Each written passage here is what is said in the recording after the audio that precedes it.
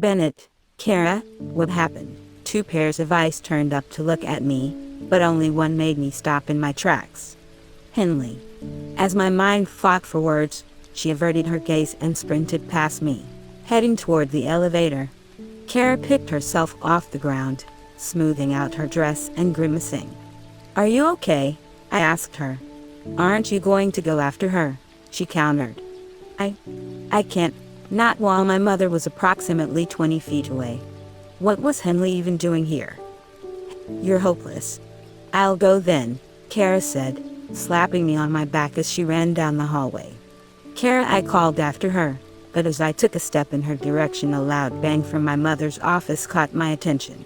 Two security guards were just opening the front doors and I slid between them, entering the office.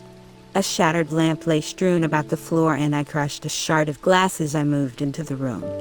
My mother stood at her desk, her entire body the same shade as the blood-red paint on her fingernails. Lee stood before her, holding his shoulder close to his body, as if he'd hurt it.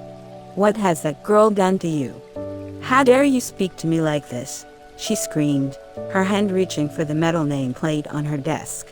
"Mother," I yelled, quickly stepping in between her and Lee, my mind whirling at the situation before me. What was Lee doing here? What had he done to make our mother so angry? She turned her attention to me, her eyes wide with fury. As mad as she had been with me lately, this didn't even come close. She was on a whole different level of livid. "Bennett, call Dr. Esposito.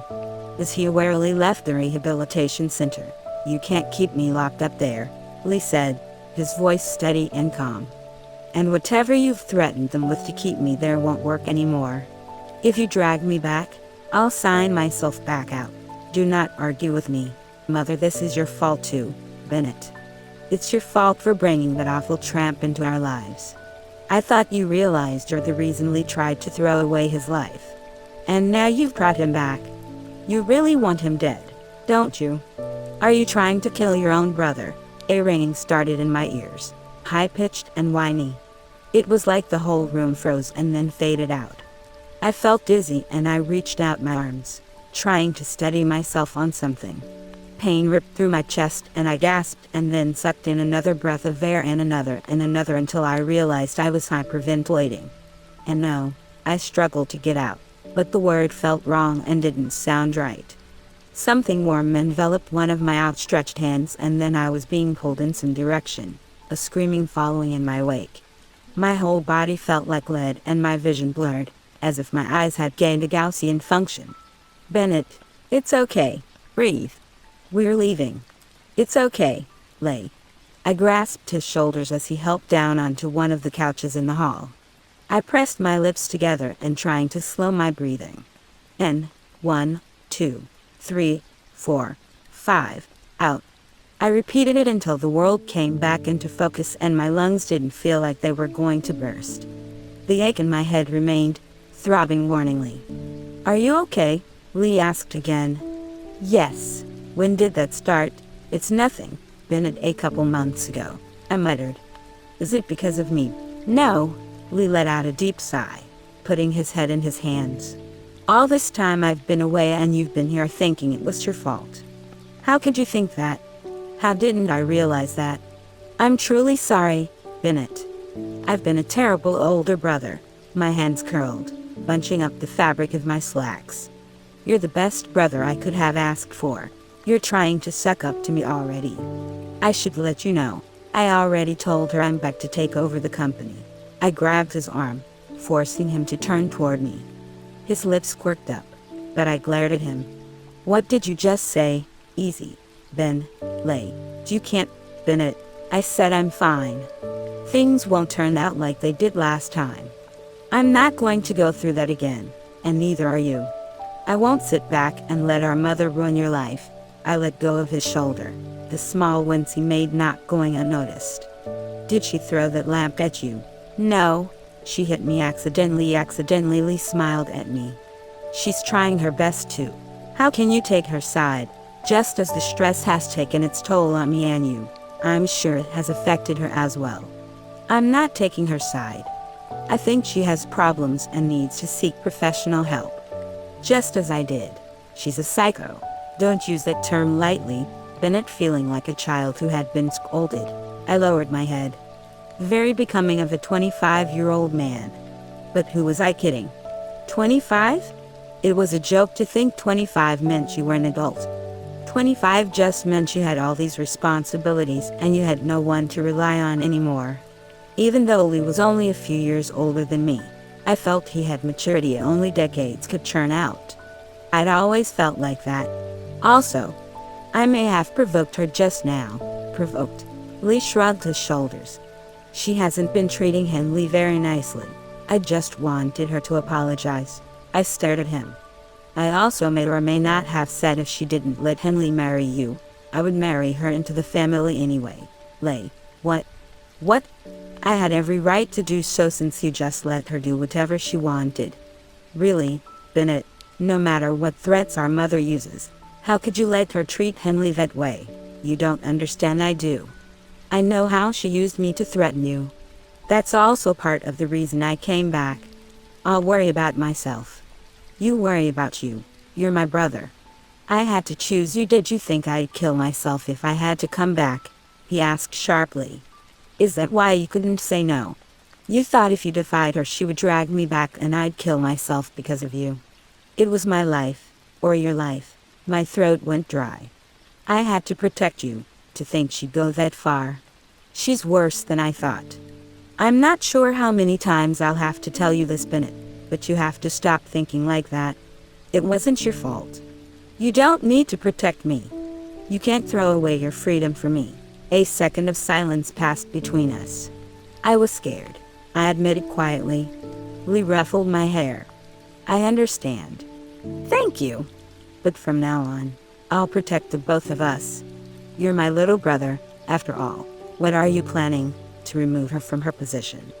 I think she could use an early retirement. No. How do you plan on doing that? It sounded like a crazy man's idea. Lee really thought he could pull that off. Our mother wouldn't retire, even if she was 100 years old and had dementia. Let me worry about that for now. You have other things to worry about. I raised an eyebrow curiously before following his gaze to the end of the hall, where a smiling Kara and frowning Henley were waiting. Kara gestured for me to go over and I swallowed hard, my limbs feeling stiff as I stood up. Lee patted my back. You choose your life. I'll choose mine. Could I really though? Did I really not have to worry about Lee anymore? Could I go against my mother? Sure, Lee was here now, but that didn't mean I was in the clear. But it did mean my mother's number one threat against me was gone. Now she held nothing over my head. What could she do now if I decided to choose my own life? My own girlfriend? Come here, Kara said. Follow me. I couldn't meet Henley's gaze as I followed the pair of girls back to the elevator. Lee joined us and we went down a few floors and got off at what I knew wasn't the lobby. I felt a little uneasy when we stopped in front of one of the hotel suites and Kara used a key card to open the door. We probably shouldn't stand in the hallway talking, you know. Someone might come across us. Henley looked unsure but nodded, stepping into the hotel room. Wasn't it weirder to talk in the hotel room though? Why couldn't we leave the hotel completely? Was I even ready to face this? My thoughts were cut off as Kara grabbed me and pushed me into the hotel room with surprising force for a girl her size. Before I could speak she grinned wickedly, slamming the door closed. Now don't come out until you two have made up, she called. Hey! I tried to pull the door open, only to find out it didn't budge. Our hotel doors didn't lock from the outside. Just how strong was this girl? Resigning myself to my fate, I turned back to Henley, whose eyes pierced into mine. That look made me feel like I'd committed the worst crime on earth. Maybe I did. I didn't know what to say. 1,000 excuses ran through my head, but Henley didn't deserve that. What I had done to her was inexcusable. The room was so quiet I could hear myself breathing. Henley was the one who broke the silence first. So you're dating Karen now, she said, her voice unwavering. It's not what you think. No, it's not what you think. Her response made me pause. I know you're just pretending to date her, Henley said, crossing her arms over her chest. Want to know why? Because she told me. Isn't that funny? A girl who barely knows me cares enough about me to want to clear the misunderstanding I had about you too. I'm not done, Henley said, cutting me off. We're in here to deal with this. I know you're just going to say you don't have a choice and not explain anything to me, so you get to hear my side. Why can't a girl that doesn't even know me easily explain to me what's happening? Why is something so easy so hard for you to do? I know I didn't give you a chance to explain things to me, but it's because I knew it, and it's not that simple. It is that simple, Bennett. When you broke up with, you could have explained why you had to, instead of leaving me heartbroken with no answers. You could have told me your mom threatened you. You could have told me you had to choose your brother over me. I would have understood. I have a brother, too. Family comes first. I get that. If you wanted me to stay away, I would have. If you wanted me to help you, I would have. I stared down at my hands. Things would have gone better if I could have just told her my problems. But she didn't understand. It wasn't just for me that I hadn't explained things. I know I'm not the best at showing my emotions. And I don't even know how I feel myself half the time. But you can't mess with my already messed up emotions. You can't kiss me, then break up with me, then tell me you love me, then go back to ignoring me. It's not fair, Bennett. And it's not fair that everyone is telling me to understand you. Because I'm hurt too. Do you know that? I halted, trying to control my voice. It was shaking too much. I know that, she nodded, her hair falling into her face. As she pushed it away, I realized her lips were trembling. And it was just like her. Brave Henley. A tough exterior with a soft heart. How could I hurt someone like her? What kind of man was I? No matter my reasons, how could anyone do this to someone like Henley? So now that you understand how I feel, I need to make something clear. I promised your brother I would help you. And I'll keep that promise because I want to help. I still care about you, Bennett. But I'm not going to keep hurting myself for you. I want you to make a decision. Okay. Whatever you choose is fine with me. I'll accept it. But once you make a decision, you can't go back on it. Henley, your first choice, she said, taking a step closer to me. End things completely. Don't contact me.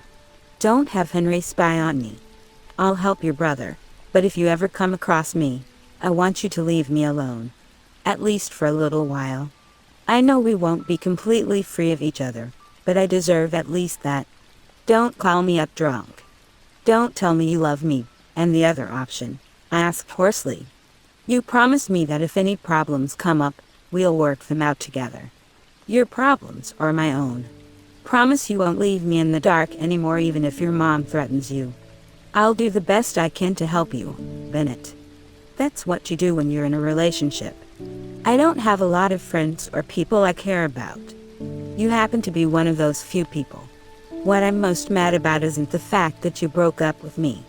It's the fact that you didn't trust me enough to explain things and then tried to act like everything we have been through never happened.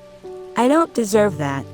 I know I'm not the greatest person out there, but even I realize I'm worth more than that, at this point. She lowered her gaze, her voice becoming just above a whisper. So you need to make a choice. End things now. Or make a promise to work things out together from now on. I'm sorry, my words caused her head to jerk back up. Her blue eyes shot to my face and then to the side, her face becoming a calm mask. All right. I get it. Don't worry. I guess I missed the hint, huh? Sorry for wasting your time. She attempted to turn and move around me at the same time, only managing to get her feet tangled together as she fell forward, barely managing to catch herself on the door. Are you okay? I asked, reaching out to help her regain her balance. She smacked my hand away, looking up at me with tears brimming in her burning eyes. In that moment, I could see all the hurt I had inflicted onto her unwittingly. All the excuses I had made for my reasoning seemed so immature and impudent. I took her arm, helping her stand up straight. She moved closer to the door, but I didn't release my grip. Let me go, she demanded. No, Bennett, please. I haven't given you my answer. You did. I'm sorry, I repeated. I love you. Her wrist went slack in my grip. I took a step closer to her, making sure she didn't try to look away. That's my answer, Henley. I'm sorry and I love you. I'm sorry that I hurt you. I'm sorry that I thought it was better to keep you out of things than get you involved. I'm sorry you've had to deal with all that alone. I'm sorry I couldn't be braver. And I'm sorry that I love you. I reached out and wiped her tears away. Then she surprised me by wiping the wetness off of my own cheeks. Why are you sorry? I can't promise I won't hurt you again. I can't promise my mother won't try anything else. Being with me will be hard and I'm sorry because of that. Because I'm selfish enough to still want to love you. Why do you think I can't handle that? You broke up with me without telling me anything because you thought it would be easier for me to not be involved at all, right? Well, I can make that decision for myself. And no matter what your mother does, she won't change my mind on how I feel about you. Bennett, I shook my head, clenching my jaw. I know you're strong, Henley. But it's not right for me to put you through that. No matter how much you say it's fine. Then let's end this. My heart sunk at her words. She swallowed. I'm leaving. As she went to walk past me again, I grabbed her wrist. Wait, what? I can't promise those things, I said. But I don't want to lose you. I know that I need to work on myself. So, all I can promise is that I'll do my best to love you. To not hurt you again. I won't leave you in the dark about anything else. Anymore. I promise that. I know I made a lot of mistakes. And I might make more. But I want you to be by my side. But I understand if you don't trust me anymore. Well, it's too late for that. I'm here and you already made your choice. So I'm not leaving. How can you even want to be with someone like me? I asked. Because someone like me loves someone like you. Pink blossomed on Henley's cheeks and she decided to look everywhere but at me. Her words reverberated in my head. She loved me? She loved me? Henley loved me? Don't look at me like that. It's like the first time someone's told you that or something. She started and then her face fell and I knew the conclusion she had come to. Oh, Bennett, I didn't let the next words leave her mouth. I pressed my lips against hers, hard, using too much for and pushing her into the door. When I pulled back to apologize, she moved forward, grabbing the back of my hair and pushing my face back to hers. It wasn't soft and sweet like the other times. This was more urgent. I didn't want to let go. I couldn't let go. The harder I kissed her, the more intense the feeling was. The feeling I could only describe as need. I needed Henley. I was too fooled to think otherwise. Pulling away, I took a step back, breathing in deeply. She blinked up at me with heavy-lidded eyes and I grabbed her hand, leading her back into the hotel room. She followed passively and squeaked in surprise when I pushed her down onto the bed, crawling onto all fours above her. Oh, Bennett. This book is PG-13 only. When the guy's fully naked does it become? Are there sheets on this bed? Millissimo bed sheets to be exact. Egyptian cotton. She pressed her lips back to mine, using my tie to pull me closer to her. I slowly lowered myself down, covering her body, checking to make sure I wasn't crushing her. She shifted below me, pulling up her knees so she could wrap them around the back of my thighs. Tilting her head to the side, she kissed me deeper, her tongue darting into my mouth and escaping before I could react. I reached down and lifted the hem of her shirt, pulling away to ask the silent question. She nodded, curling up so I could easily pull her shirt over her head. When she tried to cover herself, I took her wrists, pinning them to her side. Let me look. Do you not want to do this? Sometime tells me we both need to do this. I want to do this. I have been wanting to do this for a while. She looked up at me, blushing and beautiful. Her hair fanned out underneath her. This is kind of embarrassing. This isn't the first time I've seen you shirtless, I reminded her, leaning down to plant a trail of kisses down her collarbone and traveling further south. Her body jolted as I kissed her just above her bra and I smiled. When I reached behind her to unhook it, she pouted up at me.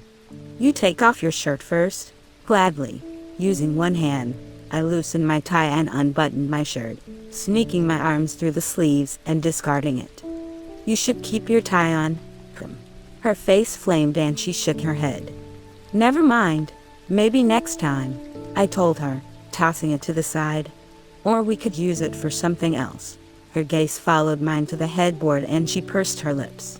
"Lean forward again," I ordered, snaking my hands around her back and fiddling with her bra strap. By some miracle, I got it on the first try, and I hoped she was impressed. I started kissing her breasts and she put her hands in my hair, letting out incredibly sexy, quick, shallow breaths. Her hands moved to my back, rubbing up and down, and I moved back up to kiss her lips again. She let out a sigh and I readjusted myself so I lay on my side next to her so I could kiss her while having full access to her body. When my hand went to the button of her jeans, she stopped me. "What's wrong? Do you want me to stop?" I asked. "PG-13, she reminded me. I pushed myself up onto my knees, easily lifting her with my arms. She cried out and squirmed a little as I shifted her onto my shoulder so I could pull back the sheets. Then I tossed her back on, climbed back on top of her, and pulled the sheets over us. "Now there's no nudity," I said. She rolled her eyes at me. "Oh, please." It didn't take long until she started saying please to me in a much more attractive pitch. "Henley." Remembering the knowing look in Kara's eyes and the shit-eating grin on Lee's face after Bennett and I walked out of the hotel room earlier caused my face to flame and I knocked my head against the headrest of the car, groaning. Of all the moments in the world for that to happen, it had to be with Bennett's older brother and arranged girlfriend practically right outside. I didn't even think of it until after. Bennett seemed to have no qualms about it, a satisfied smile on his face as we drove back to his place.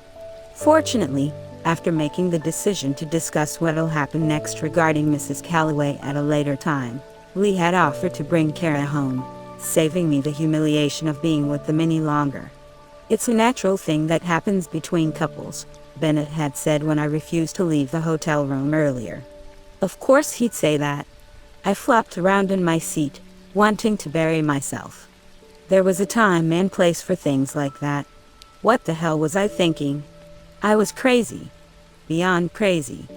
"Henley," I gave him a wary look. "What, I love you," and in a cliched moment, my heart skipped a beat. "Oh, I love you too," he hummed contentedly. "I like that.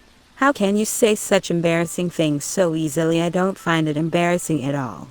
"There's nothing embarrassing about the fact that I love you." I pressed my hands to my cheeks, hoping my face would cool down. How did he have no problem saying such cheesy things? How had he gone from dropping oblivious insults to charming the pants off of me? Literally. "I did mean to ask you though, was it your plan to get me into that hotel room? Or Kara's?" "Well, Kara convinced me to try and talk with you again, but I thought she meant like in a couple days or a week or something. I didn't know she was going to shove us in the hotel room. Although I guess it was a good thing she did. I'd say it was better than a good thing. Bennett, I'd like to be locked up in my bedroom tonight," I moaned, dropping my head into my hands. I'd unleashed a beast. "You're going to stay at my house tonight, right?" "Yeah. I don't have work tomorrow. And I missed you." This time it was Bennett who turned shy, his body becoming unnaturally still as pink crept across his neck. "Not as much as I have. Yeah, but I wasn't the one who chose to be away from you." He didn't respond to that and I smirked a little, looking out the window. Sure, I forgave him, but that didn't mean he could get off that easy. I couldn't resist playing the victim just a little. Not when his pouty face was that adorable. Wait, did that make me a masochist? I take that back, I decided. "No, you have every right to say that to me," he responded matter-of-factly. "But from now on, I'm going to try to avoid situations that allow you to say that to me." Good plan. I usually have good plans. However, it seems sometimes I have bad execution. "You and me both have such weird diction," says the woman who just used the word diction. I blame that on Ariana, while I blame my choice of words on my mother and elder brother. If you'd like, I could try to incorporate more slang into my speech. "S up, bro." "Yeah, please don't do that. When we pulled into Bennett's driveway, I immediately noticed Lee's Maserati parked off to the side of the house. Glancing at Bennett, I saw his jaw was tensed, and he idled for a moment before shutting off his car. Was Lee here? He'd said that we'd talk about everything later, so why was he here? So now he's here, Bennett muttered. Oh. Lee and I had talked, but Lee and Bennett hadn't had a chance to talk yet. Ever since Lee came back, he'd been at my place. I'm sure he had a lot to tell Bennett. And Bennett probably had a lot of questions. Questions they probably didn't want me to be around to hear. I'll wait in the car. No, you can come in, Bennett said. Lee will be leaving. He's probably here to talk to you. Bennett's voice sharpened. And why do I have to do everything on his terms? He gripped the steering wheel, keeping his face pointed straight ahead. I grimaced. Siblings, the one thing that brought out the most immaturity in all of us. Let's go in, I said. I could just hide out in Bennett's room if they wanted privacy. I'd been missing that jacuzzi tub. For a minute it looked like Bennett wanted to argue, but then he undid his seatbelt and climbed out of the car. I followed him up to the door, trying not to remember what happened last time we were here. He must have been thinking the same thing because he kept his eyes lowered and messed up the passcode twice. I cleared my throat, trying to avoid scanning the ground. I'd thrown a lot of money at him. I wondered if he'd picked it all up. Bennett seemed to guess what I was thinking and he cleared his throat. I put it all back in your bank account. What? Why? It was in the contract. You fulfilled your end, so I fulfilled mine. We got rid of the contract. It fell like 2 months short. I still owe you the money. No, you actually. Never mind. I shut my mouth, pressing a hand to my forehead. Bennett could mature, but he'd probably always be oblivious. We'll talk about this later. Your brother is inside. You handled it first. Lee was resting on the couch reading a paper when we walked down and into the living room. I noticed his shoes were still on, and his feet were resting on the cushions. Bennett sucked in a deep breath and Lee looked up, his eyes widening as he immediately sat up, placing his feet on the floor and tossing the papers he was holding onto the coffee table. Oh, Bennett, you're back. So you invite yourself into my house and put your dirty feet on my couch without even so much as a hello or I'm sorry or, to be fair, this is my house too. 11. Any time of warning, and how did you even get in? I changed the locks and there's a passcode. Lee pushed himself off the couch, rocking on the balls off his feet. You're very easy to figure out, Ben. I cracked your passcode in less than 3 tries. Bennett crossed his arms. Take your shoes off. Lee slipped off his shoes and I watched Bennett's fingers twitch as Lee kicked them to the side. Still as misophobic as always. I see. And hello, Henley. Hi, Lee. I've already told Henry, but I thought I'd stay at Bennett's now that everything's out in the open. No need to worry about my mother finding me. Where were you staying before? Go back there, Bennett snapped. At your girlfriend's place? Of course. I'll gladly go back. Never mind. Stay here. Lee smiled contently. Very well, Bennett scowled at Lee and Lee seemed unaffected, stretching out his arms and yawning. I planned making my escape to Bennett's room, but Bennett must have known what I was scheming because just as I took my first step away, he grabbed my elbow and stopped me. Lee blinked at us. Am I intruding on you too? Don't you have anything to say to me? Bennett asked. I'm glad you worked things out with Henley. Great character development on your part, Lee. You know what I mean. Lee sighed. I'm here, Bennett. I'm back. I don't know what else there is to say. Should I apologize? Should I say I feel guilty? I thought about it, but I realized I'd never be able to express just how sorry and ashamed I actually am, and there it was. I glanced between the two men, watching as Bennett's anger melted and Lee's posture tightened. I didn't want to be here for such a private moment, but Bennett's grip on me was vice-like. That's not what I meant, Bennett said, and I could tell he was trying to keep his voice from shaking. It's not your fault everything became too much, and it's not your fault our mother sent you across the country and left you to rot. It is my fault. It was my choice. I left you behind to deal with my mess. That's why I had to come back. Everything that's happening now is my fault. I have to fix this. No, we have to fix this. You and I both. Why didn't you come to me when you came back? I'm your brother. I can't help you much more than Henley. How could you show up at my house and not even ask if I was doing okay? I've been worried about you, dealing with everything alone, hoping you'd come back, and when you did you couldn't even look at me properly. Lee looked as if he'd been slapped. Bennett, it's not that I didn't want to see you. Well, that's what it felt like. I'm sorry. I just was afraid if I were with you, our mother would notice and try to send me away. I wanted to see you too, but I couldn't risk it. Bennett looked at him evenly. Sometimes we inadvertently hurt the people we care about when we try to protect them. I couldn't blame Lee for not having a response to that. Even I was a little shocked. I see we're more alike than ever, Bennett continued. But I've learned that it's okay to ask for help. Actually, it's better to ask for help. Otherwise you'll struggle and blame yourself.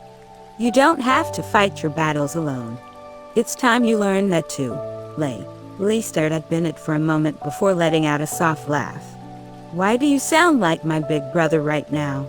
You don't always have to look after me. I'll look after you, too. Just don't leave again. I politely avoided my gaze and once again tried to shake my arm loose, but Bennett still wasn't letting go. Judging by the fact he was nearly cutting off my circulation now, I think he wasn't planning on it anytime soon. Still, it felt wrong for me to listen. It wasn't easy to put your feelings out there like that, especially for someone like Bennett. Maybe he was keeping me anchored for moral support.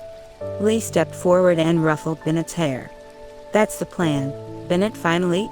Bennett bristled and let go of me, swatting off Lee's hand. Good, my cute little brother. When did you learn to be so honest with your feelings? Lee cooed, pulling Bennett into a hug. I almost cried, honestly. Bennett tried to shove Lee off him, but only managed to wave his arms around helplessly. I smiled a little. The relief in the air was almost tangible. They were good brothers. However, when I imagined this scenario with my brother, I gagged. Brandon's feelings consisted of being hungry and being annoying. A touching moment with him. Impossible. I cringed to even think of such an instance. So should I leave the house tonight? Lee asked, stepping back from Bennett and returning to his position on the couch. Do you two want to be alone? I understand if you do. No, you can stay, Bennett said. Henley, is that okay? What he was asking me. This is your house. I think. Isn't it? Lee nodded. Yes? Bennett has apparently left my room completely untouched. Henry told me he doesn't even go into there. Bennett flushed. Henry, why don't we order pizza? Lee suggested, walking over to the kitchen and peering in the cabinets. All the feeling sharing has made me hungry and Bennett clearly doesn't need substance to live, considering how empty these cabinets are. What kind of pizza do you like, Henley? Cheese? Hawaiian. Cheese is fine. You and Bennett are so boring. I'll get half Hawaiian then. You'll have to put it on your card though, Bennett. Okay. Bennett didn't answer. He had picked up the papers off the coffee table and now was staring at them, frozen in place. Lee noticed this and quickly moved to grab them from him, but Bennett yanked them out of reach at the last second. What is this? Bennett asked. It's nothing, give it to me. This isn't nothing, Lee. Why do you have her tax return forms? Her. As in Mrs. Calloway. It had to be. What was Lee doing with those forms? Was he plotting something? I tried to peer at the papers, but the text wasn't eligible. A part of me thought maybe that was a good thing. I didn't want to know how much Mrs. Calloway made a year. I'd probably cry. I'm just covering the bases, Lee said, ripping the papers out of Bennett's hands. Don't worry about it. Tax fraud? Do you really think our mother is that stupid? Do you really think she isn't capable? You might as well check for money laundering too. I am. I told you before, I'm going to kick her of her position. I'd like to avoid having her criminally charged, but I'll take what I can get.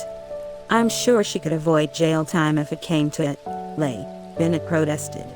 It's what we have to do, Bennett. I'm going to resume my position as the successor. I'll make this a better company. I'm going to be making my rounds with the board and shareholders once I make an official announcement. What if you find something? Would you really tip off the IRS if I found something? Yes. She's our mother. I know, Lee responded coolly, not missing a beat. It's fine if I work myself to the point of passing out because she's my mother. It's fine if she threatens to dump me and you out on the streets because she's our mother. It's fine that I deal with the families of employees she dismissed who then couldn't pay their mortgages anymore solely because our mother was having a bad day. Do you see what I'm getting at? Bennett lowered his gaze to the ground. I see. Lee exhaled softly. I'm sorry, Bennett, but this can't go on any longer. I understand. I doubt she's committing tax fraud. I'm just looking for anything we could use against her right now. I love her and I don't want to hurt her, but she needs to know when enough is enough. Bennett straightened out his shoulders. I'll help you. I can't forgive what she has done to you and Henley. Neither can I, and Henley. I know you're not part of our family yet, but I think you should be involved in this too. We might need your help. I said before I'd help you, I told him, gripping the fabric on my thighs. But I understand this is also a family thing, so let me know if we ever overstep my boundary. Lee smiled. I doubt you would. Anyway, it's way too tense in here. I'm sweating, I admitted. Hearing Bennett and Lee talk so seriously made me feel like I was suffocating. I'm going to go order that pizza. I have a gift card for a place that delivers here, so let's order from there. The card's in my room, Bennett said. I'll get it, I volunteered. Maybe I could give them a private moment still. It's in a box in the top drawer, Bennett told me as I hurried up the stairs. I slipped into Bennett's room, walking slowly toward the dresser. I'd seen the box before, but never had looked in it. When I took off the lid, I rolled my eyes. It was full of gift cards to all sorts of places. Of course Bennett would have a collection of gift cards instead of spending them like normal people. Note to self, don't buy Bennett gift cards for presents. After dawdling around for an amount of time I figured wouldn't be suspicious, I headed out of the room.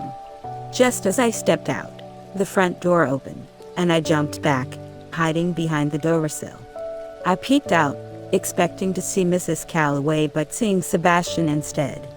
He headed straight for the stairs and I sighed in relief.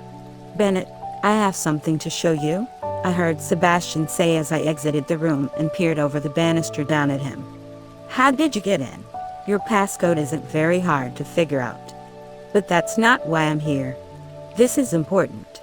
Look at this, Sebastian responded, thrusting the folder at Bennett.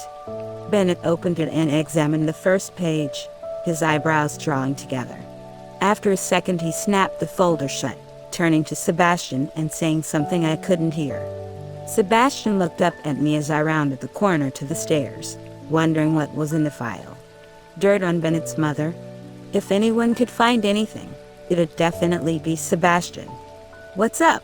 I asked as I approached the trio. Nothing, Sebastian said, taking the file back from Bennett and holding it tightly. I pursed my lips. Oh, that's not suspicious.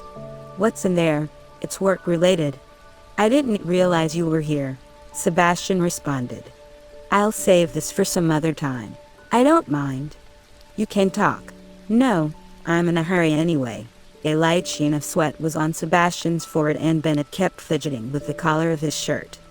Something was going on. Lee noticed too because he made eye contact with me and nodded toward the folder. Apparently I wasn't the only curious one. With subtle acknowledgments, Lee and I made our plan. I reached for the folder first and Sebastian pulled it back, right into Lee's awaiting hand. Lee grabbed it and opened it, easily avoiding Sebastian when Sebastian tried to take it back. Lee, Sebastian barked. I paused, reeling at the fact that Sebastian had the capability to sound angry. He was instant pissed. Lee just casually opened the folder, unaffected by Sebastian's tone, but the gleeful smirk on Lee's face slid off almost immediately. What is this? Lee, give that back to me, Sebastian urged. No.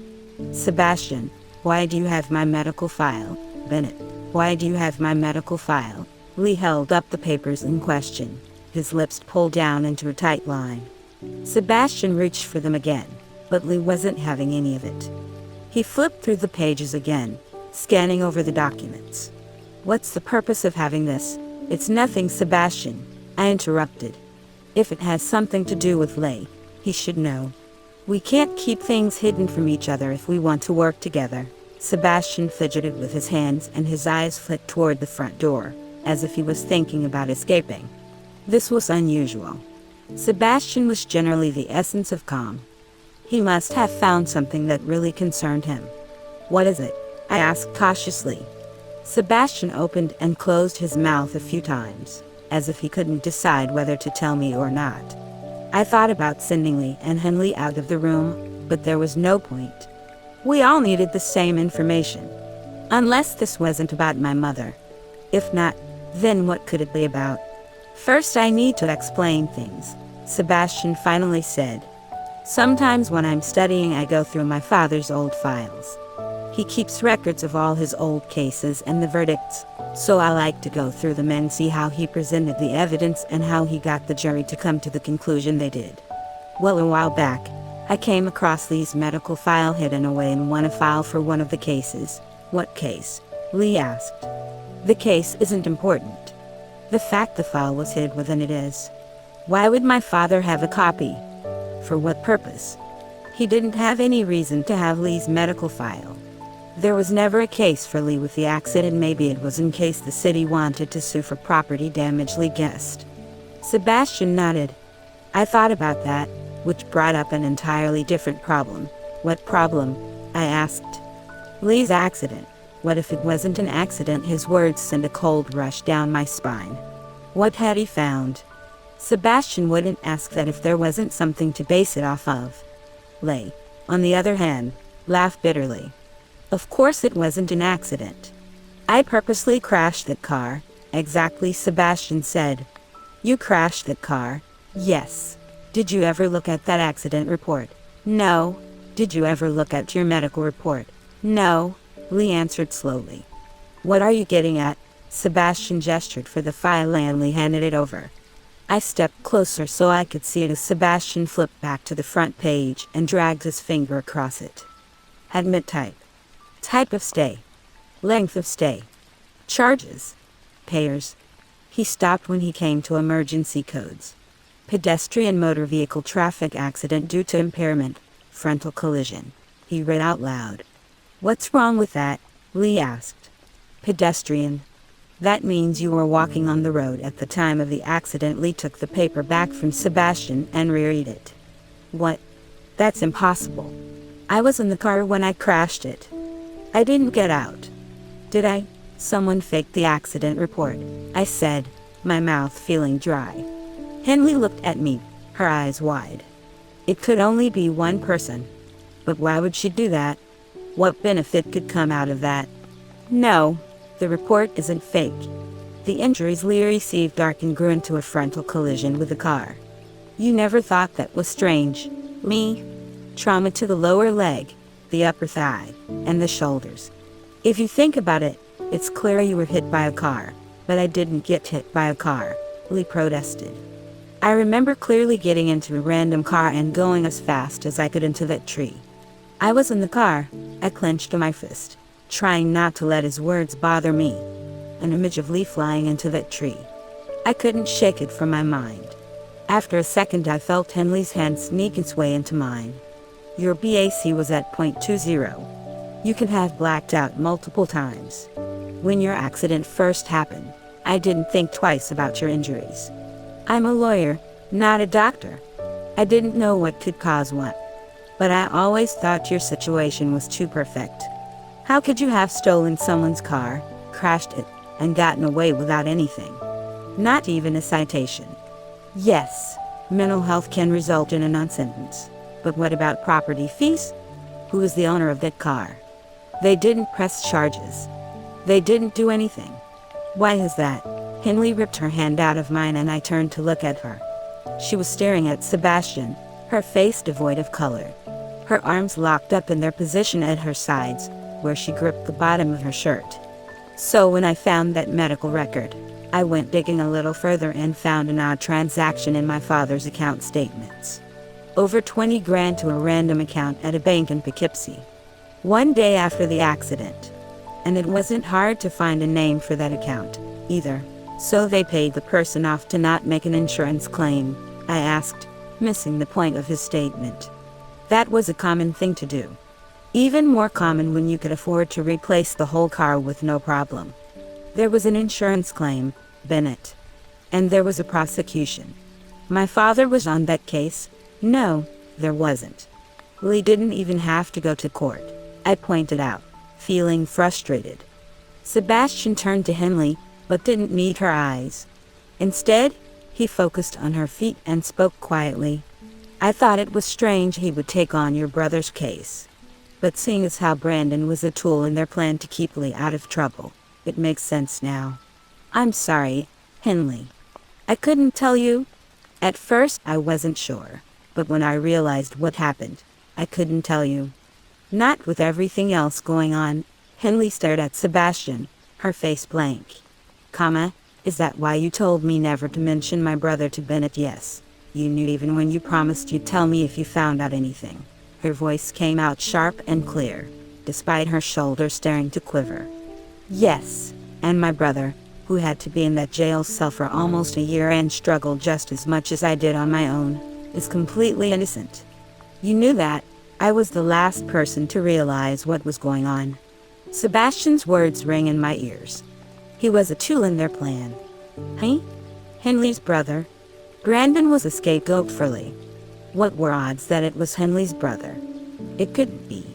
If it were true, my mother ruined an innocent bystander's life permanently. Is that really so surprising? A voice in my head asked cruelly. Henley, I truly am sorry, Sebastian said again, breaking me from my thoughts. Once again I turned to Henley.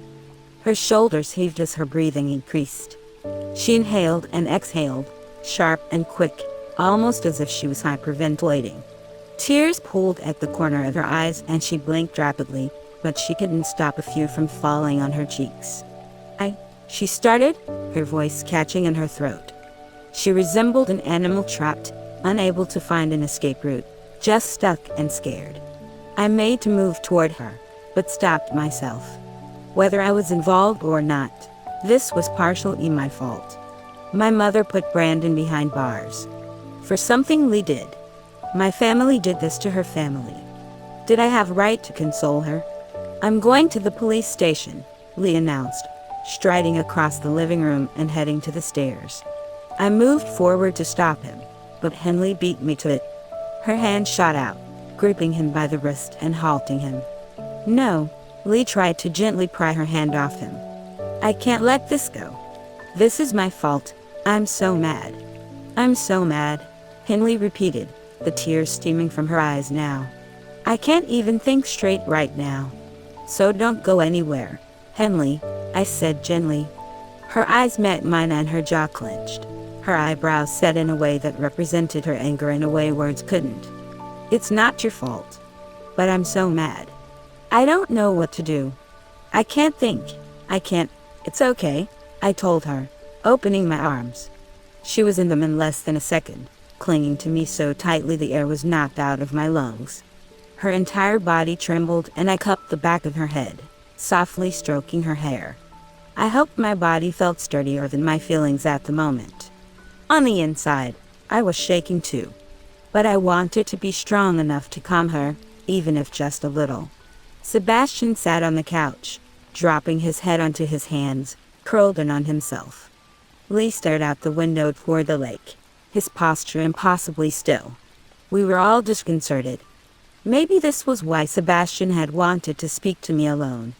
Maybe there could have been a better way to tell Henley if we thought it out more. Or would we have kept it a secret? I wasn't sure. Maybe it was best to put it out in the open like this. We would have to deal with the consequences. But that could wait. For now, it was about Henley and Brandon. What they wanted was the most important thing now. I had to do everything I could for them. Soon Henley's breathing returned to normal and she let out a soft sigh. I pulled back a little and she looked up at me, her eyes rimmed with red.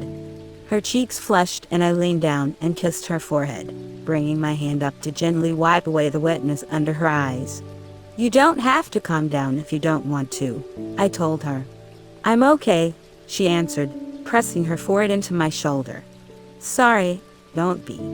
You have every right to be angry." She took a step back, drying her eyes with the back of her sleeve. "I know. I'm still really pissed off. My mind is a huge mess right now." I'm trying to choose my words carefully. Lee wandered back over to us, his eyes red as well. "Henley, I'm so sorry. I don't know what to say. It's not your fault. I know it's not your fault. But I don't want to look at you right now. I don't want to look at Sebastian. I don't want to look at you either." Bennett, my stomach hardened. "I can drive you home. I don't want to go home." "How am I supposed to face Brandon?" Lee ran a hand through his hair, pacing. "The only thing we can do is go to the police. I'll admit to everything. I'm sure we can find evidence. I don't care if I go to jail. I can't believe someone suffered in my stead." "You can't," I said quickly. This situation was more serious than that. It didn't take a lawyer to realize how bad this was. "It's not up to you, Bennett. I'm not letting you go to jail." Bennett. Brandon is Henley's brother. Even if it was involuntarily, we did that to him. "No, I did that to him. You're my brother. And you've had a difficult time too," I shouted. "All I've done is ruin multiple people's lives," Lee said softly. I felt nauseous. Nothing about this was right. It was Henley who should be upset now, not me. It was Henley who should be shouting, not me. It was Henley who I should have been protecting, not Lee. It felt like the room was spinning. Everything was blurry. I reached out for something to steady myself, but nothing was there. "Bennett," I heard Henley call before I felt the world tilt to the right and I hit the floor. "Henley. Should I call an ambulance?" Sweat matted Bennett's hair to his forehead and his skin was drained of all color. I'd managed to catch him just before he hit the ground and was afraid to move him, so I held him and myself as still as possible, cradling his head on my lap. Lee knelt down beside me, sliding his hands under Bennett's arms as if to move him. "No. Lay him flat for now. He'll wake up in a moment."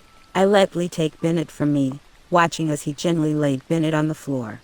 My heart still hammered in my chest, but now I wasn't sure from what. Finding out Brandon had been framed for Lee's accident. Realizing it was probably my boyfriend's mother who had caused my brother to go to jail. Knowing Sebastian had hid it from me. Seeing Bennett drop to the floor like that. Either way, for now, Bennett had scared the anger out of me. And honestly, I was a little grateful for it. Now I could calm down and think through things rationally. But before I could get too deep into my thoughts, his eyes blinked open. His gaze flickered between Sebastian, Lee, and myself and I could immediately see the panic rising again. "I'll be right back," Lee said, pushing himself off the floor. Bennett's hand shot out and he grabbed the fabric of Lee's pants, pulling himself into a sitting position. "No, I'm not leaving. I'm just going to get you medicine." Bennett's grip tightened and I gently pried it off Lee, holding his clammy hand in mine. "It's okay, Bennett.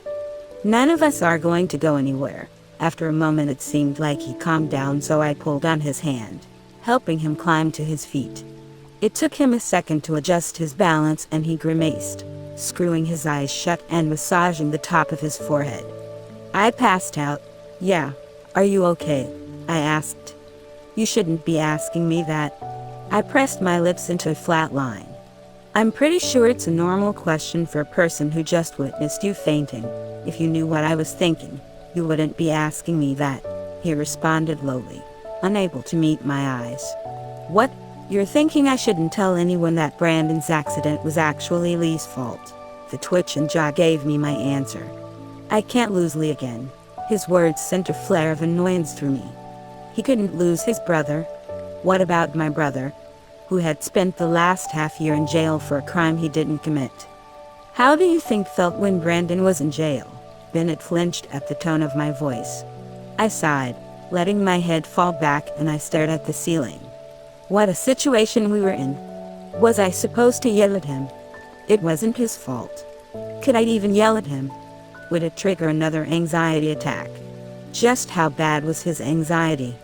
How did I not know? What else didn't I know? We'll figure this out, Sebastian promised, finally speaking up again. I'll pay you off if it helps. I turned to him. Are you serious? The legal recourse for exoneration is only sometimes a compensation. Sebastian, do you really think out of everything it would be money I'm after? I demanded, wondering if my disbelief showed on my face. How could he think that? He shrunk in on himself. I'm sorry, Henley.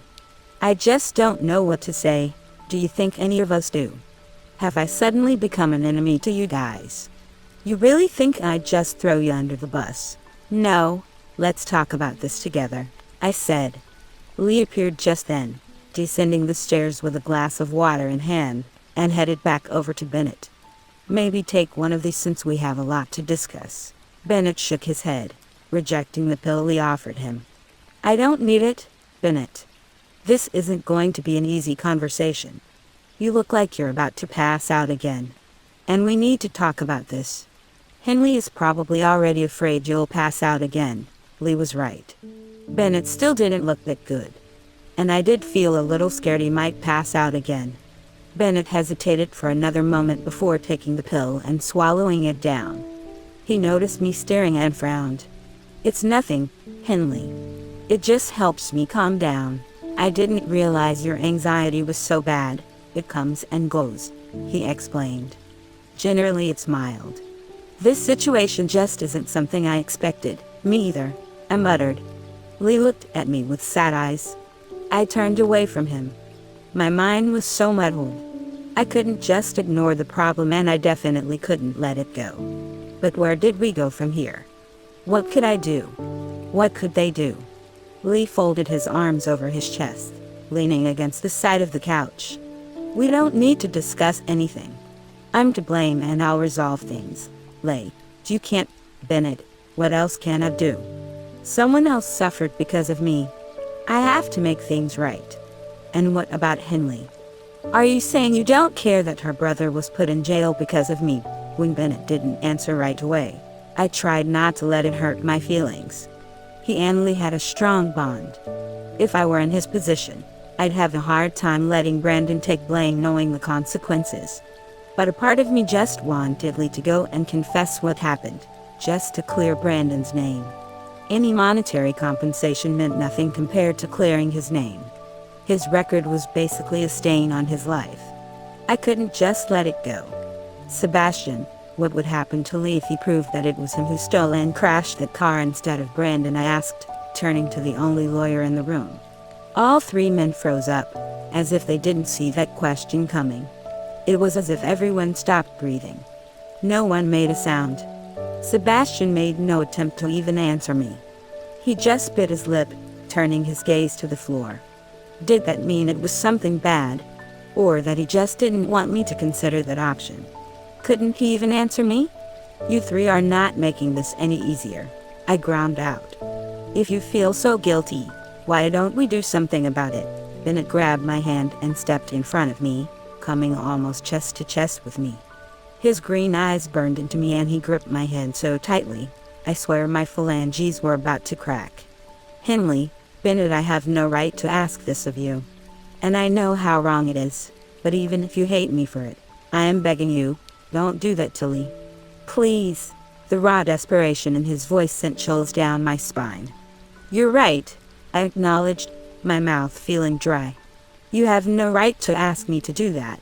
I know, but listen, Bennett, if this was about me, it would be different. But this is about my brother. It's not up to me about what we're going to do about this. He needs to know the truth about what actually happened and decide what to do from there. Bennett reached for the tie around his neck, yanking on it, as if it was suffocating him. I knew he was stressed about this, but it wasn't like he was the only one. This situation affected everyone. I wasn't going to make the decision myself. Henley, don't worry about this. I'll make sure Brandon's name is cleared, Lee said, coming up to me. Bennett, don't ask that of Henley. It's not right, Lee. It's not even your fault this happened, Bennett protested. Yes, it is. Bennett shook his head. No, you didn't choose to blame someone else. It was our mother. If anyone should take the blame, it's her. She did that to protect me. If I hadn't made the choice to go drinking that night, this wouldn't have happened. Hey, no offense, but this really isn't about either of you. I cut in. We can play the blame game all we want, but it's not going to solve anything. First of all, calm down. Bennett, I'm not planning on sending Lee to jail. And Lee, sacrificing yourself sounds valiant, but who knows if it'd even do anything. When I say we need to talk about this, I mean we need to figure out a plan. Both Calloway brothers shut up and folded their arms over their chests.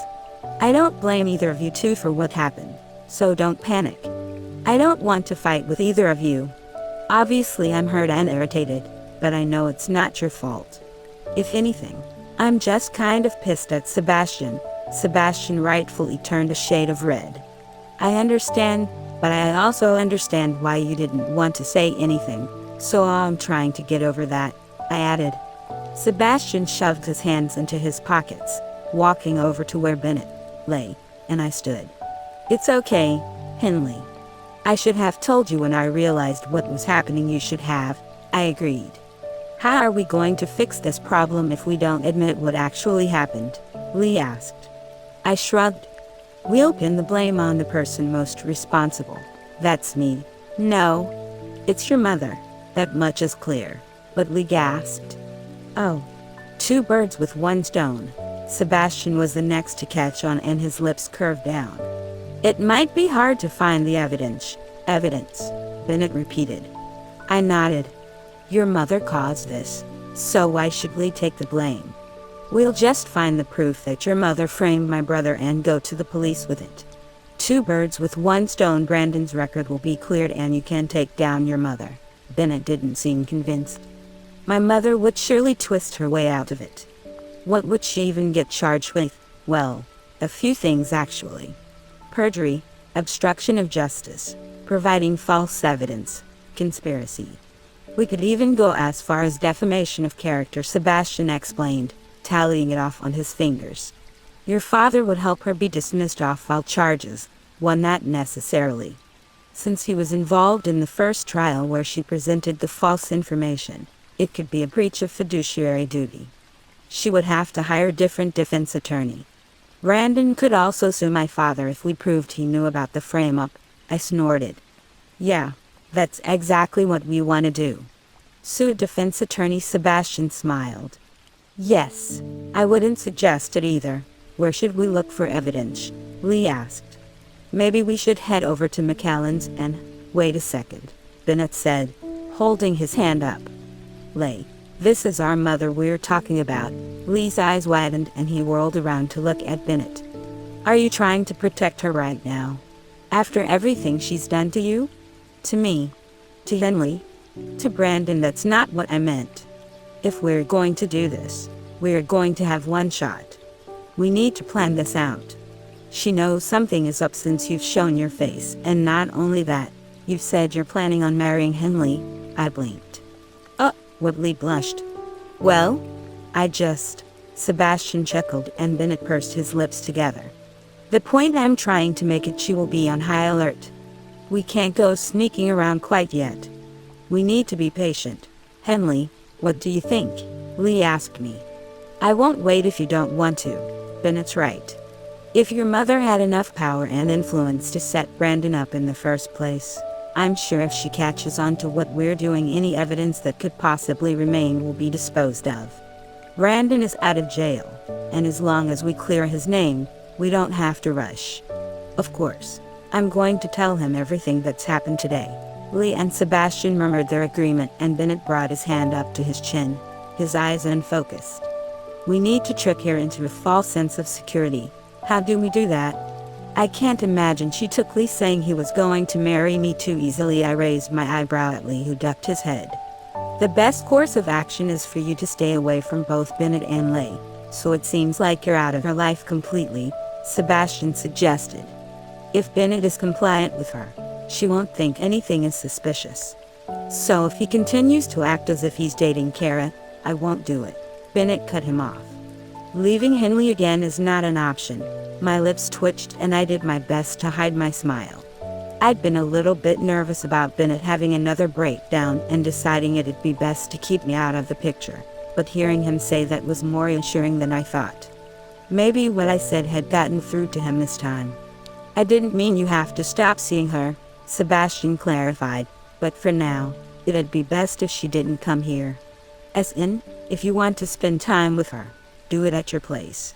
She doesn't know about it. We're free to do as we please there. That way you can pretend you're having nothing to do with her.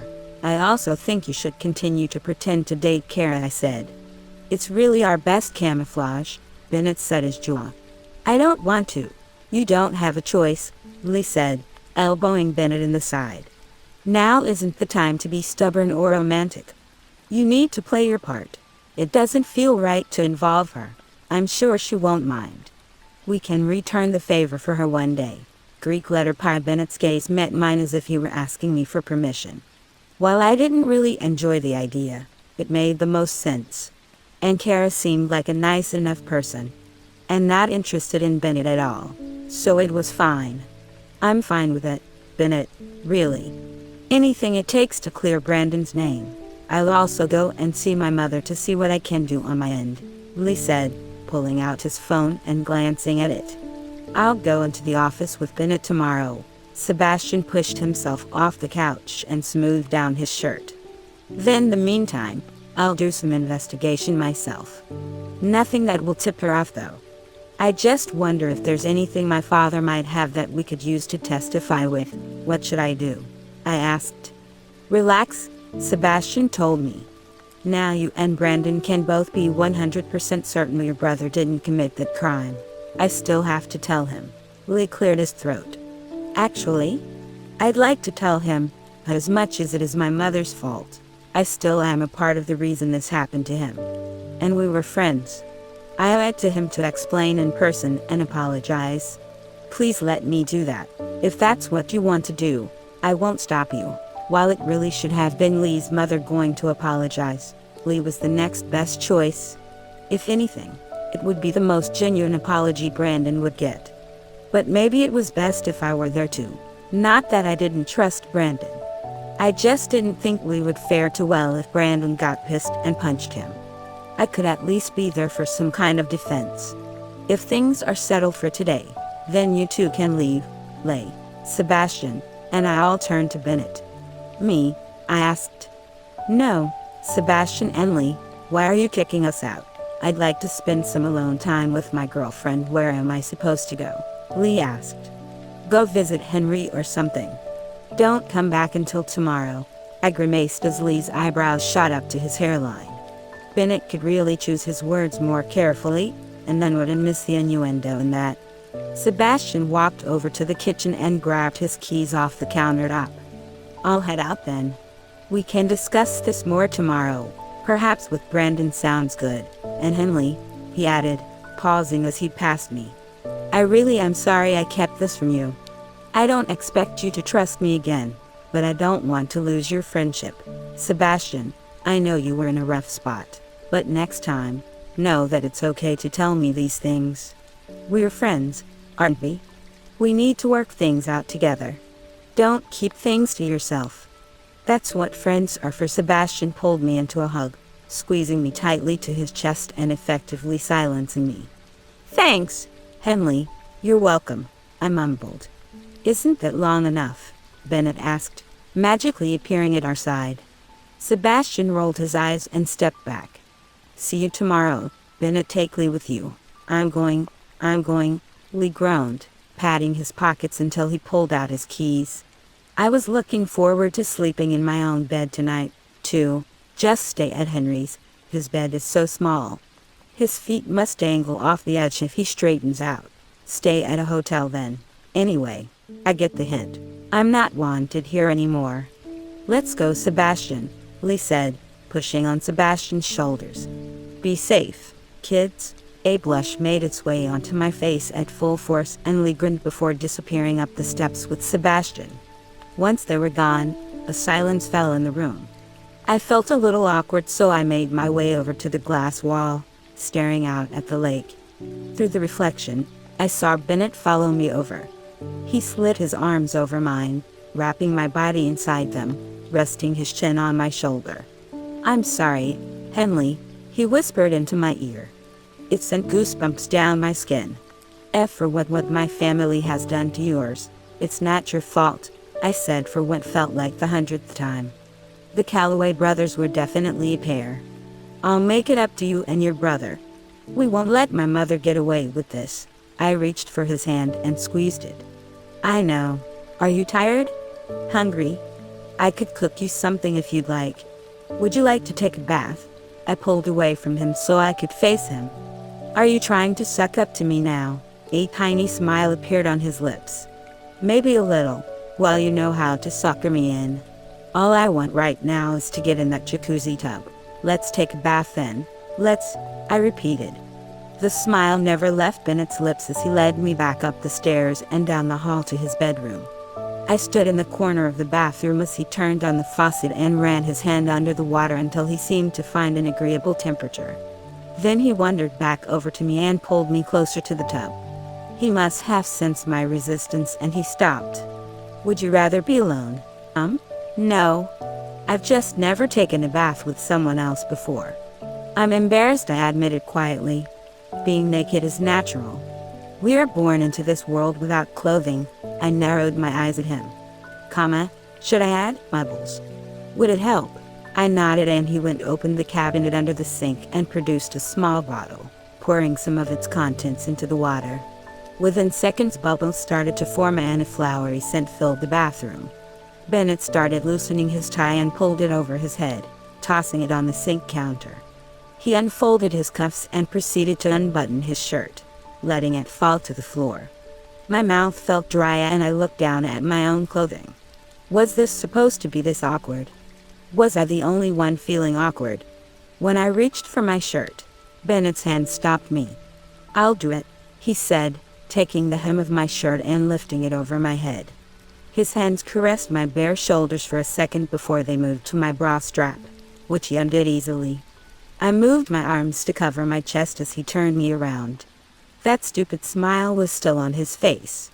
"You're cute," he told me. "Shut up," I muttered. His hands went to my jeans and he unbuttoned them, pushing them along with my underwear down my hips and helping me get my feet out of them. I'd really decided on the wrong day to wear my tightest pair of skinny jeans. Why did it have to be such a struggle? Now completely naked, I let my nerves get the best of me and I hurried to the tub and slid in, the hot water prickling my skin. I immediately shut back up, letting myself out of the water and onto the side of the tub. "Are you trying to boil me alive?" Bennett had discarded the rest of his clothing and I swallowed hard. Yes. Bennett was good looking, I knew that, but he looked really good naked too. The way his abdominals formed the Adonis belt. Wasn't that every person's weakness? It looked too good. When I caught him eyeing my body in return, I slid back below the bubbles, willing my body to get adjusted to the scalding temperature. Bennett stepped in as well, turning off the faucet so it wouldn't overflow. He settled in with his back against the edge of the tub and gestured for me to go to him.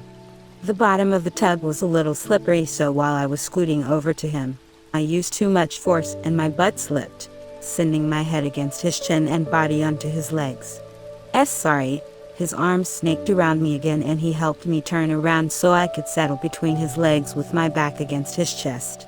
He spread some of the bubbles over my shoulders and began to gently massage them. It felt heavenly. I let out a long, contented sigh, falling back into him. "I took a massage class with Lee once," Bennett explained without me having to ask. "It'll help you relieve some stress. Why haven't you given me a massage sooner? I would have liked to." "Not chances really ever arose. I think I really love you," he chuckled, leaning forward and pressing a kiss to my neck. "I love you too. Now close your eyes and relax." I didn't need to be told twice. It really did feel like the tension was leaving my body. Had he used those soothing bath salts too? Whatever it was working. I felt like a puddle of relaxation. When Bennett finished my back, he had me move across the tub so he could massage my legs and feet. "Can you do this every day, if you'd like me to?" he responded. With great effort, I pulled my leg away from him, frowning. Are you only doing this because you feel bad about what happened? Bennett moved across the tub, straddling my legs and placing either one of his hands on either side of me. My heart rate increased at his sudden proximity, but I couldn't escape anywhere. Henley, I'm doing this because I want to, but I'm also doing it because you've gone through a lot today and I know what that's like. I want to help you relax. Okay, I swallowed. My head felt light and I wondered if I'd been in the hot water too long. Or maybe it was because Bennett was on my lap, his skin pressed into mine, burning, even through the heated water. His eyes burned into mine and I was suddenly aware of how close his lips were to mine. It felt like electricity was buzzing in the air. What was he doing? Just staring at me. Why wasn't he kissing me? Why was I waiting for him to make the first move? I grabbed the back of his head and pulled his lips to mine, not bothering to be gentle as I moved my mouth against his, sucking on his bottom lip to tease it. Bennett groaned and moved one of his hands from the side of the tub to my shoulder, pressing his body into mine, only to lose his balance, sending his hand straight into my lower abdomen as he fell onto me. I gasped in pain, sloshing the water as I turned over and shoved him off of me. For a second I lost him under the water, but then his head popped up, his hair wet and plastered to his forehead. I'm sorry, we shouldn't try this in the bathtub. Not with the soap from the bubbles. One of us will die. You're right, he murmured. It'd probably be me. You did start it though. You did. And how did I? Weren't you the one who grabbed me? Well, yes. But you were the one who climbed on top of me. What was I supposed to do? You're sexy. Bennett, a blush spread across his cheeks and I tried my best not to look embarrassed. It was a harmless compliment. And the truth. Especially when his skin glistened with the water. Do you want to move to the bed? He asked, his voice taking on a husky tone. Before I could even nod, Bennett was pulling the plug to the drain. Henley. So I'm taking it everything is fine in the Bentley universe again? Ariana asked when I showed up to work the next day, with Bennett, who insisted he drive me. Yes, Bennett answered, holding my hand tighter. You guys have more drama than a television show. Maybe you should submit a screenplay of your relationship to Lifetime. I rolled my eyes as she giggled at her own joke. While it would be great to get paid for dealing with all this, I'll pass on that. Ooh, or I could write a book. Ah, I know just what I'd call it. Hired to Love. No, Ariana. You can't exploit me like that, she frowned. Okay. The title was tacky anyway. Thunder rumbled overhead and I glanced out the window, mildly surprised. The weather app hadn't said there'd be any storms today. Still, rain began falling from the sky. I have to leave for work now, Bennett said, glancing at the clock on the wall. Ariana, may I have a large hot coffee with an espresso shot to go? She nodded and disappeared behind the counter and I turned to Bennett, whose lips were pressed into a flat line. Espresso, I'm going to need it to deal with my mother today, I grimaced. You should call out dead. It took me approximately 0.5 seconds to realize how in bad taste my joke was, but before I could apologize, Bennett's lips cracked into a small smile. I've never heard that excuse before. However, it won't be that bad. Lee will be there today so I won't have to face her alone at least. His words were depressing. I only knew one side to Mrs. Calloway, and yes, it was an awful one, but I wondered what other sides there were to her. What sides that lead her two only sons to not wanting to be in her presence? What sides led Bennett to feel like he had to obey her every word? And what sides kept her sons protecting her even through all the awful stuff she put them through? Maybe I just didn't understand. My parents were barely in my life.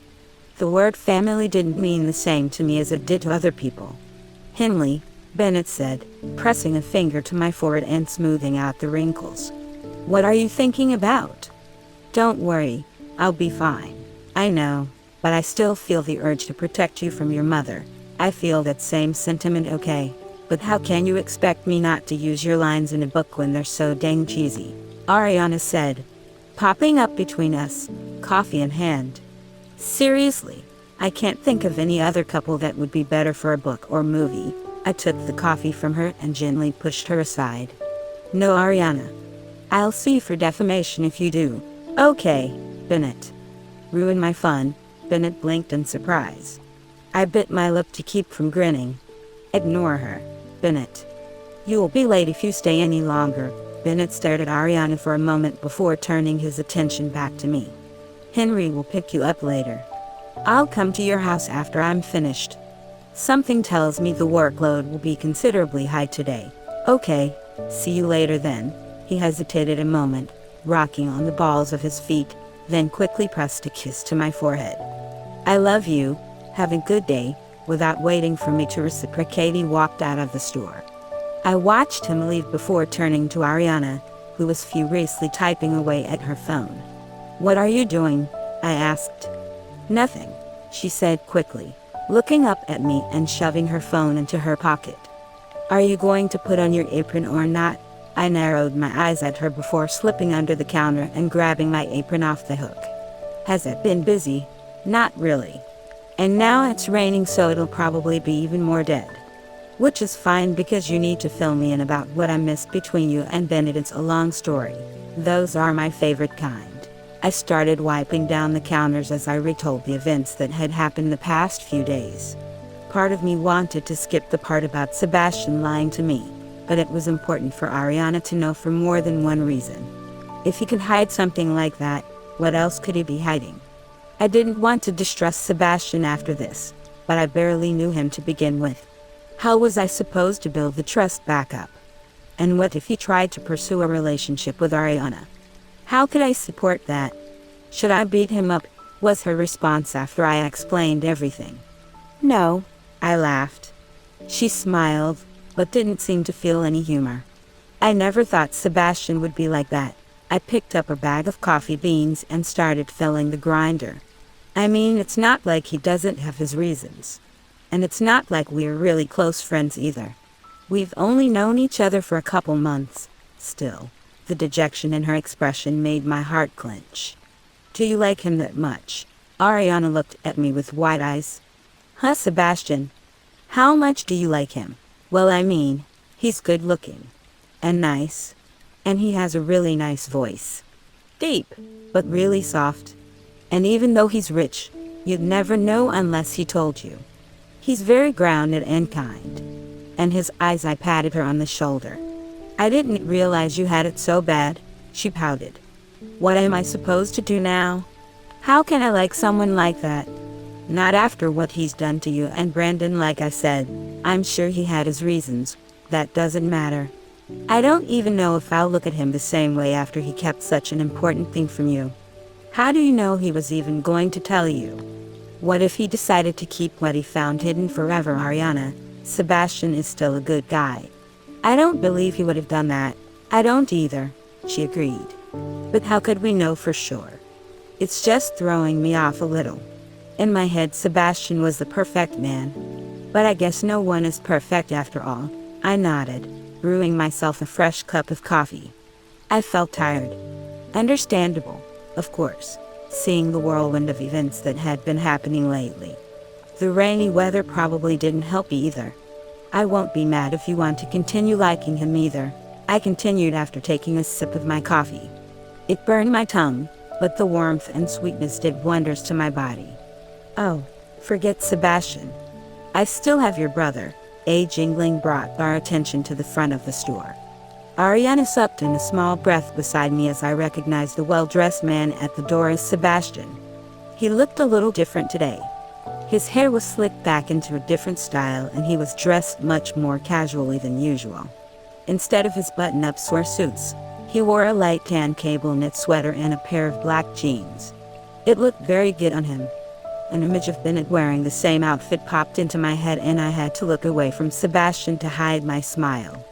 Bennett in casual wear. Would I ever get to see it in public? Even pajama pants in the comfort of his own home seemed too much to ask for sometimes. Good morning, Henley. Ariana. Sebastian greeted us as he came over to the counter. Ariana dipped her head in acknowledgement and turned away, busying herself with checking the levels of the creamers and milks. The corners of Sebastian's lips fell a fraction of an inch and he gazed turned toward me. Are you busy right now? I just got here, so I have some stuff I have to do, but it's not really urgent. As you can see, there's no customers. I'm sorry for coming to your work to discuss this, but I didn't want to leave things how they were yesterday. Everything was tense and rushed. I'm ashamed, and I've been feeling sick all night thinking about how what I've done affected you. I really don't expect you to forgive me, but I just want to explain myself one more time. I know I'm selfish, but please listen, Henley. The earnest look in Sebastian's eyes hurt my heart. Was he really having a hard time about this? How could I think badly of him? He was protecting Bennett and his family.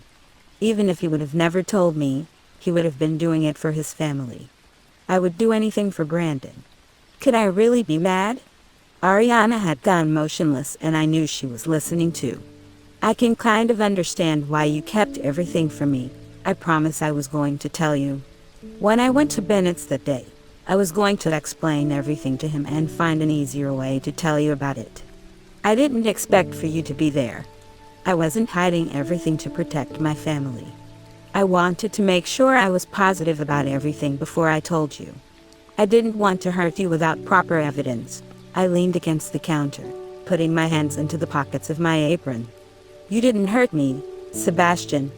Yes, I'm upset at the situation, but you don't have any part in that. And you know what?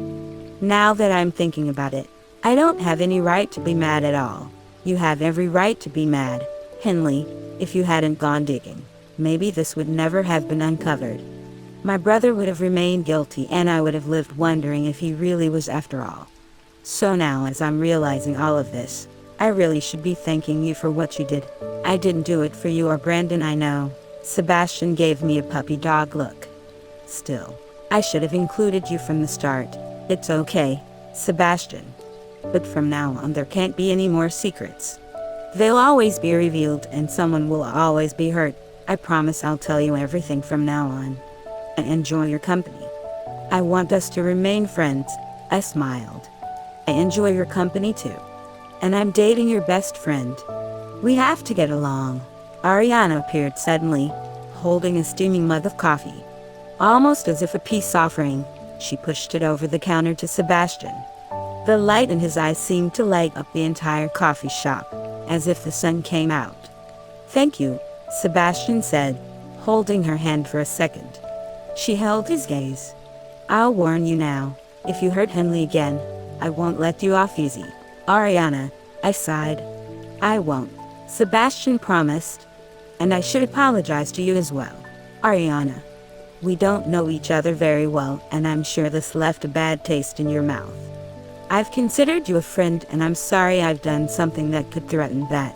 I was only mad on Henley's behalf. So if she's okay, then I'm okay. I rolled my eyes as a light blush dusted across her face. Ariana was so loyal until she wasn't. Throw a handsome man in the mix and anything could happen. Although Sebastian was rather different than the average handsome man, Sebastian was way better than them. He smiled warmly at Ariana.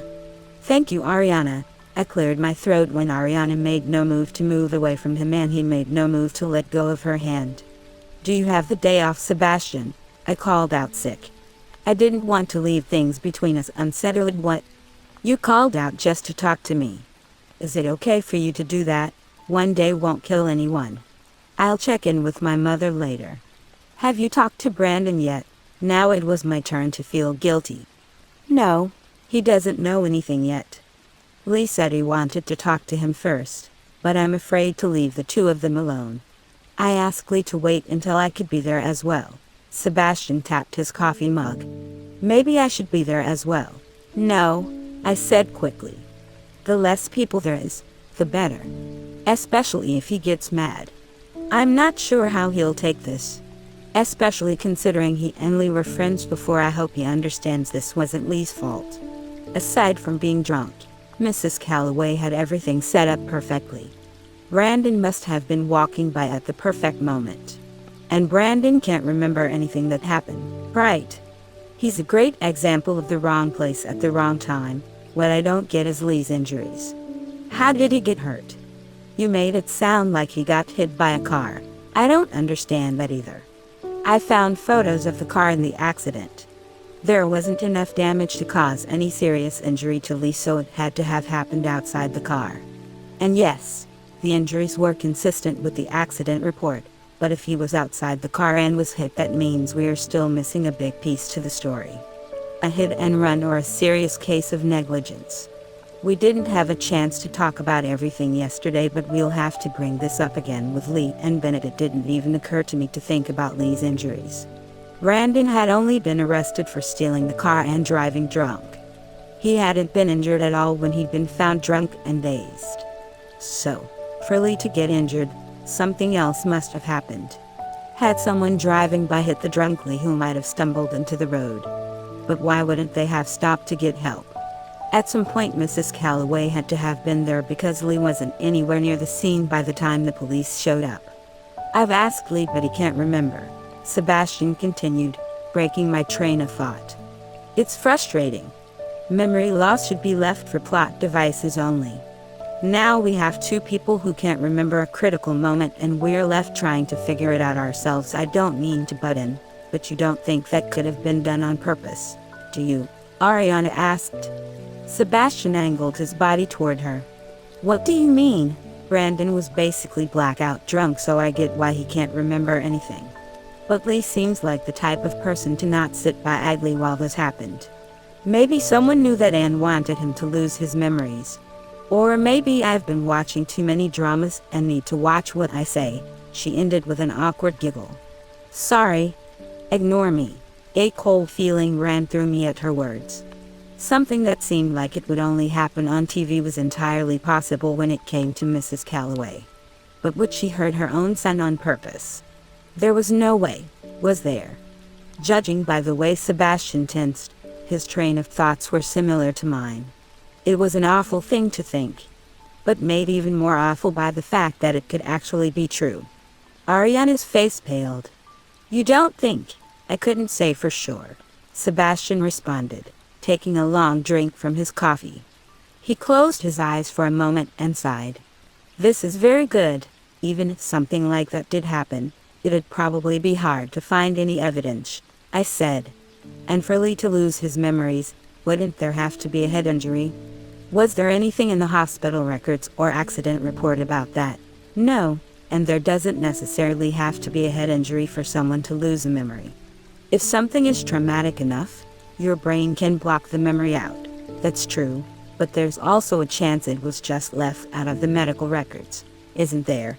Sebastian's lips twisted into a frown. Perhaps.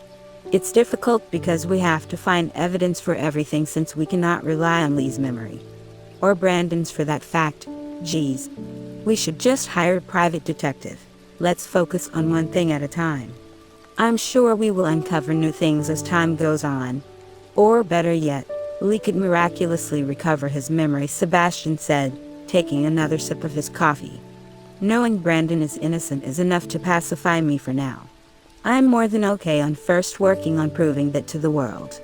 But if Mrs. Calloway really did something terrible to Lee, she better get what she deserves. We'll make sure she will. If you guys need backup support, let me know, Ariana said, hooking a thumb at herself. A face she won't recognize. An innocent bystander with an emotional sob story. Anything. I took a few acting classes in high school. Sebastian grinned and I let out a long breath, shaking my head.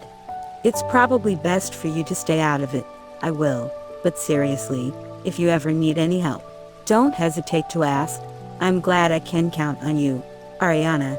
I'm glad to hear that, Sebastian, she replied, smiling at him.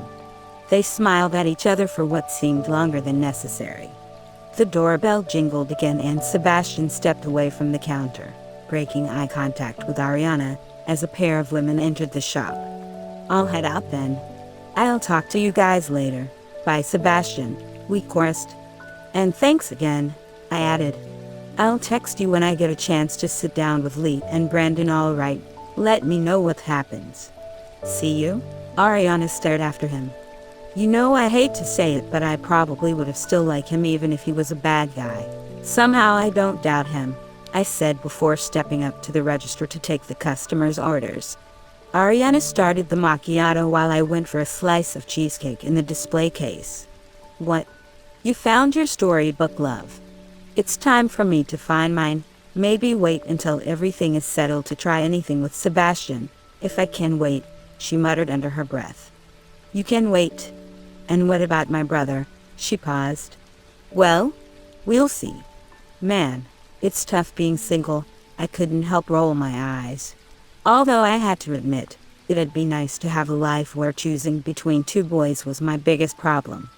Instead, I had to deal with my own problems, and my boyfriend's, which could lead to something bigger than I'd ever thought I'd have to deal with in my life. A mother harming her own son. My content expression slid off my face. I kept trying not to think about it, but it was forcing its way into my mind.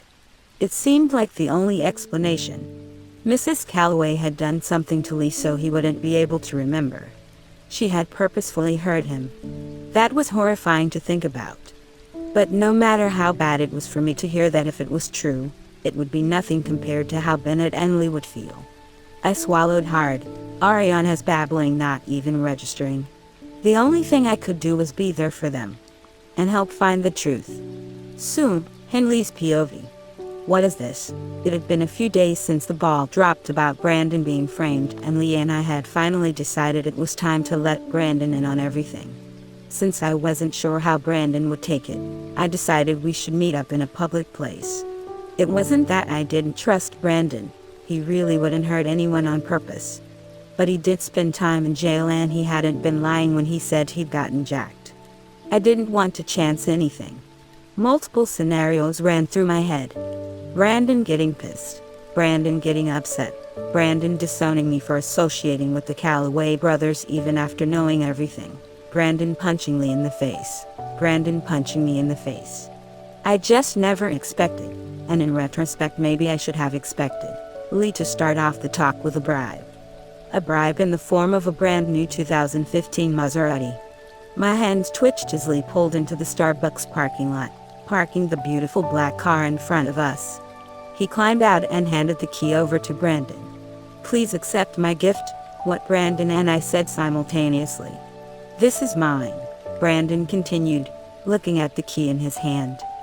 Yes, Lee answered, and I swear I had a heart attack. No way, Brandon said, winging open the driver's side door and inspecting the interior. I know you don't have a car right now, and this is really the least I could do, Lee said, a satisfied smile on his face. I've also contacted the insurance company and paid for your insurance for the next 3 years.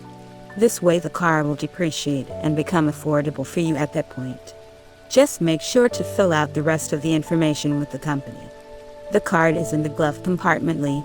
You don't have to do this, I told him, trying to ignore how hard was beating at the sight of my dream car. I know I don't have to. I want to. What happened wasn't your fault though. Lee didn't answer that and put his hands in his pockets. This is really nothing. Brandon doesn't seem too burdened either. It wasn't right. I knew it wasn't right. You couldn't just bribe someone like this. And yet, for the first time in my life, I wished I was Brandon.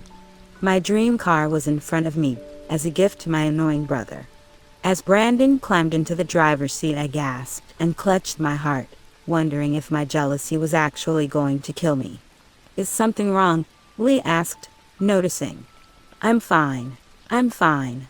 I'm dying, but I'm fine, I muttered. Sorry, I'm fine, I said louder, stretching my lips into what I hoped was a smile. I just think this might be a bit too much. I feel so horrible about what happened. Especially knowing he had to sell his car to pay for the repairs for the car I damaged. I wanted to get him something nice. I figured that since you like Maserati so much, your brother would as well. I got a good deal since I'm friends with the manager at the dealership. Why wasn't it me behind that wheel? Why couldn't Brandon have signed the contract with Bennett? I chose the wrong brother. Why had I settled for a measly 60 grand when I could have had a Maserati? Was it too late to change the contract? Wait, crap, there was no more contract. No, Henley, I scolded myself. I couldn't be tempted like this. It was just a car. It was just a car. What are you doing? I cried as Brandon put his dirty feet on the seats to try and climb into the back seat. Brandon. Get out of that beautiful car right now. Brandon looked back at me, unfazed by my yelling. Why? It's my car. I reached out my hand toward the Maserati, saying a last goodbye to the clean, new, precious car I had the luck of knowing for approximately 5 minutes. It belonged to someone else now. Someone truly disgusting. Henley? Are you sure you're all right? Lee asked, putting a hand on my back and supporting me as if he thought I was about to pass out any second. Will you marry me? No. No. I love Bennett, I scolded myself. More than Maseratis? Debatable. We hadn't known each other that long. Lee leaned down so that his mouth was ear level with my ear. Do you think he'll still beat me up? I stepped back, surprised by his sudden proximity. Brandon? He won't beat you up. Who told you he would? Henry told me he got pretty beefy. Henry did. Well, I'm sure most people look pretty beefy to Henry, now that I'm thinking about it, Lee mused. That boy is all skin and bones. Yes. Why, boy? Isn't he older than you? No reason. Brandon, come on. We don't have all day, I called, making him stick his head out of the car's sunroof. He grinned like a doofus. This car is awesome. My eye twitched as he proceeded to climb out of the sunroof and onto the hood of the car. I turned to Lee to see him watching Brandon with a content look. How much money did you have to feel content while watching someone climb all over a new $70,000 car? How was this my life?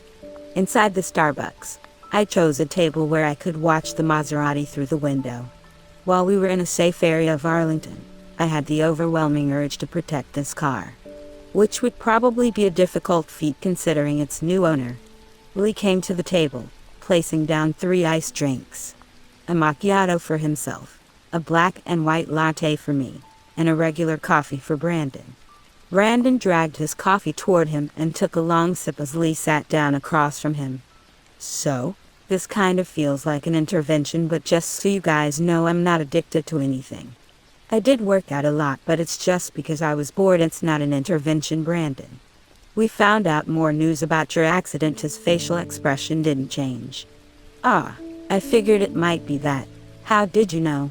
Henley, you have literally been avoiding me for like 5 days. You didn't think I'd notice something was going on? I grimaced. It was that noticeable, very. And I know that Lee is involved somehow because A, he's here, and B, he bought me a car that's worth more than my life. So don't hold back and lay it out for me. Lee's hands clenched into fists and he took a deep breath. It's all my fault that you went to jail. No, Lee. Okay, this is why I didn't want to let the two of you meet alone, I interjected, rubbing a hand over my forehead. That makes it sound bad, Brandon eyed Lee suspiciously. How is it your fault? You didn't force me to drink and steal a car. That's the thing. You didn't crash the car. You didn't even steal it, did? Brandon glanced at me briefly before turning back to Lee. What do you mean? Your whole accident was a setup by my mother. A bark of laughter left Brandon's lips, startlingly, and myself. What? Is that even possible? You left the pub way before me. I get that your brother is dating my sister, but this is going a bit too far. You don't need to take the blame for my mistakes. I've already did my time, so to say, Brandon, I said, waiting until he gave me eye contact. My stomach flip-flopped and I took a small breath. It's not like that. Bennett and Lee's mother really did set you up. There's proof. Brandon stared at me for a second. Are you being serious right now, Brandon? I'm really sorry, Lee said quickly. I had no idea that my mother did this. Everything is my fault. Wait, that doesn't even make sense when it does. You don't know my mother. She's fully capable of this. What you suffered through. I can't apologize enough. It was my mistake, and yet you paid the price. Brandon pursed his lips to the side, eyebrows furrowing. How do you know? What proof do you have? Your old lawyer, I told him.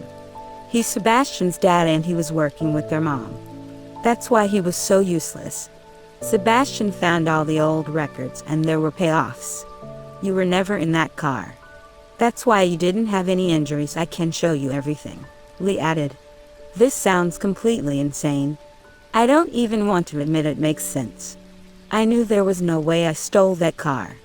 I had my own car in the parking lot. I was completely uninjured even though the car was totaled. Nothing added up. But how could I defend myself when I couldn't remember anything? I don't remember much about the night either, Lee admitted. I didn't know anyone took the blame for my actions, because I don't even remember much of what I did.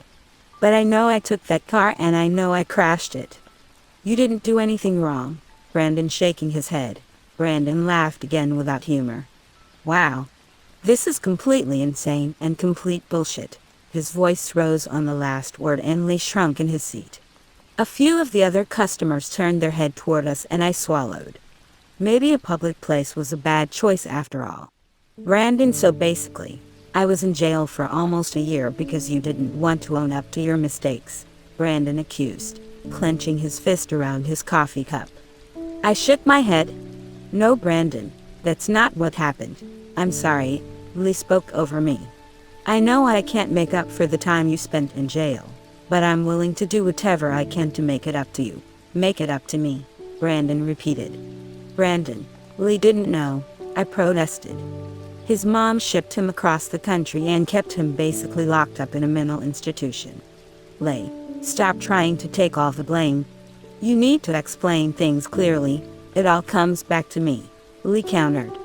No matter what my mother did, it still is my fault. It's up to me to fix it. Brandon ran a hand through his hair. What happened? Why did I get caught up in this? You must have been the closest person.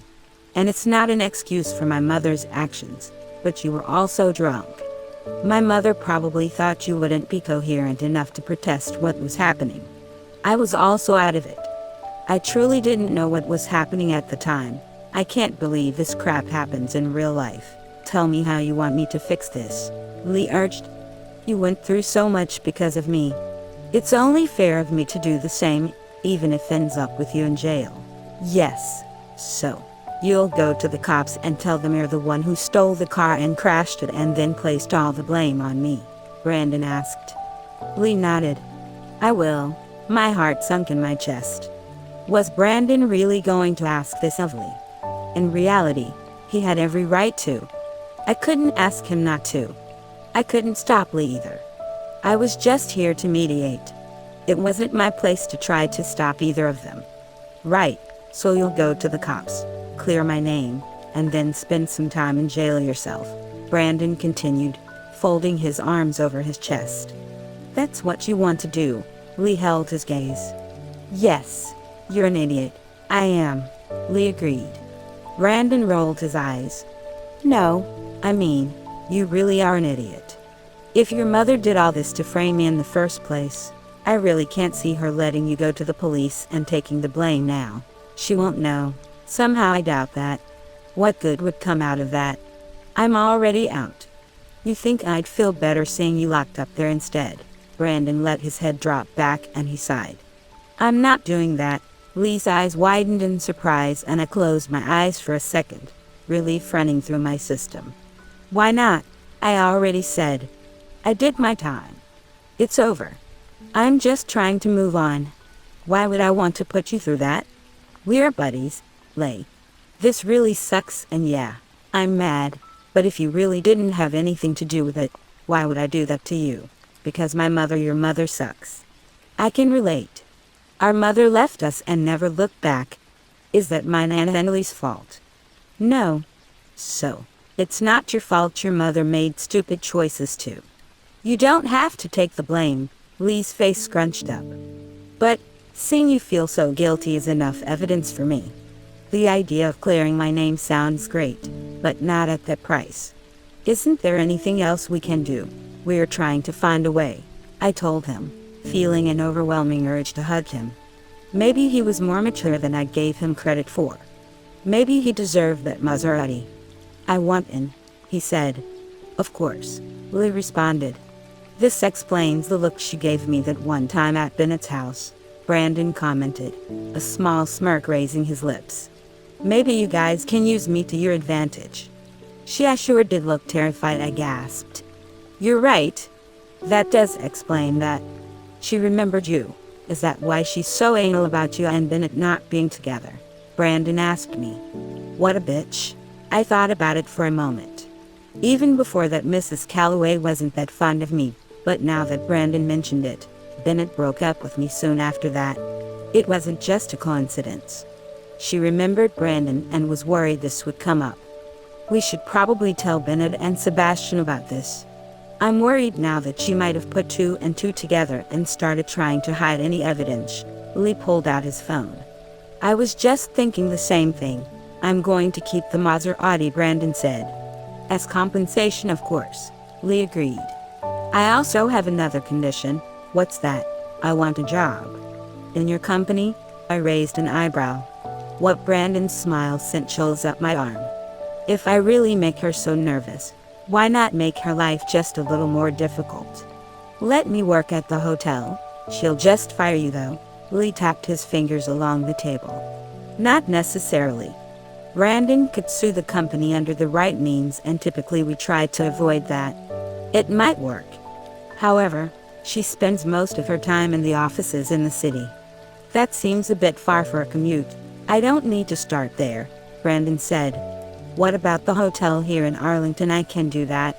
It might be good to stay off her radar at first. Then if we want to make her really sweat, we could move you to Manhattan temporarily. Brandon snapped his fingers. I like the way you think. If there's anything else you want, let me know. Well, he's good for now, I said, giving Brandon a stern look. Brandon pouted and took another sip of his coffee. Yeah, you've done enough, Lee. Thank you. You don't need to thank me. It's the least I can do. Wait, I do have one more favor to ask actually, Brandon said. Stop being so apologetic to me. Things will work out. I know it. Let's go back to how we used to be. Okay. Lee stared at Brandon, then me, and back to Brandon. You two are quite alike. Ooh, Brandon and I said simultaneously, causing Lee to laugh. If it makes you more comfortable, I'll try to be less apologetic. But just know that I still am. Brandon rolled his eyes. I really will punch you. Lee unconsciously leaned away from Brandon. All right, I'll stop. Good. Buy me another coffee, Brandon, I scolded. Lee stood up immediately and headed to the counter. Brandon grinned to himself and quickly schooled his features when I gave him a judgmental look. Okay, I get it, he said. I won't use him like that. Good. You know, I really am kind of mad about all this. You have every right to be. Thank you for not throwing Lee under the bus, Brandon shrugged. It really isn't his fault. Lee's a good guy. And also, we'll probably be family one day. Even if that's what I wanted, I couldn't do that to you. Don't you have a good big brother? I smiled at him. Yeah, I do. Thanks, Brandon, no problem, Henley. But you do owe me one. I threw him a flat look. Typical. While Sebastian and Lee dug for dirt on Mrs. Calloway, Bennett and I had to lay low. This usually meant Bennett coming to my house and us not doing much. It was nice to spend time with him, but it almost felt like we were in prison. As if there were eyes on us, and if we made the wrong move we'd be locked up. It was especially crappy since he got to go out with Kara once a week. Isn't your date tonight? I asked Bennett, who was in the middle of searching for a Netflix movie. It was only 2 o'clock. Was he really planning on watching a movie this early? No, she canceled. I'm staying here. Are we just going to be watching movies all night? Bennett sighed. There's not much else we can do. My mother is still suspicious. In fact, I'm surprised she hasn't tried to see you so she could check on things with her own eyes. She's probably scared of running into Brandon again. Soon that will be inevitable though. Why? Lee didn't tell you? He's keeping his promise to Brandon. Brandon will start working at our hotel next week. Lee even took his training upon himself. I shook my head.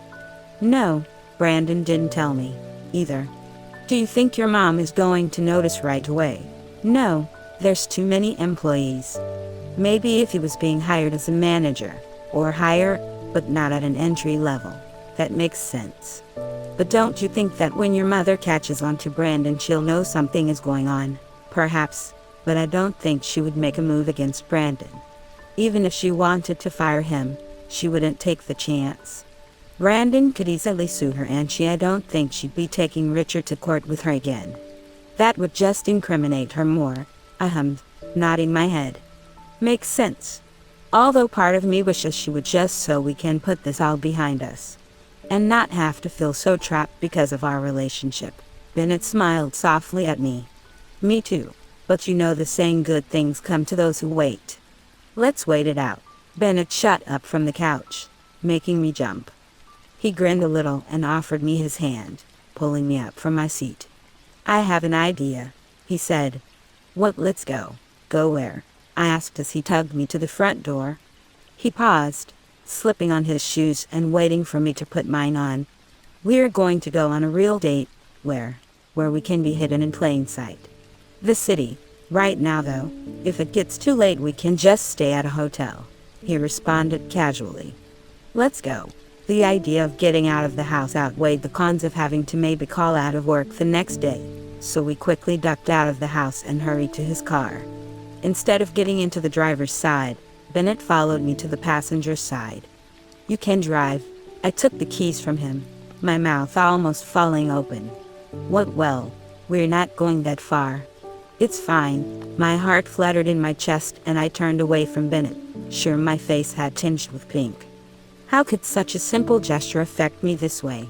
He'd never offered to let me drive before. It felt like we reached a new level of trust, or something. Maybe I was silly for feeling excited about it. Still, I felt excited as I climbed into the driver's seat. True to his words though, he had instructed me to the Metro North station, which wasn't very far away. What are we doing? Taking the train? And we are. I thought you didn't like public transport.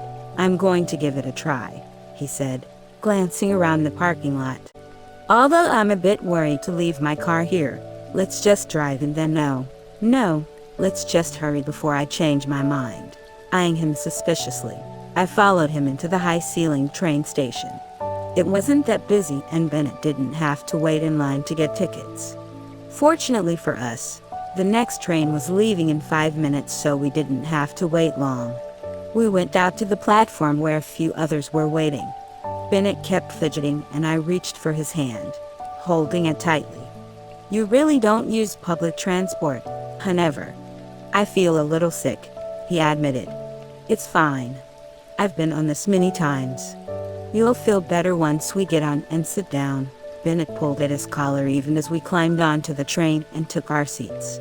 I couldn't help but smile, even though I felt a little bad. It didn't take a genius to realize he was trying this for me. Want to watch a movie to make time pass? On your phone? Yep. I have headphones in my purse. What do you want to watch? He thought about it for a moment. There is a movie I've been meaning to watch, 50 Shades of Grey. Should we watch that? Bennett, don't you know what that movie is about? You made a joke about it before, yes. But I haven't seen it yet. It's popular though, isn't it? It might not be bad. Here. Have you seen the trailer? Or do you just know some of the plot? Why don't you watch the trailer first? I suggested when he shook his head. I handed him my phone and the headphones. Within minutes a blush had spread across his face and he took the headphones out, handing the phone back to me. I see now. Still want to watch. Not in public. Wait, you want to watch it at home or something? This? I asked. He nodded. That guy. He reminds me of someone. Gross. Bennett. No. If you're trying to say he reminds you of yourself. Ah, that's what it is. Not happening. At least not with me. Watch it on your own time. I'm going to pick the movie. How about Jurassic World? You've seen the Jurassic Park movies, right? His blank look told me all I needed to know. How much have you missed out on in your life? Quite a bit, it would seem. It's fine. You don't need to watch the originals. There are dinosaurs in this movie. And Chris Pratt. And Morgana from Merlin. All my words went over Bennett's head. The poor boy. I really needed to get him updated on pop culture. I offered him one of the headphones and put the other in my ear, pulling up the movie. Bennett took an immediate interest in it and I swear even shed a tear when a dinosaur died.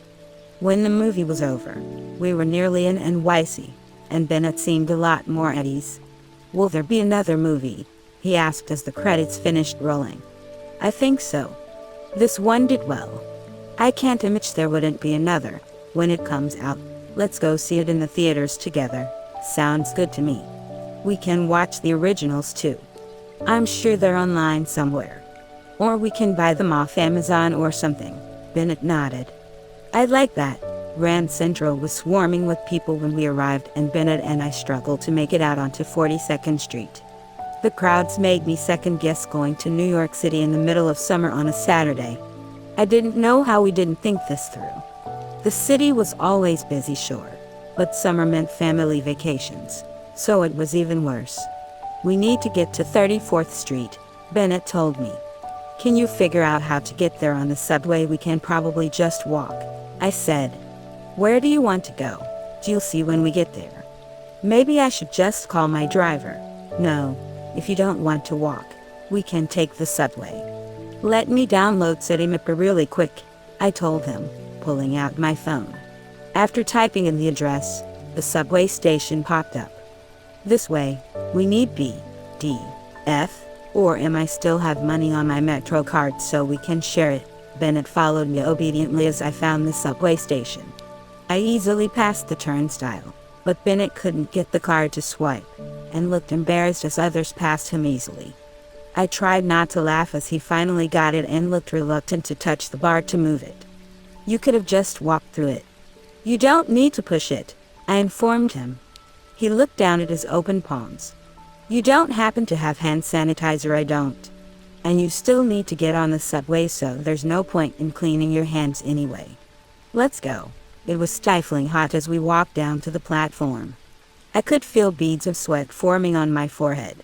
I'd been planning on staying inside Bennett's air-conditioned house, so I was currently wearing a sweater and jeans while it felt like it was about 90 degrees out. Bennett looked just as uncomfortable. Or maybe it was just the fact we were in the subway station.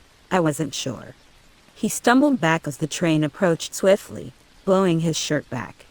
Once again, I held my laughter, and I ushered as throngs of people stepped onto the subway. All the seats were taken and I practically had to force Bennett to hold onto a pole. I managed to get him to hold my hand as I held the pole, which earned an eye roll from me. But I still had to compliment him. He was doing surprisingly well, until he almost fell over as the train lurched forward. I managed to steady him and finally laughed. "You're hopeless. I didn't expect it to be this rough. We're going to be at the stop in like 2 minutes. It's worth it." True to my word, we reached our stop momentarily, and I ushered Bennett off the train. This time he didn't have much difficulty going through the turnstile because he didn't have to swipe. Once we were on the street again, I looked around to figure out which way we should walk, but Bennett took off, leaving me to jog after him. He must have found the place.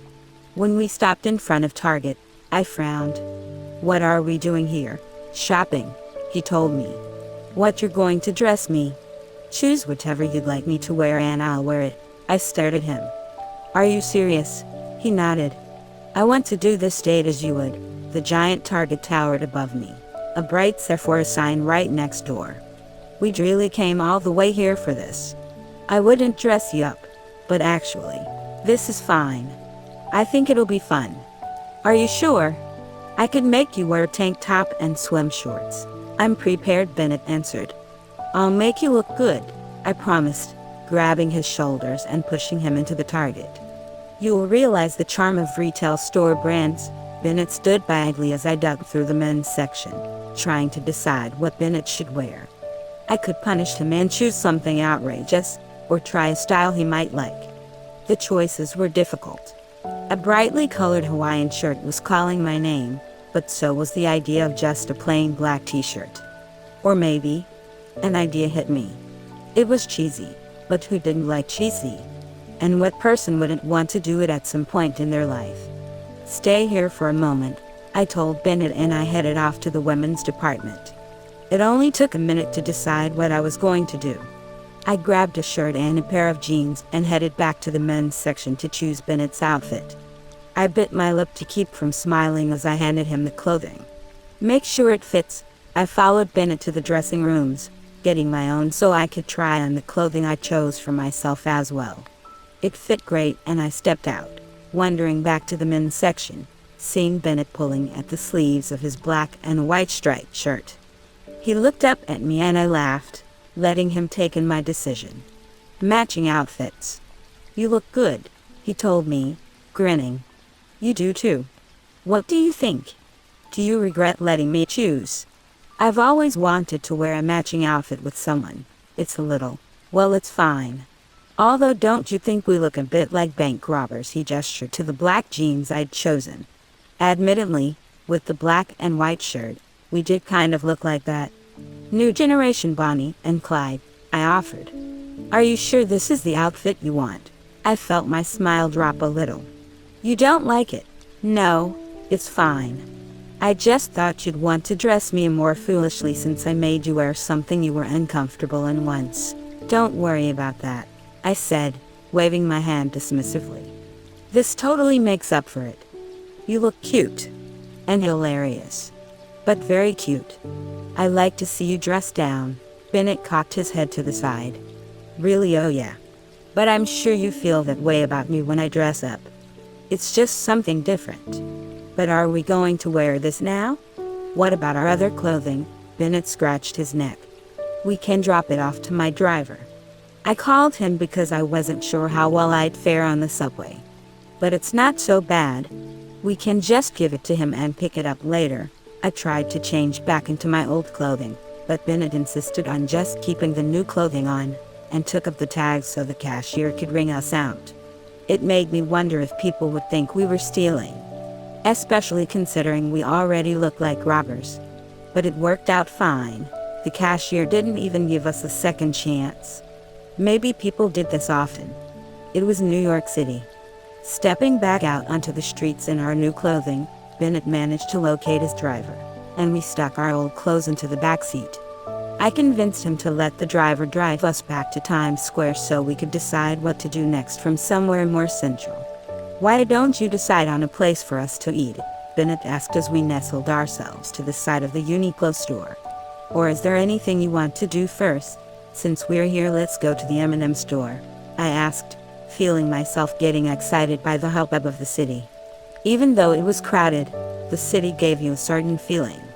Like adrenaline. It was fun. I led Bennett to the store and we entered, the air conditioning a sweet relief from the heat. Bennett was immediately taken by the giant M&M character that rotated in front of the store. Do you want to picture it? I asked. No. It's impressive though.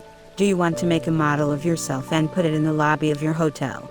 He glanced back at me, a smirk on his face. No. I wouldn't want to intimidate our guests. I rolled my eyes. Come on, let's go up.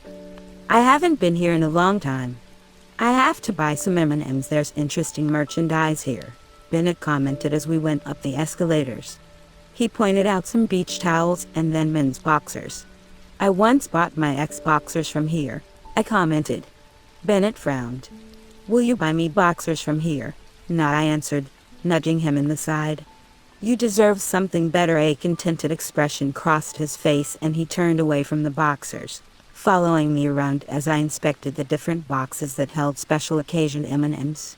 I just wanted plain ones, but the ones that said New York City were cool. Bennett wandered away from me and I picked up a tube shaped like a heart with red, pink, and white M&Ms inside. There was too much to choose from. A bunch of little kids surrounded me and I decided to leave the area so I wouldn't block the view. I came across some M&M character-themed t-shirts and regretted choosing what Bennett should wear at Target. It would be hilarious to see him in these. There were character aprons and oven mitts and it took everything I had not to buy one. No way would Bennett wear that. But speaking of Bennett, I looked around, unable to locate him with all the people around.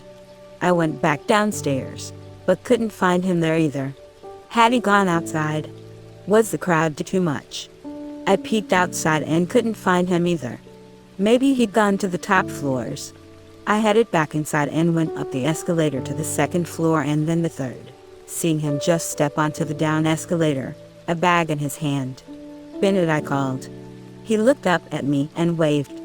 Wait for me, I said, hurrying around and catching up to him on the down escalator. "What did you buy?" "A gift for you," he said, handing me the bag. I picked it up and found a cup of M&Ms colored like the sea. "Oh, did you fill this up yourself? The color scheme is nice." "Thank you, I customized them." "There's an option up there." Once we reached the bottom floor, I stepped to the side and opened up the bag.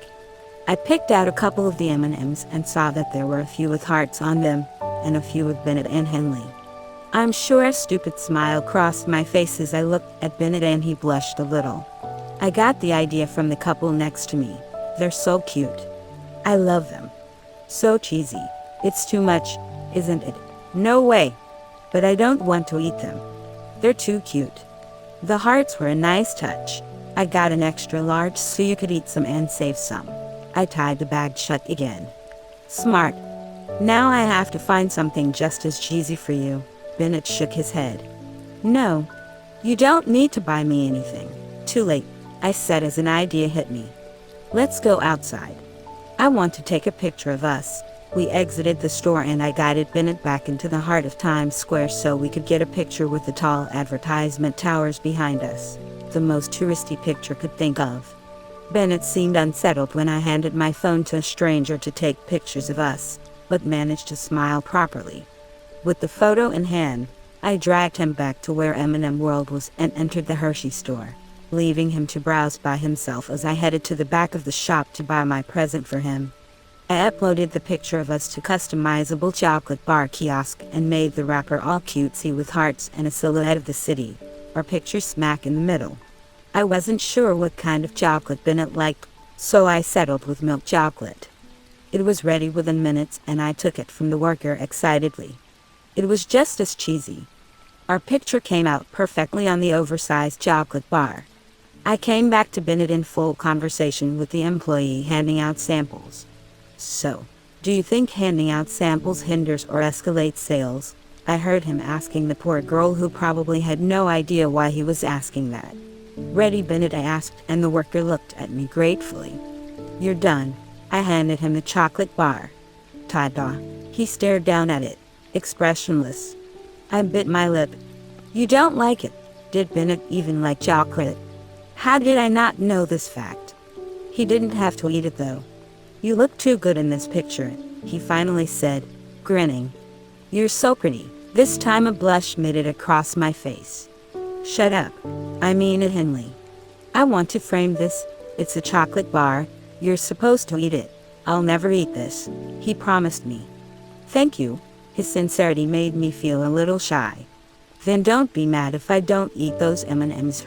I understand now. I won't be mad. What would you like to do next? Do you want to eat now or later? I'm kind of hungry. We didn't eat lunch. Are you hungry? He nodded. Why don't you look for somewhere you want to eat? Ramen, I decided immediately. Ramen, real ramen. It's really good and it's not expensive. I know the perfect place. It's not far from here. Although it might be a little hot out for soup. Bennett took my hand. Lead the way. I've never had that. It's a good thing you changed out of your nice clothing. There's no easy way to eat ramen, I said as I pulled up the directions to the ramen shop on my phone. They have these really good steamed buns too. I found the shop easily, leading Bennett down the steps that led to the front door. We must have come at the perfect time. Usually there was a half hour or more wait, but our waitress seated us right away, the staff calling out a loud greeting to us. Almost every table was full and it smelled delicious. The hostess placed menus in front of us, and since I knew exactly what I was getting, I decided to help Bennett decipher it and help him choose something to eat. Do you like spicy stuff? This one is the best. If so? But other people enjoy just the plain one. It's pork. Are you getting the spicy one? Yeah, it's my favorite. I'll get whatever you get. I trust your taste. I like your outfits, our waitress said as she approached our table. It's so cute, Bennett beamed at her. Thank you. She chose them, I grimaced inwardly. The idea was cute and fun, but it was kind of embarrassing to be called out on it like that. Do you guys know what you'd like? Yeah, We'll have 2 orders of the caracaman, and can we get an order of the hirata buns? I asked. She nodded. Okay. 2 caracaman and hirata buns. Anything to drink? I'll stick with water. Bennett, I'm fine with water too. Thank you. The waitress nodded. Awesome. I'll be right back with some water, and your appetizer will be out shortly. The chatter in the restaurant was loud, and I wondered if I should have picked a different restaurant. The atmosphere was fun, but not really meant for an intimate dinner. Bennett picked up the chopsticks and broke them apart, practicing open and closing them. I'm surprised you can use those, I said. I learned when I was little. I don't use them often though. Did you ever do anything fun when you were little? Bennett thought about it for a moment. I don't really remember, but I know my dad used to take Lee and I places. Lee has a better memory than me of that though. I remember going fishing, but I wasn't happy about it. The idea of hurting a fish for sport didn't settle with me. So, I tried to get out of it as often as I could. I wondered if I was hearing things. Since when did Bennett ever talk about his dad? Did you do anything else with your father? He showed me how to paint, but my mother said that it was a useless talent, so I didn't take it very far. Typical. Mrs. Calloway was even cruel to her husband. Was I really that surprised? Maybe. There had to be a limit to her lack of compassion, shouldn't there? Your dad liked to paint. Yes. I don't know if you've noticed any of the paintings in my house, but a lot were done by my father. I realized that I didn't actually pay much attention to the paintings in Bennett's house. One came to mind though, in the second bathroom. It was a scene of the Hudson River with the skyline of the city in the background. I thought it was by some big-name artist that Bennett had paid thousands for. It never occurred to me it would be by his father of all people. The one in the bathroom. I love that one. Yeah, he made that one. It's one of my favorites too. Before I could comment more, our steamed buns came. They looked and smelled delicious. I had to pry Bennett to pick it up with his bare hands. Eat it like a hamburger. They gave us hand wipes. See?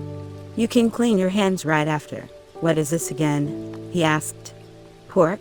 Yeah. And like lettuce and some kind mayonnaise. It's good. Have you had steamed bread before? He shook his head before bravely taking a bite, squeezing the bun down and making the sauce spill onto his hands. I watched him as he chewed and swallowed. His eyes widened a little. It's really good. See? A little messy, but it's part of the experience. Our ramen came right after, and I taught Bennett how to pull up the noodles and slurp them up. He seemed hesitant on just stuffing the noodles into his mouth, but after some prodding he did it. After swallowing, he coughed, covering his mouth as his eyes watered. It's spicy. I told you it was. Isn't it good though? I asked, taking a bite of my own. It's better than I remember. Bennett took his spoon and fished for the meat, tasting it. It's interesting. I do like it though. I wish I had a fork though. I'd like to cut up the noodles, use the spoon to cut them. You can ask for a fork if you want. But part of the experience is eating with the chopsticks. If you can handle it, there's white on my shirt. I don't want to stain it. We can just wash it. But do what you're comfortable with. Lots of other people are eating with forks, I said, drinking a big gulp of water to help with the spiciness of the ramen. Bennett stubbornly continued to use the chopsticks, eventually picking up on how to grab the noodles and not make a mess. By the end of the meal, both our noses were running and our foreheads sweaty. I ordered a dessert so we could cool down before going back into the heat. What should we do after this? I asked, pulling the dessert closer to me as Bennett had decided he didn't like it. I actually have something planned if you don't mind. I know I said you could decide what we do today. I don't mind. Where are we going? Bennett shook his head. I want to keep it a secret until we get there. It's the best at night, so we'll have to find something to do in the meantime. We can go to a few more stores. Intrigued, I scarfed down the rest of the dessert as our waitress dropped off our bill. Bennett promptly handed her his card. I didn't bother to protest. Sometimes it was okay just to accept others' kindness, especially when they were your boyfriend. Your rich boyfriend. We headed back to Times Square and browsed through all the shops. It was really crowded, so I didn't think either of us were looking too hard. But it was still fun. I couldn't remember the last time I'd felt so happy. And judging by their look of content on Bennett's face, he felt the same. It was nice to get away from all the drama. Just as the sun began setting, Bennett called his driver, opting to get a ride to wherever we were going instead of get back on the subway. When we pulled up to a hotel, I gave him a flat look. "Oh, this isn't what you think," he said, his eyebrows arched. "It's not the hotel we're here for. That's disappointing." My remark made his eyebrows almost disappear into the stratosphere. Boys. We entered the hotel and Bennett guided me to an elevator on the right side, guarded by a beefy bouncer-looking guy. "Were we going to a club?" I glanced at Bennett, who walked right up to the guard and shook his hand. "Hello, Levon. How are you?" "Not too bad. Haven't seen you around here lately." "Just you and your lovely date. This is my girlfriend, Henley. I hope we can bypass the dress code." Girlfriend. Levon's gaze slid over to me. He nodded approvingly. I never thought I'd see the day Bennett got a girlfriend. "You must be a very patient person," I laughed. "He's not so bad anymore," I added silently. Levon chuckled back. "You guys can head on up. It's surprisingly slow right now, so you'll find some good spots." Bennett thanked him and together we stepped into the elevator. It went up what felt like dozens of floors before it finally stopped and we got out into a bar area. It was very classy and low-lit, with plush leather couches in the center area. There were a few people at the bar, dressed to the T. No wonder Bennett had asked if we could bypass the dress code. We were severely underdressed. "Come this way, Henley," Bennett said, taking my hand and leading me away from the bar. I turned and my mouth fell open when I noticed the view the bar had through the floor-to-ceiling glass windows. It was amazing. We went out 2 glass doors onto the bar's patio. The view was panoramic, and with the sun setting in the background, it looked like a perfect setting for a movie scene. I took out my phone to snap a few photos and Bennett watched me fondly. There was a thin pool that went down the stretch of the patio, lit up from the bottom. To the side was a futuristic-looking fireplace with a group of people sitting around. This place was high up, so it was a little cooler, but sitting in the front of a fire still didn't sound amazing to me. The people seemed content though, with cocktails in their hand. "Want a drink?" Bennett asked. "Let's sit at a table. The view gets better after the sun sets, I bet. This place is so cool." "Do you come here a lot?" "Not as much lately, but Sebastian and I used to come here any time we came to the city," he responded, stopping at one of the leather couches and gesturing for me to sit down. We still had a perfect view of the city, and as I sunk down into the seats, I sighed. They were super comfortable. Bennett didn't sit yet, offering to buy us something to drink. When he returned, he sat next to me, his eye brushing mine. "I chose a cocktail for you." I remember what happened with the wine. I pretend to be mad as I took my drink from him. "To be fair, you drove me to drink that much. I'm sorry about that." "I don't know how I didn't realize how much of a horrible date I was being," he admitted, taking a sip of his drink. It looked like whiskey, but I wasn't sure. I snuggled closer to him.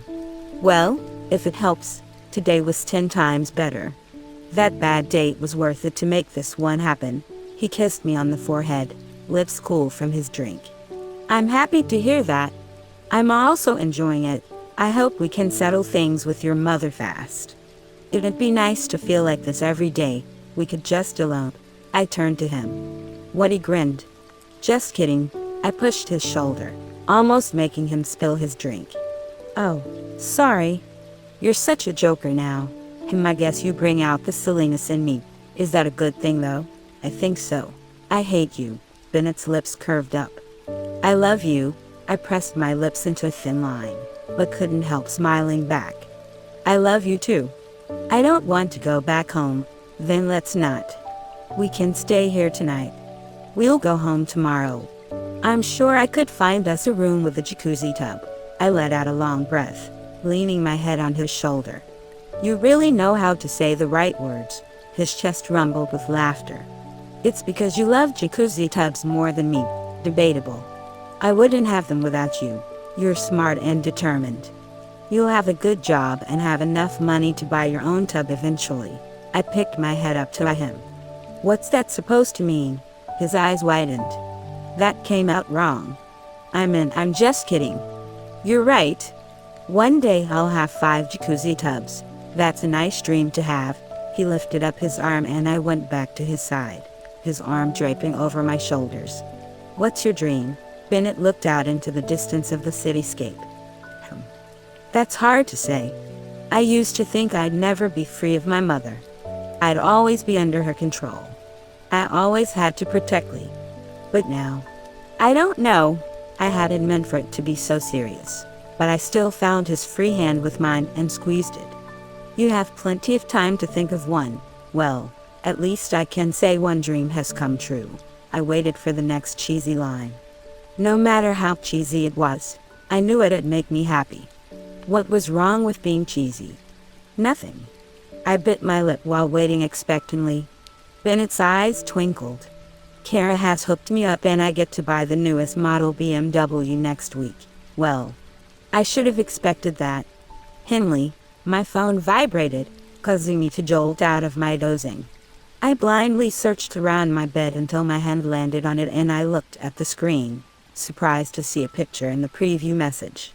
Sliding it open, I was even more surprised to see it was a selfie of Bennett. Since when did Bennett take selfies, let alone send them to me? Propping myself up on my elbows, I zoomed in, realizing he was sitting in what I assumed to be his new car. Kara had kept true to her promise and brought Bennett to the car dealership to buy a new car and had picked him up earlier. How do I look? Bennett captioned it. I smiled a little, but still felt like rolling my eyes. As I started typing a response, another text popped up. This one from Henry. I clicked over to it, a little surprised. Henry rarely texted me these days. I assumed he was busy with Lee. I need help, ASAP. Meet me at your door in 30 seconds. Now fully sitting up on my bed, I stared at the text for 1 second longer, then scrambled to get my shoes on and run downstairs. What in the world did Henry need help with?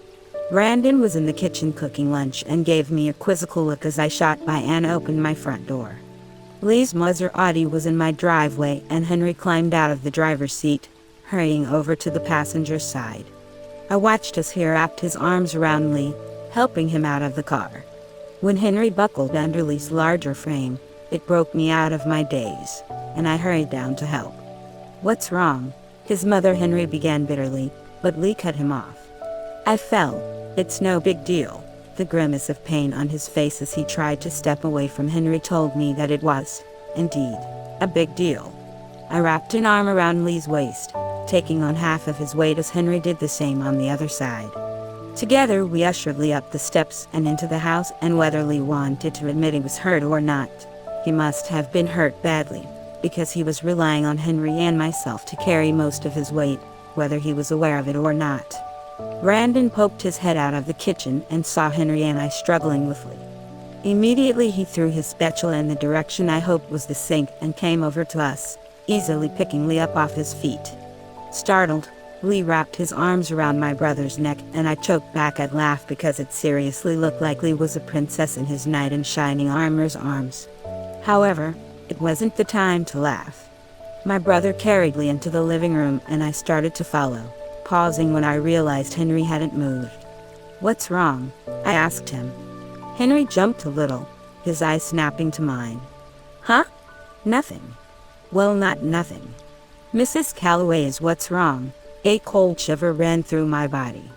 What did she do to Lee? She didn't do anything, Lee answered. His face flushed, probably due to the treatment my brother had given him. It was my fault, Henry bristled. Lee, what happened? Brandon asked. Why is Lee injured? Is it because of her? No, Lee protested, shaking his head repeatedly. It wasn't. I fell down the stairs. I was distracted.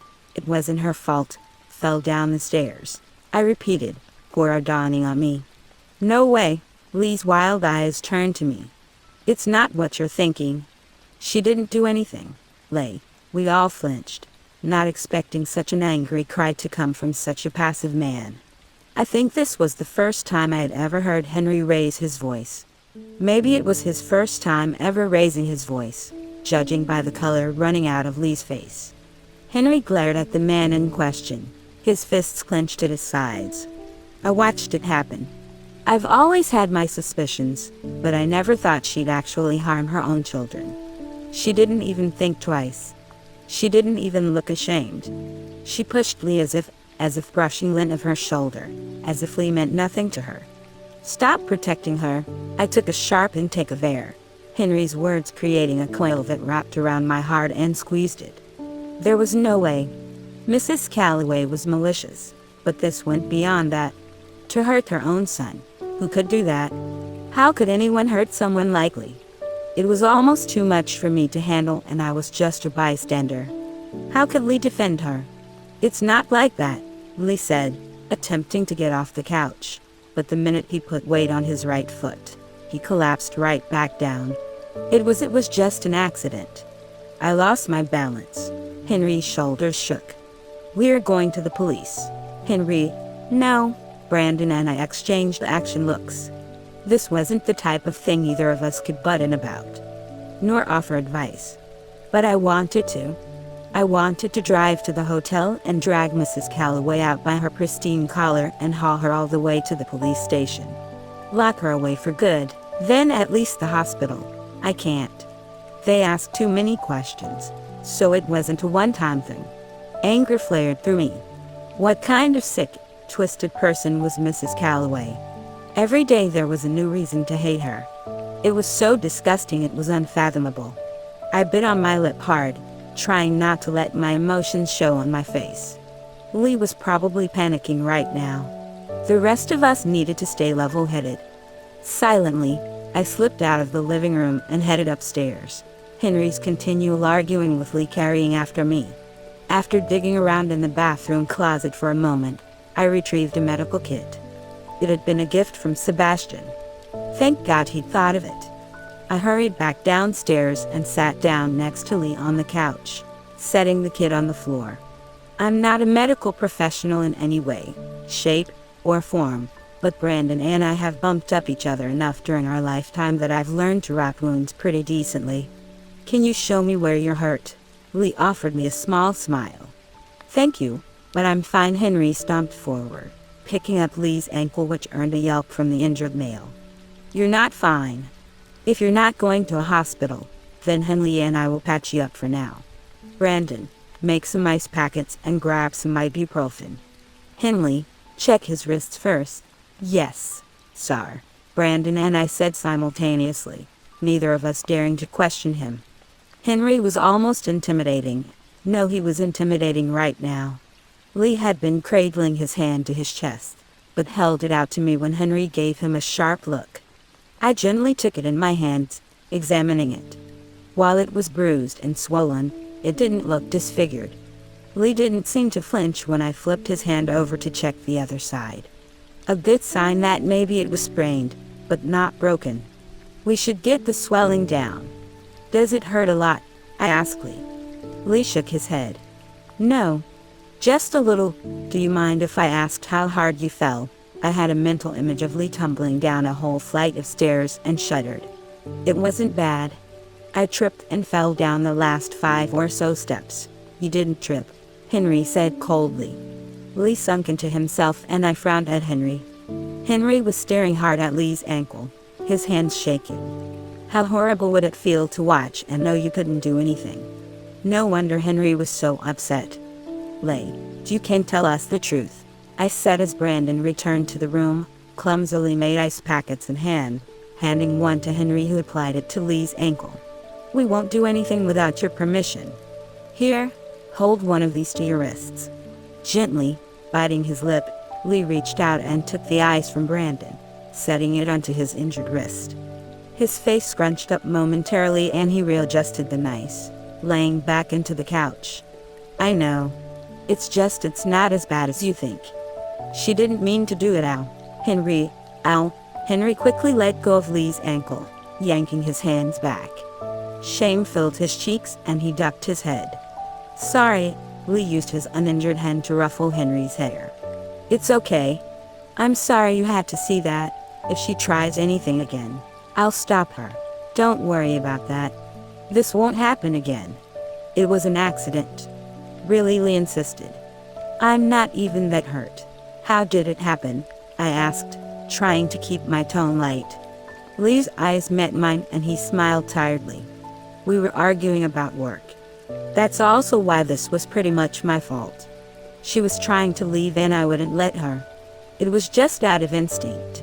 She was just trying to get away from me and I lost my balance. That's all. She's just hot-headed. She didn't think it through.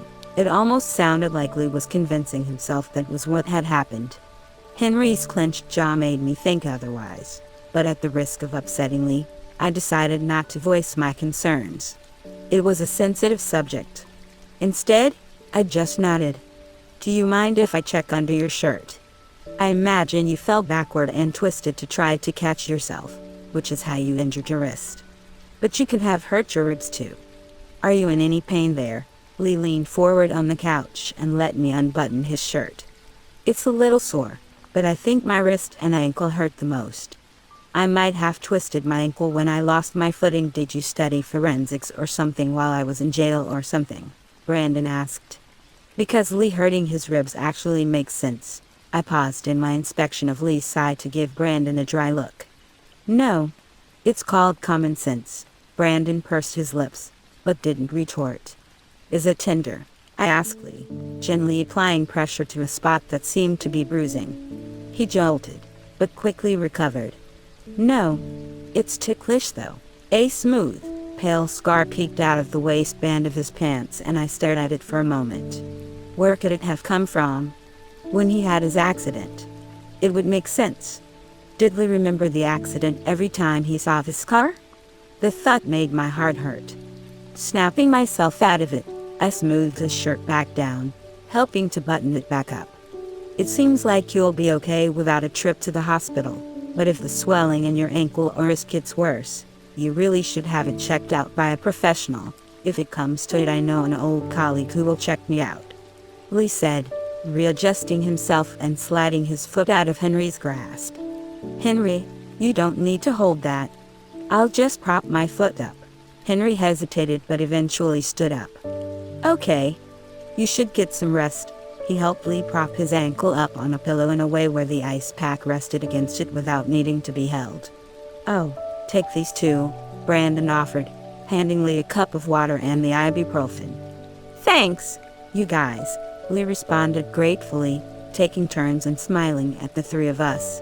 A hand gently touched mine and I turned to Henry, seeing him dip his head furtively toward the kitchen. Why don't I order us some food? I suggested.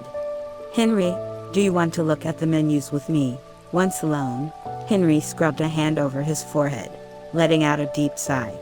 Sorry about this. Henley, what? Sorry. There's nothing to apologize for. You're already so entangled with Bennett's problems and now it seems I've brought you Lee's. My friend's problems are my own. Henry smiled at that. You're too kind. I'm just trying to be a decent human being. Everyone helps me so much. It's the least I can do. But do you believe Lee? Was it really an accident? The humor faded from Henry's face. It wasn't. I believe you, I admitted. MRS. Calloway is pure evil. I'm not surprised she could even hurt her own child. But, does this happen a lot? No, thankfully. More times than what could be considered as accidental though, that's for sure. Now that I've seen it with my own eyes, there's a few other instances where Lee had been hurt and his explanations didn't quite make sense. The next question bubbled at my lips, but I wasn't sure if I should ask it. While I wanted to help Lee, it wasn't really my business.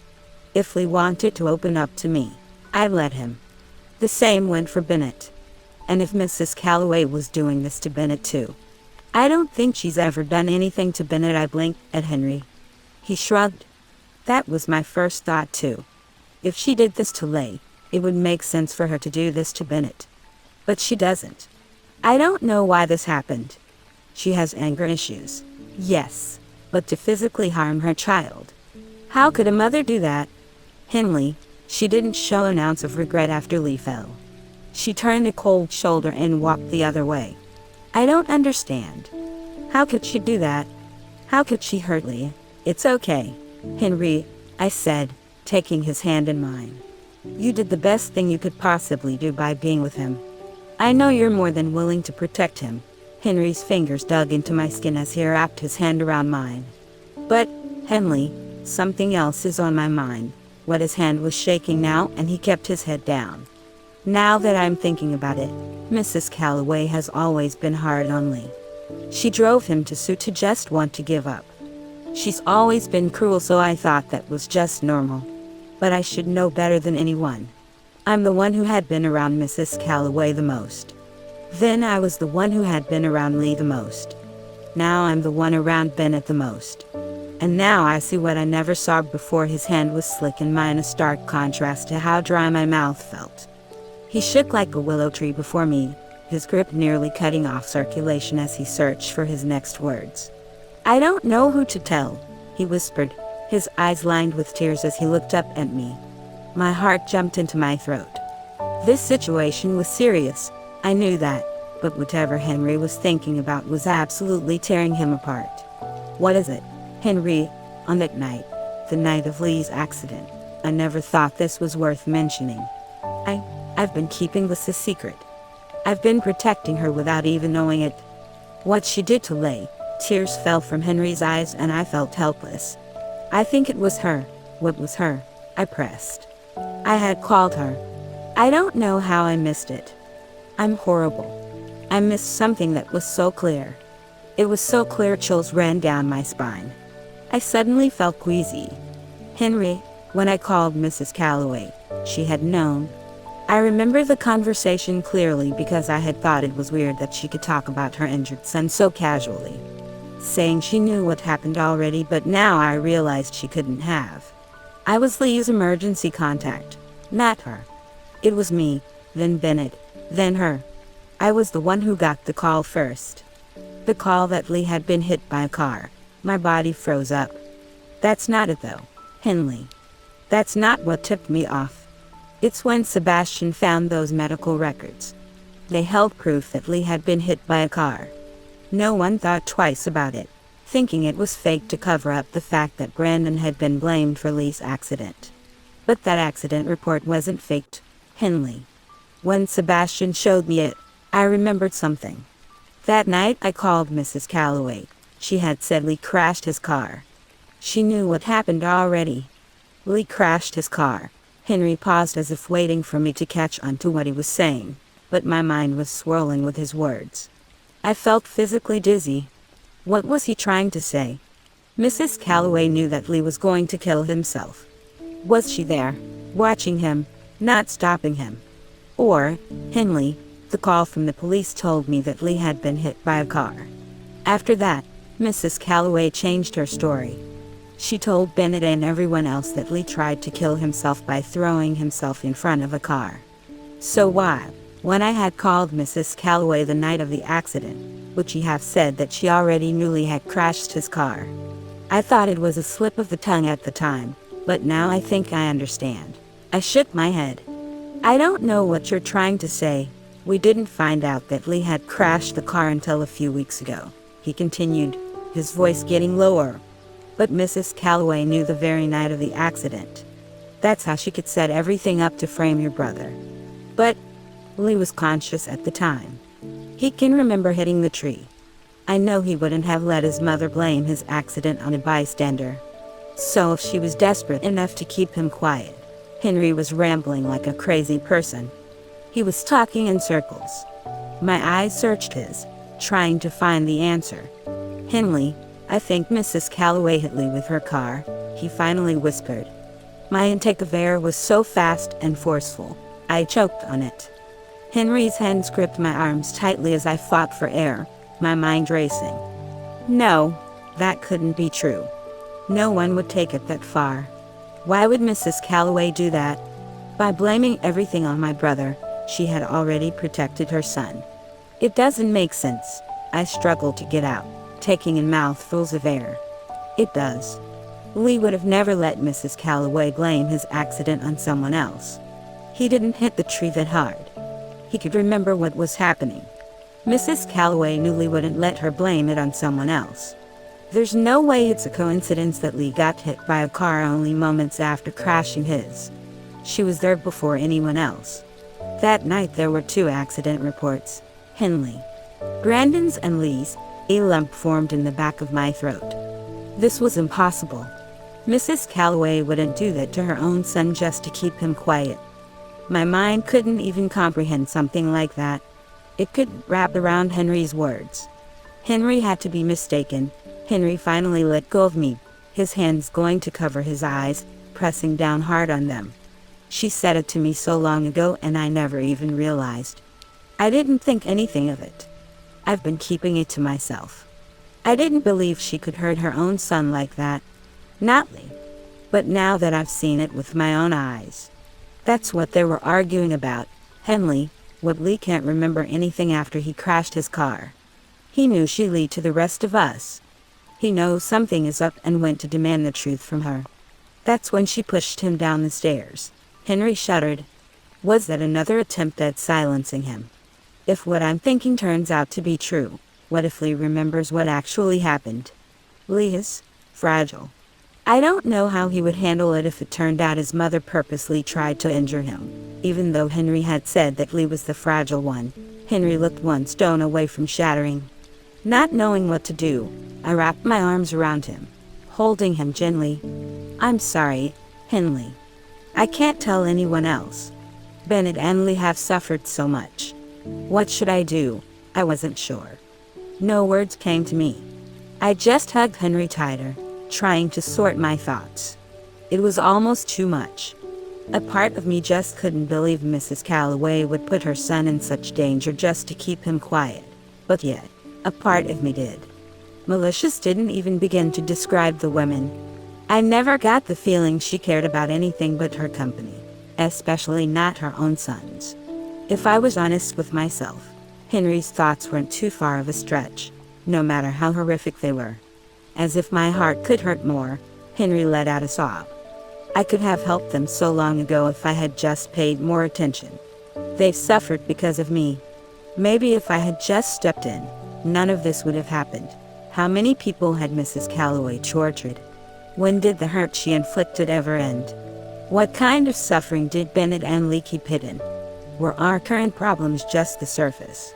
I pushed Henry away from me, seeing tears running down his nose and gathering on the rims of his glasses.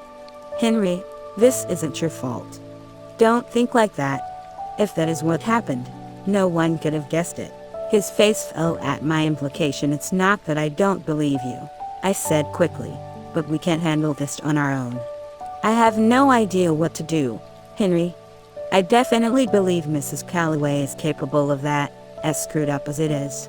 She didn't even hesitate to throw my brother in jail for just witnessing what happened. If she really did hurt Lee just to keep him quiet, I'm scared what she would do to you if she found out you suspected her of it. We can't tell Bennett or Lee. We should tell Bennett no, not until I can get more proof, Henry protested.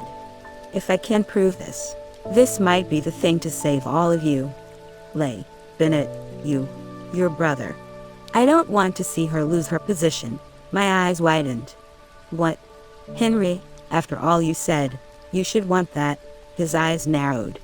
No, I want to see that bitch thrown in jail, Bennett. The top speed can reach 189 miles per hour with the in-driver's package, 0-60 in 3.2 seconds. Twin-turbo 4.4-liter V8. Upholstered leather. This is also the lightest version yet, Kara said, ducking into the window of the display BMW, sounding exactly like the saleswoman who had been with us moments before. My hands glided across the steering wheel and over the dash. The brand new BMW M5. Not even out to the public yet. An itch came from under me. Specifically, my wallet. I'm not interested in speed. I like to stay alive. She grinned. Right? You seem like that type of person. What type? Both hands on the wheel, eyes on the road, a safe driver. She nodded. I rolled my eyes. Shouldn't we all aspire to be one? Didn't say we shouldn't. But when you're on an empty back road where you couldn't possibly harm anyone else, it's okay to have a little fun, isn't it?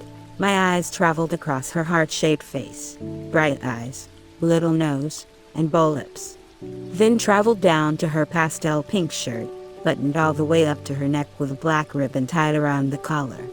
Everything about her screamed safe and innocent. And yet her words told a different story. She was everything opposite of safe and innocent. I hope you reached 30, she laughed. So what do you think? The trade-in value of your other BMW is at least $50K. How much are you willing to spend? This baby has 3 miles on it. That's it. Only driven in by the sales team. I ran my hand over the white, leather upholstered seats. Of course I wanted it. I didn't usually drop this much on a car, but this was an offer I couldn't refuse. Sometimes it was okay to treat yourself, as Henley would put it. Maybe it wouldn't be so bad to drive around town in a car that stands out a little. Maybe it would impress Henley. She likes Maseratis. An irritating voice in my head that sounded oddly like my brother's reminded me. I hesitated. Where's the closest Maserati dealership? Kara blinked at me. No, never mind, I dismissed. I have to stay true to myself. I'll get it. I'm impressive enough as myself. Not sure what that means, but sweet, Kara beamed. You want to set up a loan or pay in cash? A loan. So I can keep my credit up, I explained when she raised an eyebrow. I'll put a decent down deposit down so the interest doesn't wind up being too high. Nodding, she waved the saleswoman back over. Upon hearing I was ready to sign the papers, the saleswoman's polite smile widened considerably. Hopefully she would get a hefty paycheck with the sale. Oh, by the way, Bennett, I forgot to introduce you. This is my girlfriend, Kara threw in casually. My mouth fell open. How had she failed to mention that? Here I was pretending to be Kara's boyfriend in front of her without even introducing myself. I scrambled out of the car, trying to smooth my shirt with one hand, while offering the saleswoman, no, Kara's girlfriend, my other. Why didn't you say so earlier, Kara? I'm sorry. I'm Bennett. The woman took my hand and gripped it securely, her dark brown eyes piercing into mine. She was a little shorter than me, but not by much. I'm Tala. I didn't think Kara's future husband would be so good-looking. Her words caused my cheeks to grow uncomfortably warm. We won't be getting married. Tala's grip tightened. What? So she's not good enough for you? No, that's not what. Take it easy on him, Kara interrupted with a giggle. He's sensitive. Tala finally released my hand and smiled at me, pushing her dark hair behind her ears. All right, I'll stop playing around. It really is nice to meet you. Nice to know you're not some creep, tall Kara chided. Tala laughed. Okay, I'm really done this time. Thanks for helping us out, Bennett. I'm sorry things are so twisted. We're helping each other out, I said. There's no need to apologize. It's unfortunate circumstances, but we will have to make the best of it. Tala is the reason I can get sweet hookups, Kara mentioned, throwing an arm over the other woman's shoulder. Well, her and some persuading from my dad. He has some ins with the Volkswagen Group, so are we signing some papers? Tala asked. Nodding, I followed her back to her desk, taking the seat opposite of her. I'll be trading in my current car as well, absolutely. I can have you driving your new baby home today. I like her, I said to Kara. Kara beamed. Me too. Okay, I'm going to go get our team to get an assessment on your old car and give me price for the trade-in, and I'll be right back and we can get to the fun stuff, Tala said, gesturing toward the parking lot. Could I take your keys? I handed them over to her, pausing for a second. I'll get to say goodbye. Right, don't you still have personal items in it? Don't worry, we're not carnapping it. You don't even need to hand it over today if you don't want to. As long as you put a deposit down, we can hold the new one. Oh, I'll be fine after I collect my stuff, Tala grinned. Great. Be right back. Kara watched as Tala clicked away in her heels and then focused her attention back to me. Isn't she a great saleswoman? She's very, casual, right? Normally I wouldn't think that was a good thing, but in my situation, it was nice to have Tala be so laid back with me. I almost felt like I was doing something wrong by pretending to date Kara. It was nice that Tala didn't hate me. "How are things with Henley?" Kara inquired, leaning back in her chair. "Is she holding up okay with everything?" "Things are good. We're working on it." "Yeah, me too. It's so hard. Why can't our parents just be happy for us?" "I don't know. I mean, we're full-grown adults. We know what we want and we know what is best for ourselves. Some people may not, but not us. We were raised differently. We were raised to be proper adults by age 10 in reality. Most people don't fully mature until after 25. I think we've proven we can dictate our own lives, don't you?" I found myself mimicking her posture, lounging back in the chair. The lights blinded me from above. I read online that men don't mature until they are 45. Well, I actually believe that. But does anyone really grow up? When I was 12 I thought 18-year-olds were so mature, and then when I was 18 I thought 25-year-olds were so mature. And now that I'm 25, I don't know anymore. I just mean that we know how to live our own lives. We don't need to be told what to wear, what to eat, who to date, what sexuality to be, etc. We don't need our mother spying on us through our own security systems. Ugh, what? That's a thing. Yes, dude. Your mother is crazy. No wonder my parents are so afraid of her. She sucked in a sharp breath. Oops. No offense. None taken. So what's the plan? My brother and I are going to give her a surprise retirement and take over the company. Kara shot up in her chair, nearly falling out of it. Wait, what? I straightened up as well. She has done terrible things, Kara. Once we prove them, we will force her to step down.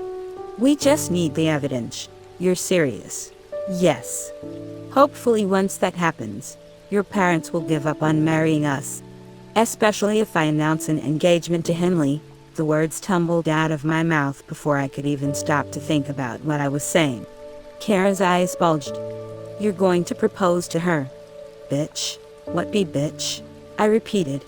That's so cute, she squealed, grabbing my shoulders and shaking me. Oh my gosh. How long have you two been together? 2 months. I heard the tires squeaking in her brain as everything came to a halt. She let go of my shoulders, her lips falling into a perfect line, taking a step back. She appraised me for a moment and tutted. Well, what, you don't truly know a person after 2 months? I just think you're rushing things. I'm not saying there's like a time limit you have to date before getting married, but you should know what you're getting into. I cleared my throat, finding myself blushing yet again. That's not what I meant. I don't plan on proposing to her anytime soon. I don't even know how long it will take to get my mother off the board. I just mean if things go well and we're still together and the time feels right. Yes, I'll propose to her, and that will be the end of anyone trying to force their daughters to marry me. Ooh, gotcha. Okay.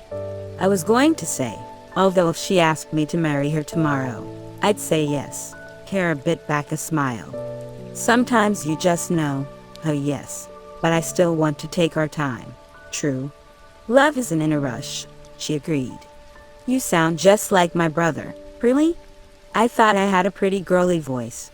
Maybe I can pursue my dream of hitting the low notes and you're a mean one, Mr. Grinch after all. I blinked at her. She stared at me. Don't tell me you don't know that movie. Then, I won't. She sucked in a deep breath, ready to go on a rant, but before she could, Tala appeared, car's keys in hand. Ready to buy your new car. 2 hours later, I was on my way to Henley's apartment in my new car. My fingers drummed against the steering wheel as I grinned, imagining what she would say when she saw it. What little sarcastic comment she'd make. Or would she surprise me and actually like it? I hoped she did. Change her thinking, show her BMWs were the premier car choice. The smile slipped off my face when I realized there was no parking spots left for me in the driveway of her apartment. Lee's Maserati was parked behind Henley's car on the right side of it, and Brandon's Maserati was parked just far enough back on the left side where I wouldn't be able to pull in behind it, which meant I'd have to park my car on the street. I weighed my options. Endangering my new car or seeing Henley. Endangering my new car or seeing Henley. Sucking in a deep breath, I pulled up to the curb as close as possible, getting out and making sure there was enough room for cars to go by safely. It wasn't a main road, but it was still narrow. It would be okay. If not, I bought gap insurance. After pushing in my mirrors, I headed up to the front door and knocked. When no one appeared after a minute, I tried to open it, nearly falling as it swung inward. Henry studied me and muttered an apology. "Henry? What are you doing here?" "Going to get pizza," he said, keeping his head down and brushing by me. "Wait, switch parking spots with me. I just came back from the dealership and, Henry, are you listening?" Henry, it didn't even seem like he registered that I was talking to him. His shoulders were hunched as he made his way down the driveway, making him look smaller than usual. I watched as he fumbled with the keys to Lee's car, dropping them in the process. For a moment he stood there, staring at the ground, before letting out a long sigh and picking them up. A little miffed, I waited until he'd climbed in the car to go inside, heading directly into the kitchen where I found Henley searching through the cabinets. I grinned a little and watched as she attempted to reach for a cup on the top shelf, but wasn't quite tall enough to get it. Just as I went over to help, she smacked it so it fell off the shelf, barely managing to catch it before it hit the countertop. Hearing my footsteps, she turned her head to the side. "Lee, you shouldn't be walking." "Oh." She nearly dropped the cup again when her gaze landed on me, her eyes widening. "Bennett, you scared me. When did you get here?" "Just now." "What are you doing here?" she asked, fiddling with the cup in her hands. The question caused my heart to sink a little. Why did it sound like she didn't want me here? I studied her as she chewed on her bottom lip. Something was off about the situation. She stood stiffly, avoiding my gaze. "What did you say when you thought I was Lee?" "Oh, nothing."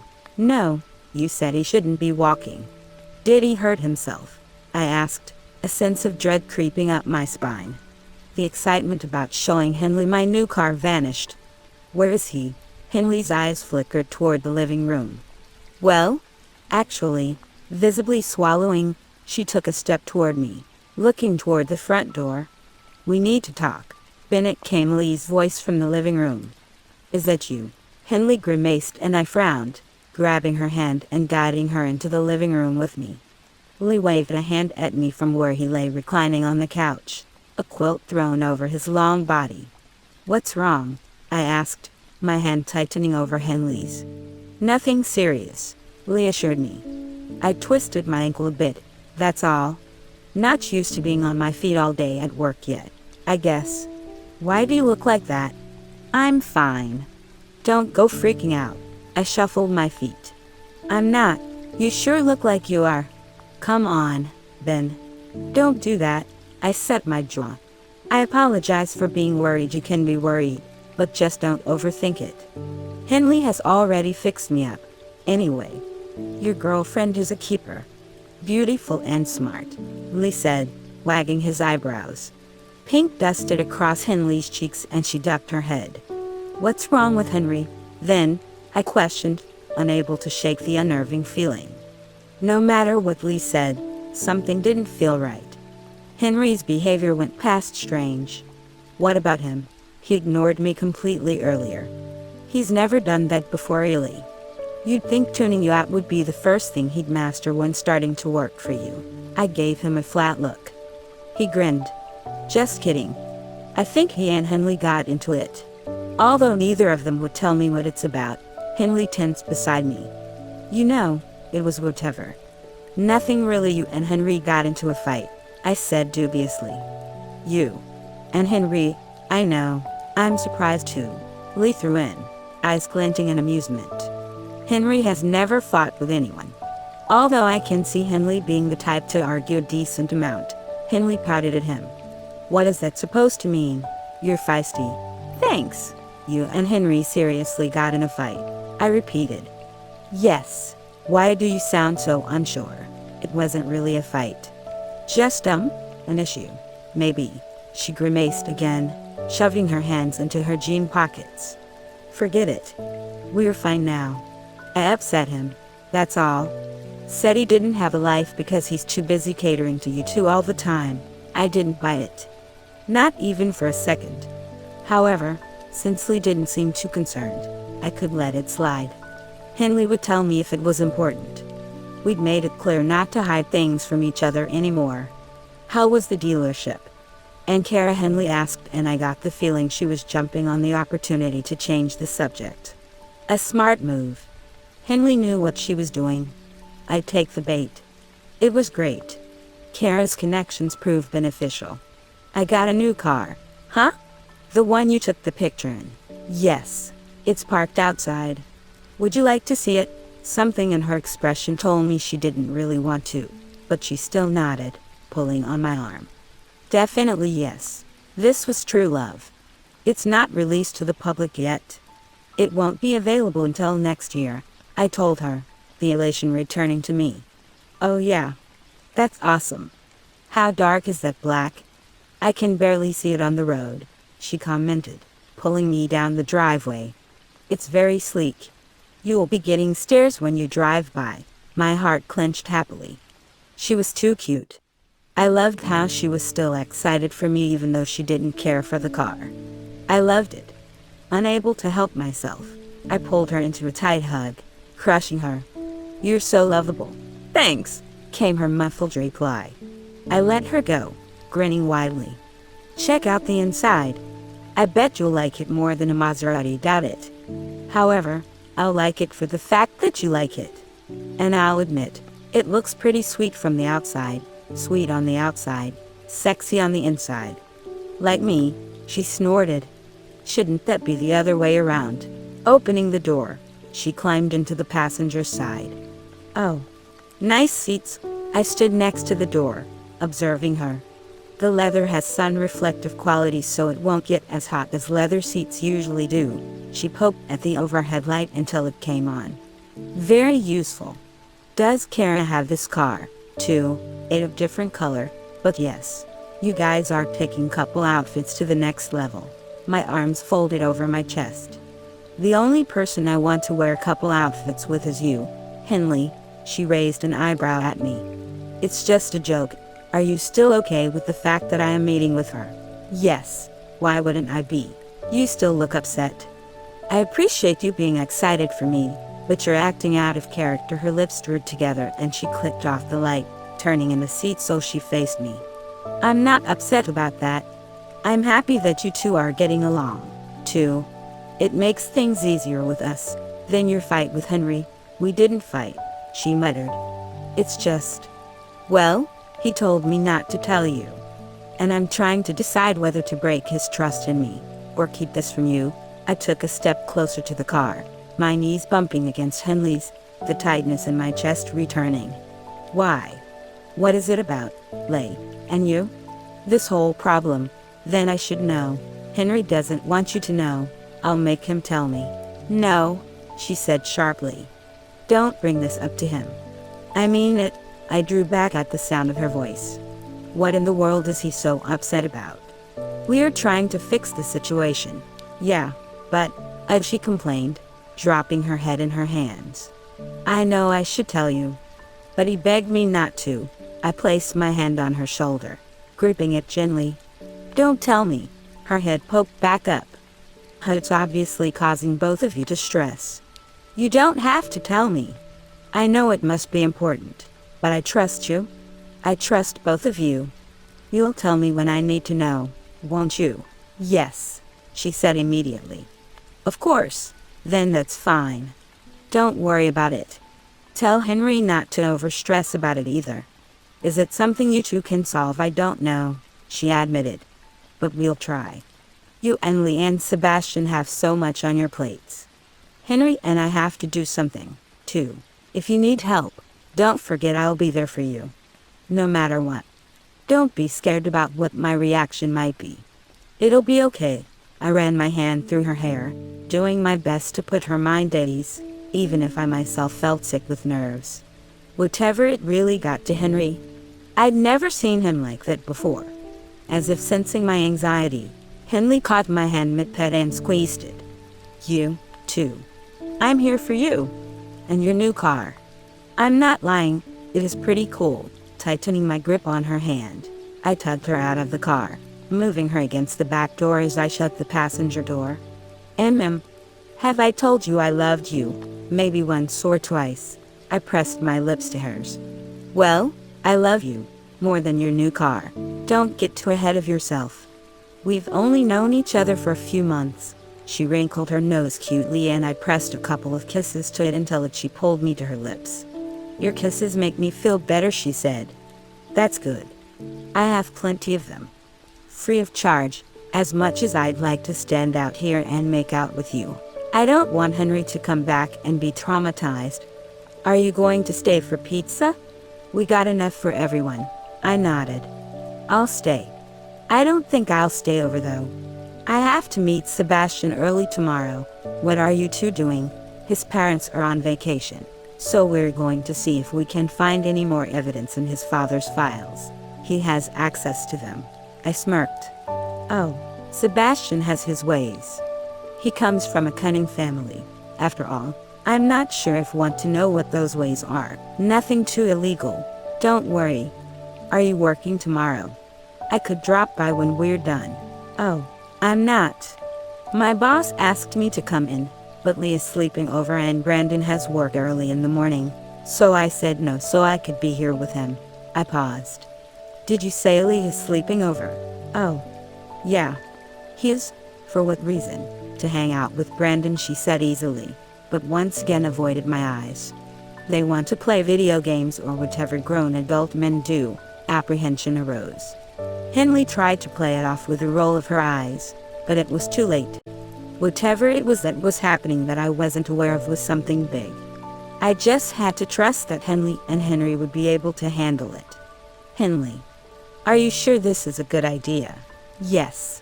I'm not sure I'm comfortable with this, Henry. This is our best option. How is this our best option? Henley, I adjusted the wig on his head, biting my cheek hard to keep from smiling. This was a serious matter, with serious repercussions if we didn't handle it properly. I couldn't find this funny. I couldn't. Henry blinked at me with his dark, puppy-like eyes. Does it look okay? The laughter I'd attempted to hold back burst from my lips and I clapped a hand over my mouth to silence it. I'm sorry. I'm taking it off. I held it firmly on his head, trying to cool myself off. No. You look cute. You do, I said firmly as his mouth formed a straight line. Why do I have to wear the wig? Why don't you? Because you're way more recognizable than I am. You work there. Didn't you say Mrs. Calloway was only away for the weekend? We have one chance to do this. Pouting, Henry tucked the long black hair behind his ears. Why do I have to wear a dress? Because it's more convincing. I feel like you're making fun of me. I'm not, I said, having to close my eyes for a second so I didn't look at his pale chicken legs peeking out at the bottom of the dress. Okay, maybe it was for a little bit of amusement, too. There was nothing wrong with that, right? Henry's eyebrows began to furrow and I cleared my throat. Don't worry. I'm going to bundle you in my toggle coat. It will hide the fact you don't have a figure.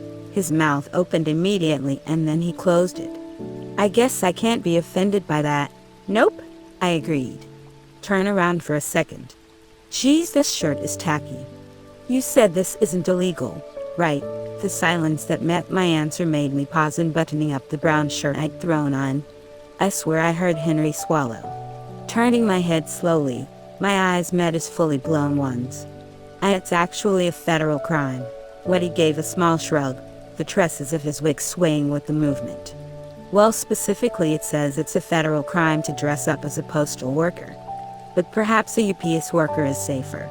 The mirror posted in the corner of the room exhibited my apparently legal appearance.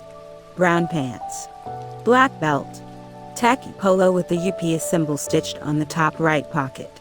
Even tackier brown cap that overshadowed my eyes. The whole ensemble was a size too big. We'd had to overnight it from some random on eBay.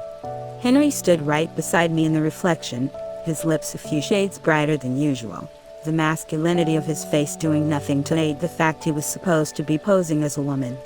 The dress added injury to insult. "We're doomed," I stated. Henry shook his head. "We haven't even tried. Did you see what jail did to my brother? I can't go there. What's different about him? Nothing. He's still a giant tool.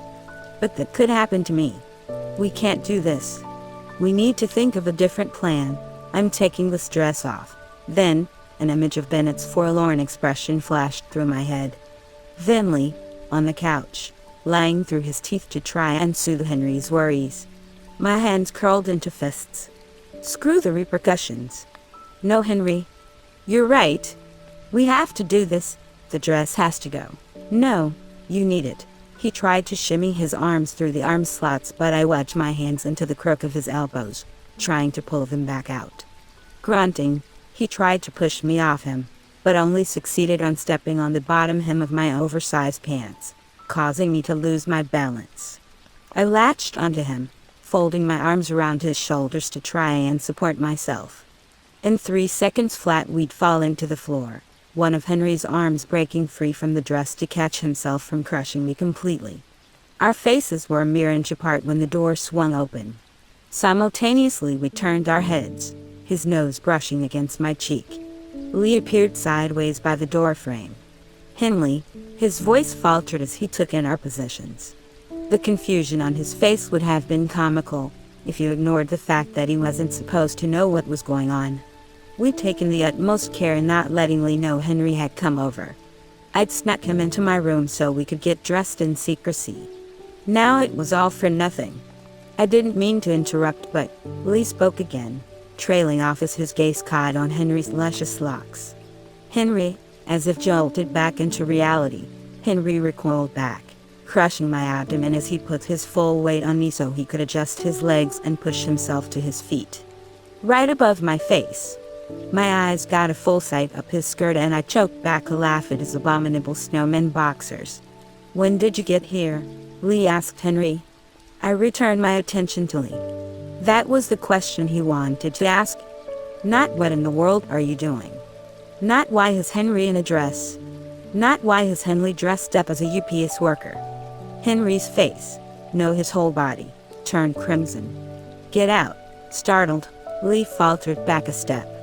"I'm sorry, close the door," Henry demanded, his voice rough. After a second of hesitation, Lee did as he was told, exiting the room and gently shutting the door behind him. I propped myself up on my elbow, swallowing hard as an eerie silence encased the room. Henley?" "Yes." He held my gaze sternly, daring me to look away. "Take off your clothes, what? That's a little forward, isn't it?" I chuckled nervously. His expression didn't crack. A breath later, he was standing above me menacingly. "Take it off, Henry. This will still work." "Lee probably didn't even realize you were in a dress," I reasoned with him, crawling backward until my back hit the wall. "Henry, it's fine. Wait. Don't." "No. Lee, help me." The ensuing struggle only lasted 1 minute. No matter how slender and delicate Henry looked, I couldn't fight against him. I faced the mirror once more, taking in the raggedy image it displayed. The wig was now on my head, strands of hair going every which way and what? Red lipstick was smeared across my cheeks in a horrifyingly wide smile. And the black dress hung on me like a toga.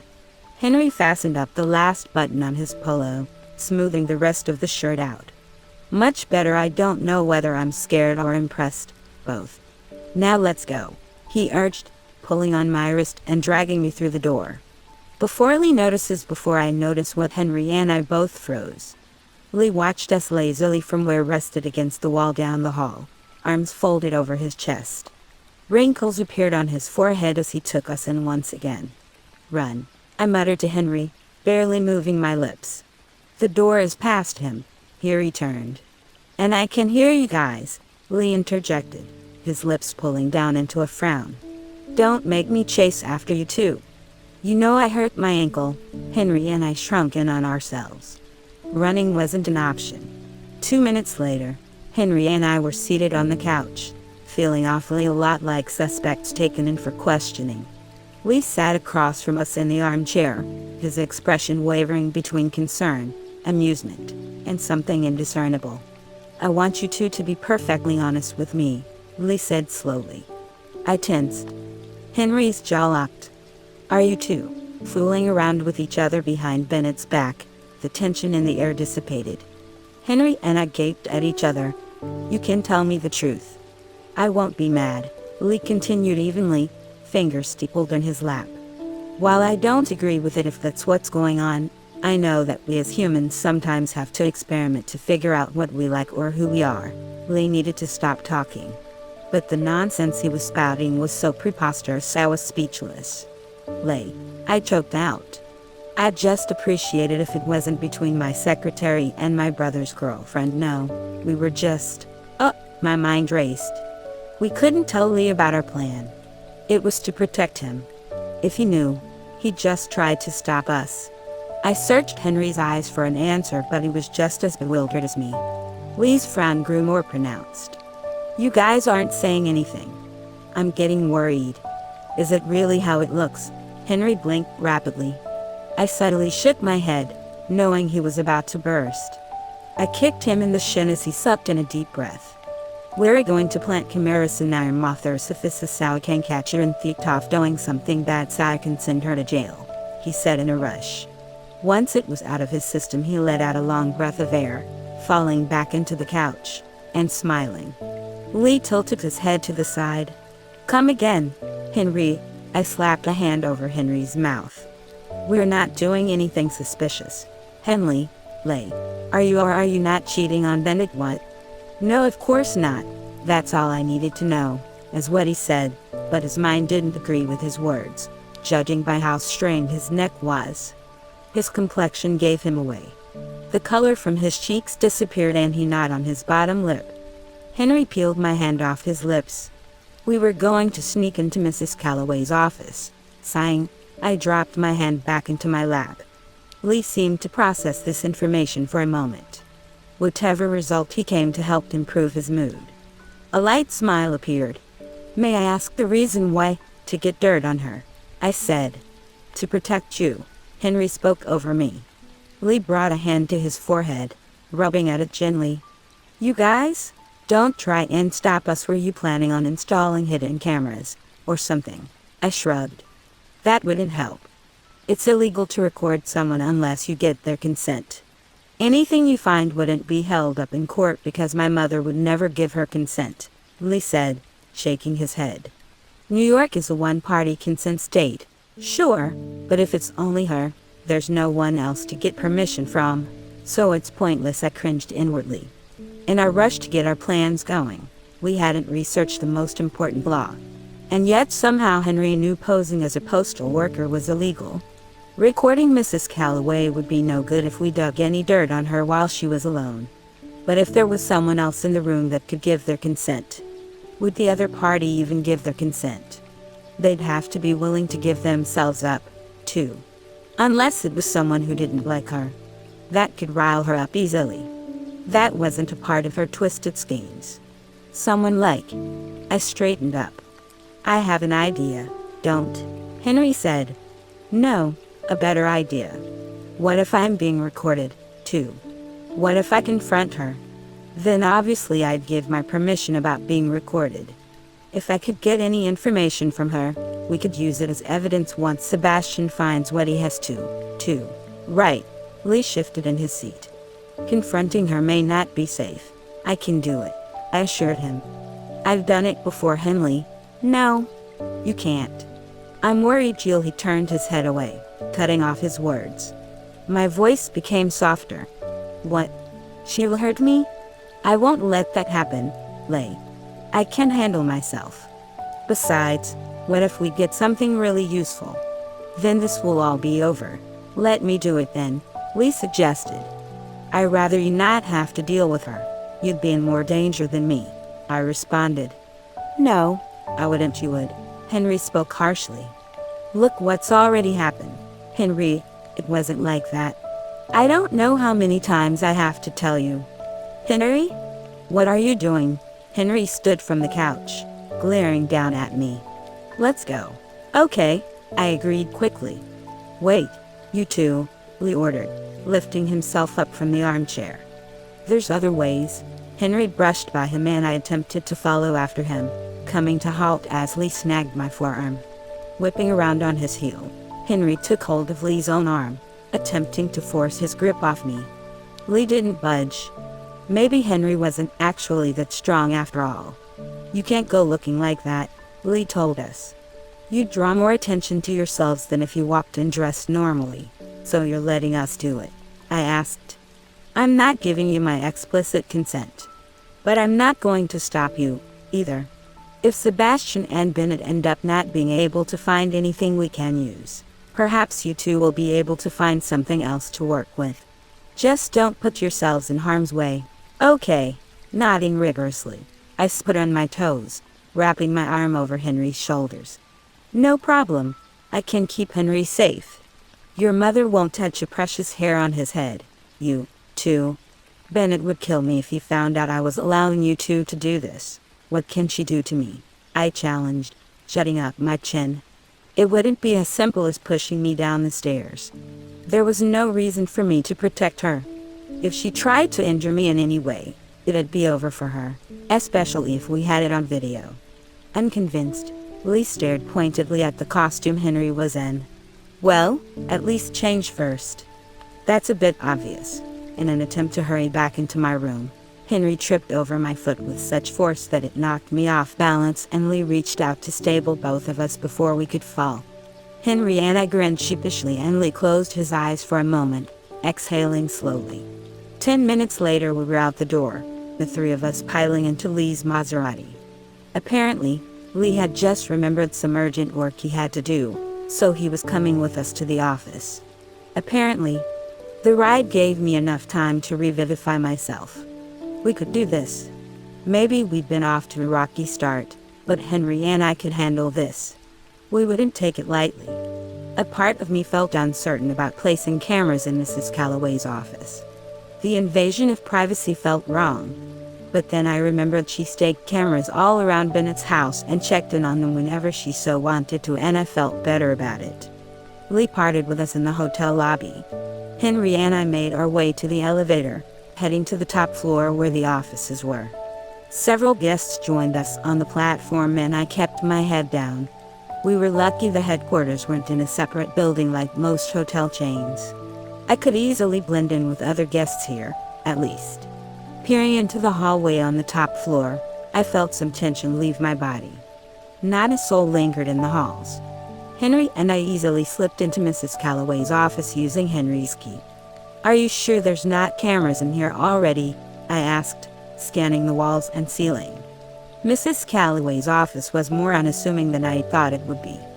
The far wall had floor-to-ceiling windows with an expansive view of the city. A mahogany desk sat in front of the windows, with plush armchairs on each side.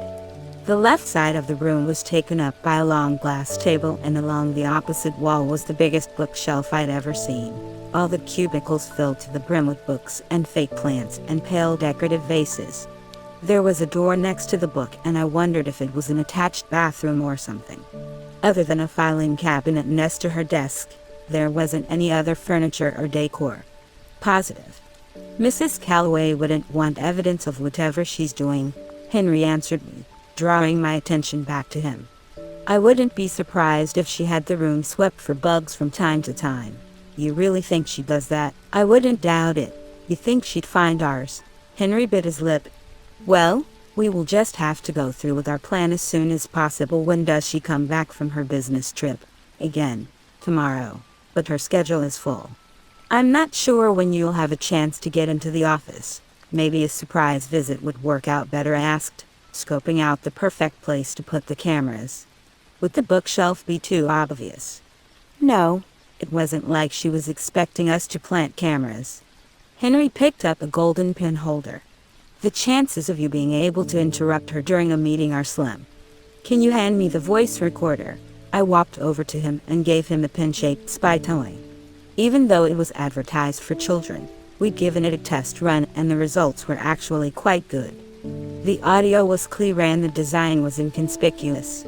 Are you sure we shouldn't put it on that table? Isn't that where most of the talking would be done? No. Any useful information we could get wouldn't be said in front of a crowd of people. The desk is the best place. You know better than I do, I said, nodding. I'll put the recorder by that picture frame on the bookshelf. It's about the same color. That should work. I picked up the picture frame.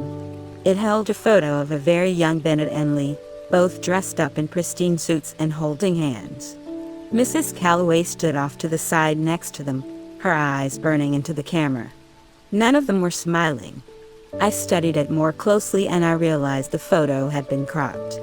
I could see the slightest bit of a figure standing next to Mrs. Calloway. Was it Bennett and Lynde's father?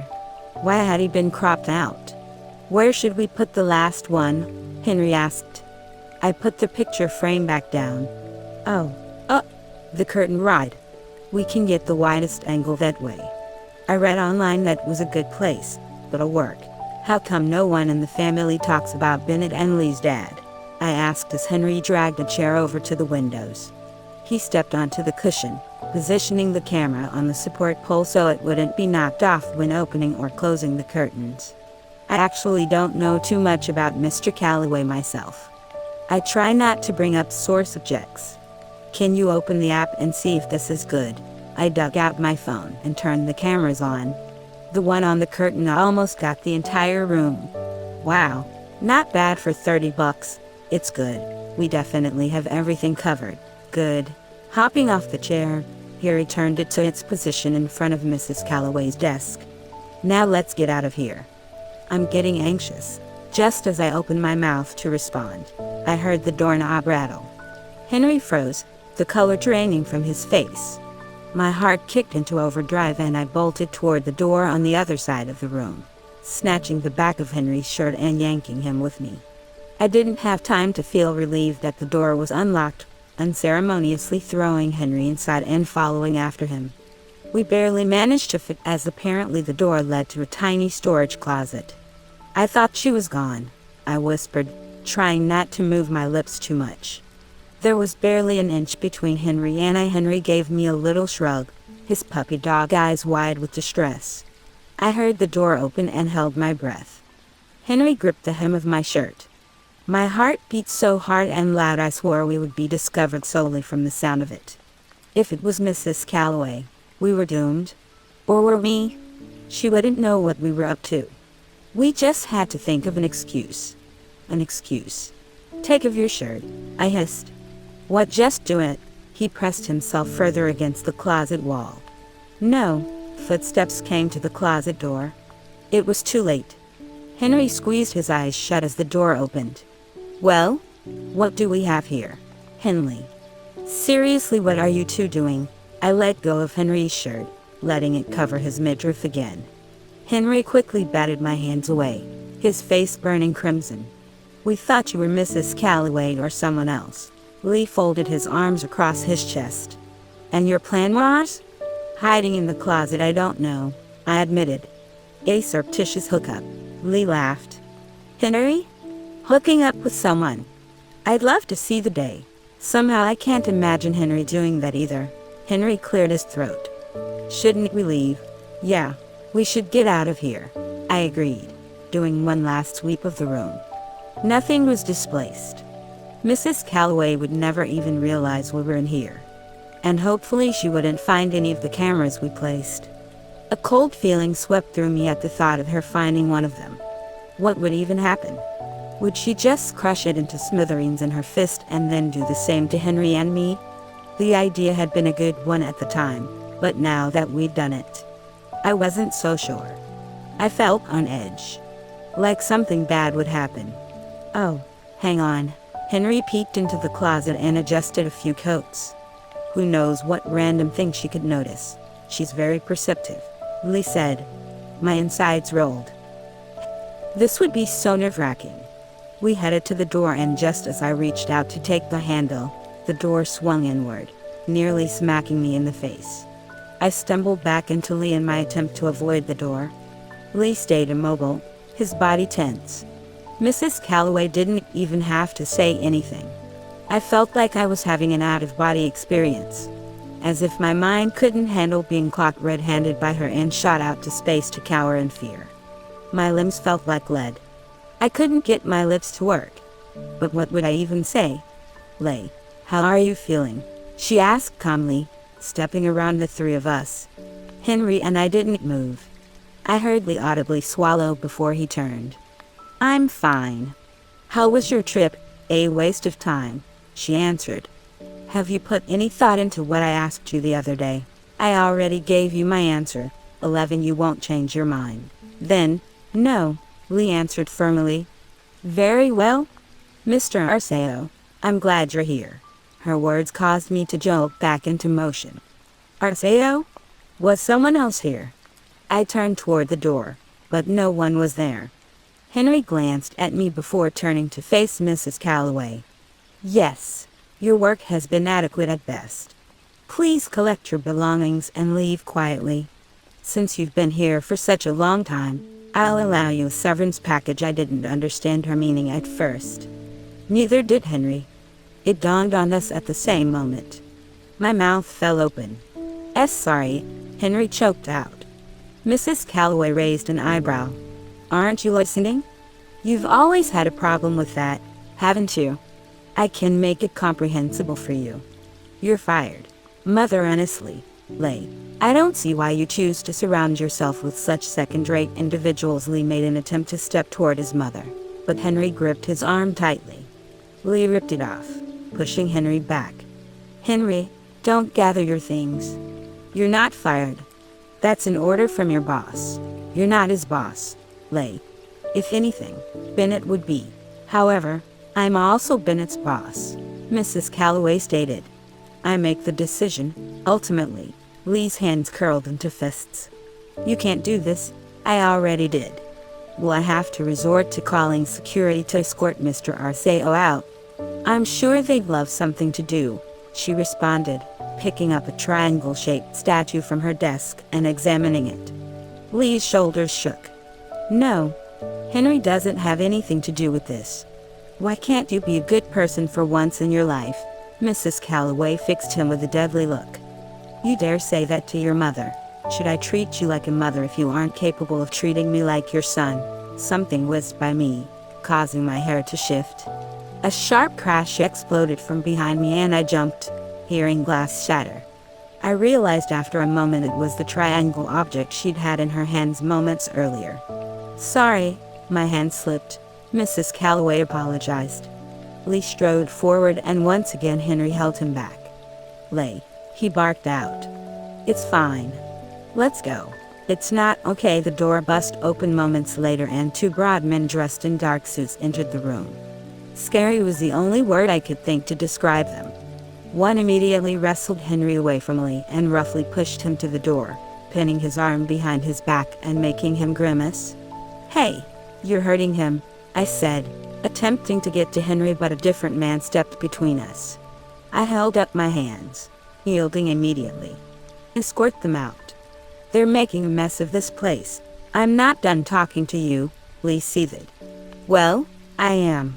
She turned her gaze back to Henry. "Mr. Arceo. Such a shame to lose you. You've always known your place." Henry stayed silent. My heart beat wildly in my chest. This felt like a scene straight out of some horrible drama. The security men began to guide Lee and Henry out of the room, and as I made to follow, Mrs. Calloway's voice stopped me. "Henley, you stay a moment." My heart dropped into my gut. "If she stays, I'm staying too," Lee demanded, attempting to get the man holding him to let go. Mrs. Calloway gestured out with her hand. "Goodbye." The doors shut behind them, Lee's protesting getting cut off. I stood by the shattered remains of the statue, afraid to turn my back on Mrs. Calloway, but considering bolting for the door. "Come here." My legs obeyed her command. Never before had she scared me this much. I was trying to not let it show, but I couldn't stop shaking. What Henry had said about her, I didn't doubt it now.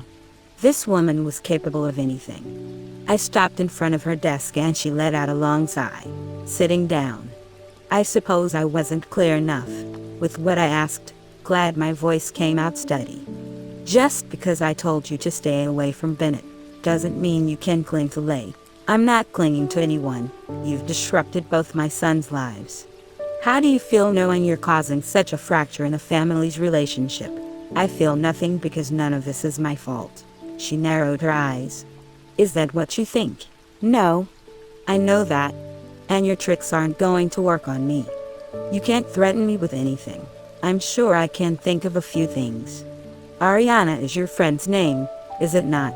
Anger finally flared. It is. And in case you've forgotten, Brandon is my brother's name. You remember him, right? The one you framed that night at McKellen's. The night of Lee's accident, the provocation slipped from my lips before I could change my mind. Her scare tactics wouldn't work on me. But perhaps I could use her own methods against her. It was too late to go back, anyway. And there were cameras in case anything went wrong. It was only a fraction of a second, but the break in her features was evident. It was enough. The slight tremble in her lip, the twitch of her fingers. It was a tell. I knew it, I whispered. You really did it. How could you? I don't know what you're talking about, she said evenly. You put an innocent man in jail. Don't you feel anything? As I said, I have no idea what you're talking about. If you're just going to talk about this nonsense, I don't need to speak with you. I placed my hands on her desk, leaning toward her. This was getting to her. I needed to take it one step further. Oh, really? Maybe you can answer this question for me. Did you purposely hit Lee with your car? What were you thinking as you hit the gas? That you would rather silence him and blame him than come to terms with the fact that you are so unhinged your own sons don't want to live with you in their lives. Her nails burned as they ripped into my skin. I didn't even flinch, but drew back, clenching my jaw to keep from showing any pain. Get out, she snarled. Fine. I've gotten my answer, anyway. But know this. I have evidence. Evidence you can't even dream about finding or intimidating out of me. Maybe for once you can experience the anxiety you cause in everyone else. Think about it. Worry about when I'll show up with the police. She curled her lip at me. Who would believe someone like you? Funny how evidence is the indicator on whether or not something is true. You can leave now. Oh. I thought you wanted to try to dictate my life some more. Oh. But if you do, I might go tattle to my big bro. I said leave. Part of me wanted to tempt fate and keep provoking her, but I figured what I learned was enough for the day. Now we could be 100% sure of what happened that night. I wrapped my hand around the door handle, pausing to throw one last sentence over my shoulder. You're a horrible woman, and even worse mother. I stayed calm until I closed the door behind me. Then I ran like a bat out of hell, nearly collapsing as my legs felt like they would give out. My cheek throbbed fiercely. I had no idea where Lee and Henry went, but I needed to get out of the building first. I couldn't shake the idea of Mrs. Calloway dragging me back into her room and silencing me herself. She belonged in jail. People stared at me as I bolted out of the hotel lobby. Lee's mother Audie was still in the parking lot, so I headed over to it, relaxing when I realized both Lee and Henry were sitting in it. I tried opening the back door, startling both men in the front seat. In my agitated state, I didn't even realize the door was locked and kept rattling it in an attempt to get it open. Eventually, I heard the locks click and I swung open the door and nearly threw myself in. Drive, I gasped. What's wrong? What happened to your face? Life. Just drive. Are you okay? Henry asked, his eyes wide. You're bleeding, I blinked. I am. I touched my cheek and drew back my hand to see my fingertips painted red. Ow, what did she do? Lee asked, backing out of the parking lot. She hit me, but I kind of incited it. What did you say? Henry asked. I called her out about framing Brandon. Lee slammed on the brakes and I slipped from my seat and smacked my head into Henry's headrest before falling between both seats. Sorry, Lee exclaimed. I didn't have my seatbelt on, I mumbled, pushing myself up. My heartbeat was still erratic. Like I'd run 5 miles, or to be more honest, ran for more than a minute. Still, you did what? Listen, I just wanted to see her reaction. Now there's no doubt about it. She did it. I know we knew that, but this confirms it. And something else. What else? I shook my head. Nothing. Henry's gaze locked onto mine, and I recognized the look. I nodded subtly, and his jaw tightened. We need something to defend ourselves with. She tries to hold everything over our head. We needed some leverage. As long as she believes I have evidence, we can protect ourselves. Lee frowned. You're right, but I hope it wasn't too premature. It won't be. We'll be ending this soon. What if we can't actually find evidence? We have to trust Sebastian and Bennett, I said. Or the cameras. Can't we get her in trouble for firing Henry, at least? For now. Lee bit his lip. Unfortunately, no. We have at-will employment. She doesn't necessarily need a reason for firing Henry. Oh, no, it's fine, Henry assured us. I can find a new job. I'll rehire you after all this. I'm not sure if I want to go back. Silence fell over Lee for the next few moments. I was beginning to think he wouldn't say anything at all when he spoke. I understand. Can you drop me off at my place? What? Henry, come back over to my place, I said, leaning between the seats again. Henry shook his head, turning to look out the window. I'm tired. I want to go home. Are you okay? Lee asked. I'm fine. Can you just bring me home? He asked with an edge to his tone. Lee didn't ask any more questions and drove straight to Henry's place. It was my first time seeing it. At the first sight it was clear why Lee couldn't have stayed with Henry, Mrs. Calloway's omniscient eyes aside. I thought my old apartment was small, but Henry's was smaller. I scrambled out of the car as Henry climbed out. Are you sure you're good? Henry closed his eyes and nodded. I just feel sick. You're not feeling well. I feel sick that Mrs. Calloway used me as leverage against Lee. I can't stand the thought. Just like Bennett, what did she hold over Lee's head with my job security as the threat? He snapped his mouth shut, groaning. I pulled him into a hug. It's okay, Henry. It's not your fault. And it won't happen again now. I know, he breathed. You'll be okay alone. Yes. I need to relax. Not that you really stress me out, but I just need some time alone to organize my thoughts. I nodded, letting him go. Okay. I need to tell you about what I said to Mrs. Calloway to get her to smack me. I think I have a good guess, he whispered. I don't want to believe it. Me either. Still, keep it from Lee. Just for now. I think we should tell him. We will. Just not now. Promise me, Henley. We need to tell Bennett first. I won't. Maybe it would be better to tell Bennett first. It's a family issue. Exactly. Make sure you clean your wound. Every inch of Mrs. Calloway's skin is dirty. I shivered at the thought. I will. Henry went inside his apartment and I got into the passenger seat of Lee's car. Lee watched Henry until he disappeared into his apartment. He's upset with me, isn't he? Not with you. With the situation, I figured. Maybe I should go talk to him, just let him be for now. Lee pouted.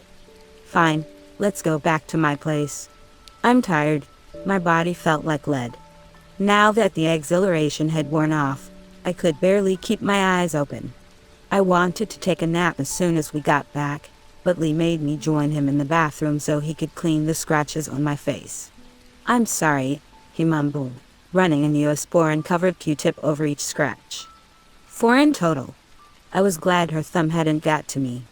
Don't be. It really was my fault. I don't know why she was back early. I should have stopped you guys. The cameras could come in handy. This was worth it, Lee. Trust me. You and Bennett can't keep living like this. It's not right and it's not fair. Lee took my hand into his. I'm so happy you came into Bennett's life. And mine.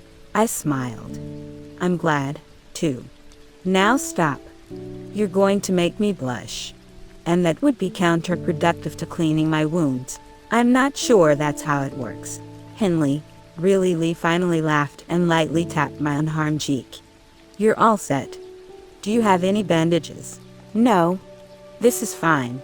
The scratches aren't that deep, I told him. Although if needed I can have Brandon picks him up whenever he comes home. Big brothers are the best, aren't they? Debatable. I used to think Bennett would be better off without one, but now I realize it's not that. I tried so hard to protect all of us. Why couldn't I see how abusive our mother was? Because you love her, I said. She's your mother. I can't imagine her being anything other than nasty, but you can, right? You remember the good moments. You excuse the bad. It's not your fault you couldn't see it. Lee leaned against the bathroom counter, staring hard at the bathroom tile. Maybe it wouldn't have gotten this bad if I had. Blaming yourself will never change anything. Come on, you know that. You know no one blames you either. You and Bennett can set things right by putting our own mother in jail. If it even gets that far. I am sure she will weasel her way out of it. She deserves it, I said. I won't excuse what she's done to you guys or my brother. That's not your fault either. Maybe if she goes to jail it'll snap her out of whatever mindset she has. Who knows? We can deal with everything as it comes our way. Even though I say this knowing it's way harder for you and Bennett than me, Lee hummed. It's easier with all the support around us. Thank you, Henley. Are you hungry? I'll order us some food. Sure. I'm going to take a shower really quick. I sweat a lot while talking to Mrs. Calloway. I think I stink, Lee chuckled. Everyone does. After he left the bathroom I grabbed a towel and turned on the shower. What I'd said to Mrs. Calloway kept racing through my head and now I was beginning to have second thoughts. Could I handle threatening her? Would there be an outburst from her? Would something happen to Bennett? No, she had been shaken. We definitely had the upper hand for once. The question was for how long. I could only hope Bennett and Sebastian had found something good. Bennett. Let's go over the facts, Sebastian suggested, opening up his glove compartment and pulling out a manila folder. He dropped it on my lap and returned his hand to the wheel. These are the files I've collected. I flipped through the folder. Lee's medical files, Brandon's accident report, financial reports, his father's personal bank statements. Is it legal to have these things? I didn't get them through illegal ways. That doesn't answer my question. He gave me a sideways glance. Not as illegal as what our parents are doing. Fair enough. Let's start with what we know. Lee steals and crashes a car. Your mom arrives on the scene. Brandon happens to be around and inebriated. Your mom contacts the police. The police arrest Brandon. Lee somehow disappears from the crime scene, but not before sustaining injuries from what appears to be a front-end collision. That's what happened the night of the accident. I waited for him to continue, but he stayed quiet, frowning. What I asked? Saying that out loud has me thinking. Your mother had to have been the one to call the police. She wouldn't have left it to someone else. So, there should be a police report somewhere with her as a witness, shouldn't there be? You're right, she would have made the call, I agreed. Is that something we could access? Sebastian shook his head and scoffed a little. Why didn't I think about this before? Accident reports are public record. There should be a public record of any accident that happened that night. How could we have missed this? She might not have put her name on it. She had to have if she called the report in. She might be able to pay the general public to keep their mouths shut, but not with law enforcement. He was silent for another moment, mouth twisting down again. At least I hope. It's worth investigating, I said. Anything would be helpful at this point. Sebastian tapped his fingers along the steering wheel. Right? Let's keep reviewing. So, my father takes on Brandon's case and intentionally sabotages it, resulting in Brandon getting charged in place of Lee. Lee, meanwhile, is checked into the hospital the same night as the accident. We don't know how he got his injuries. I have theories, but, well, they're not pleasant. I shuffled through the papers again until I picked up Lee's medical report. The date was the same night as Brandon's accident, Lee's accident. The thought made my stomach turn. How could my mother do this to some innocent bystander? What do you think happened? Then, Sebastian chewed on his bottom lip. Well, Lee could have accidentally stepped into traffic right after crashing the car. It's plausible. However, if someone had hit Lee, they would have stopped and there would have been a separate report. Even if they hadn't stopped, it would have become a hit and run. And if it had been a random person, your mother definitely wouldn't have let that go. So that's why I think this theory is wrong. And your other theory is, Lee wouldn't have let this happen. He wouldn't let the blame be placed on anyone else. Your mother knew this, and in an attempt at keeping him silent, the discomfort in my stomach grew. I knew it before he even said it. It was dancing at the back of my mind. Since it was first hinted at, it made sense. It made so much sense it made me feel nauseous. I'd come to the conclusion, too. I cracked the window in the car. Stay calm, Bennett. I don't think her intention was kill him, but I think she achieved her goal, Sebastian said simply. And if she brought Lee to the hospital herself, she could easily spin whatever tale she wanted to so the police wouldn't have to be involved, and so no one would know Lee had been at McAllen's that night. And then she ships Lee off to California and puts it behind her. The cherry on top of the cake. Lee doesn't remember anything. I swallowed, the motion difficult as a consequence of my dry mouth. Are you okay? Yeah, I managed. Sebastian put his hand just above my knee and squeezed it. We'll settle this, Bennett. The things that have transpired are terrible, but we're making it right. Remember that. I know. I am. My mother doesn't deserve any compassion. Anyway, Sebastian made a humming noise deep in his throat. Well, something made her the way she is. I think she's needed help for a while now, but no one has attempted to help her. She doesn't deserve help after what she's done. Everyone deserves help. But paying the consequences for your wrongdoings is something else. Forgiveness is also something else. I'm not saying that she doesn't deserve what will be coming to her, nor do you have to forgive her for what she's done. But there's something causing her to act like this. I rolled the window back up, placing my hands in my lap. Sebastian was the most rational person I'd ever met. He proved it time and time again. It still didn't stop the tightness in my chest. Wrong. It felt all wrong to give my mother any kind of sympathy after all she'd done. She did this to herself. She pushed Lee into wanting to end his life. She caused so much stress in mine. She all but ruined Brandon's. But she was my mother. I couldn't hate her. But it was wrong, wasn't it? A bead of sweat slid down my face and I wiped at it, deciding to crack open the window again. Let's continue, Sebastian said. So, Lee is in California and Brandon is in jail. My father uses his account to pay off some random person in Poughkeepsie. Who would that person be? Where do they fit in? I was glad to have something else to focus on. The owner of the stolen car. Isn't that what we said? I thought so at first. But they testified in court against Brandon. So why would my father send them money?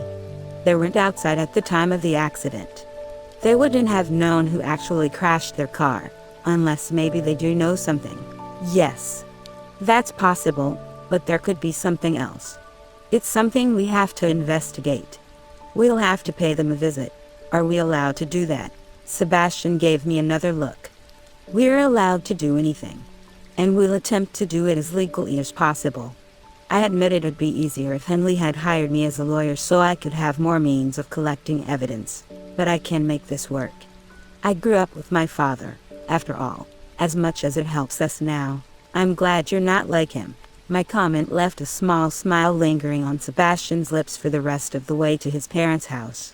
When we pulled up to the gates, Sebastian paused to type in the passcode to open them. I briefly wondered what Henley would think of that, but the thought was dismissed as Sebastian threw a wary glance back at me. I watched as he pressed a couple more buttons on the keypad, but the doors didn't open. He halting put out a hand to type it again, hesitating. I leaned over and rolled down the driver's side window so he could hear me. What's wrong? They changed the passcode when he folded his arms over his chest. If I put it in wrong again they'll get an alert on their phones. I surveyed the gate in front of us. Can't we just climb over? I suppose, but we wouldn't be able to enter the house without triggering the alarm, which again, they'd be alerted to. Can you just call them and say you're picking up something? Sebastian lifted an eyebrow. If my father is hiding something and is aware of the connection between you, Henley, and myself, chances are he'll immediately get suspicious. My shoulders sagged. That's true. Suddenly his face brightened. Oh, I do know what would work though. You're lighter, so you'll have to go in first. Before I could even question what was happening, Sebastian was pulling me out of the car and hoisting me over the gate. He easily pulled himself over and guided me toward the back of the house. With a precisely aimed kick, he knocked out the small cellar window on the far left of the house. I stared at the thin opening. You want me to climb through? There, you're much slenderer than I am. My shoulders wouldn't fit. My shoulders are wide too. Sebastian took a step closer to me and scanned me right from left, using his fingers to mark how much broader his shoulders were compared to mine. This is why you should work out, Bennett. You don't have to be the first one through cobwebbed windows. Feeling heat rise to my cheeks, I took a step back. Fine. Whatever. And for your information, I do work out. When's the last time you visited the gym? Well, trick question. Our joint membership expired 3 months ago and you still haven't noticed. Now go. We want to be quick. He shuffled me toward the window and I turned my nose up at it even as I lowered myself to the ground. I slid my feet in first and angled them down, trying to find purchase on anything, but feeling nothing. Gripping the edge of the window, I slid in all the way to my chest and still couldn't find support. How high up is this window? I grunted. Sebastian smiled a little and shrugged. I don't think you'll break anything. Pull me out. Come on, Bennett. Do it for Henley. Sucking a breath through my teeth, I propelled the rest of my body through the window, closing my eyes for the intimidating 3 seconds it took for my feet to reach the cellar floor. The impact buckled my knees, but I managed to stay upright. It was pitch black, the only light coming from the one window. You need to shut off the main breaker. That way the security system will go out fully, Sebastian said, his voice muffled. And I'm supposed to know where that is? In the far left corner. You've seen one before, haven't you? I decided not to grace him with an answer as I pulled out my phone to use as a flashlight. The floor was made out of cement and the walls showed their support. It was odd that the room wasn't finished, considering the rest of the basement was. This room was completely bare. Still, it made breaker easy to locate. I flipped the switch and then returned to the window. It's out. Okay. Stay there while I slip inside and see what I can find. It's better if I go alone in case the app notifies them of a power outage and they send the police to check it out. What? No, let me out first. Be right back. I heard his footsteps walking away and I stuck my hand out the window to try and stop him. Sebastian, help me out first. Sebastian, grinding my teeth, I retracted my arm from the window, swiping my flashlight around the room again. Spider webs stretched across the ceiling and I absently scratched at my head and arms, wondering if anything had gotten on me as I slid through the window. There was a door that I assumed led to the furnished part of the basement, but I didn't go through it, deciding Sebastian was probably right. The police could show up if there was a security alert, even if it was just an outage. I could imagine my mother doing the same thing. She'd probably fly home to investigate herself, especially if she was hiding something. I turned back to the window, nearly tripping over a box in the corner I hadn't noticed initially. The force of the impact of my foot knocked the top off and I crouched down to fix it, pausing as I noticed manila folders. It seemed like a suspicious place to keep them. Tucking my phone under my chin, I picked one up and opened it, scanning the papers inside. It appeared to just be records of old cases. Setting the file back down, I picked up another. This file held another case, but I paused as I read over the name of the client. Castrilli? I flipped the folder shut again, seeing Cecil Castrilli written on the front. I stared at it for a long moment. While it wasn't too strange to see a familiar name working with Sebastian's father, it felt oddly coincidental. I shuffled through the contents again. Cecil seemed to have trouble remembering to pay parking tickets, but other than that, there was nothing too incriminating. Just as I reached the last document, a slip of paper floated to the floor. I snagged it in midair, nearly dropping my phone in doing so. Taking my phone from its position under my chin, I held it over the paper. Cecil's bank account details were written on it. What a great thing to leave around, I said dryly. Very professional. Okay, Bennett, flip the switch back and let's go. Sebastian's voice startled me and I nearly dropped the folder. Already? Why? You want to stay down there longer? I told you I'd be quick. No. I found a box of files down here. There's one that belongs to Kara's father, I told him, walking back to turn the power on, and then going to the window. Even though it's all parking ticket misdemeanors, I found Cecil's bank account details. Sebastian crouched down, but I still couldn't see his face. Is that so? That's strange. Why would it be hidden down there? I stared at the paper in my hand. Do you still have the account details of the person your father transferred money to? Yes. Wait, are you thinking? I don't know. Help me out first. The thought was preposterous. It would be too coincidental, too precise and planned out. It would be too cohesive. My forehead slammed against the corner of the window and I shouted out in pain.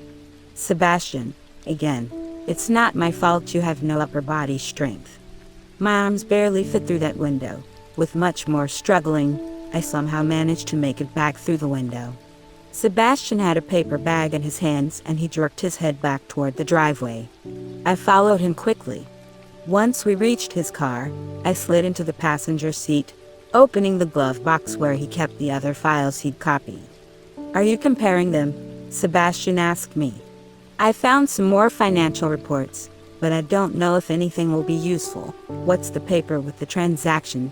Sebastian reached over and plucked one from the pile. This one. I inspected the paper until I found the account numbers and then held the paper right next to them. When the first numbers matched up, my heart stuttered.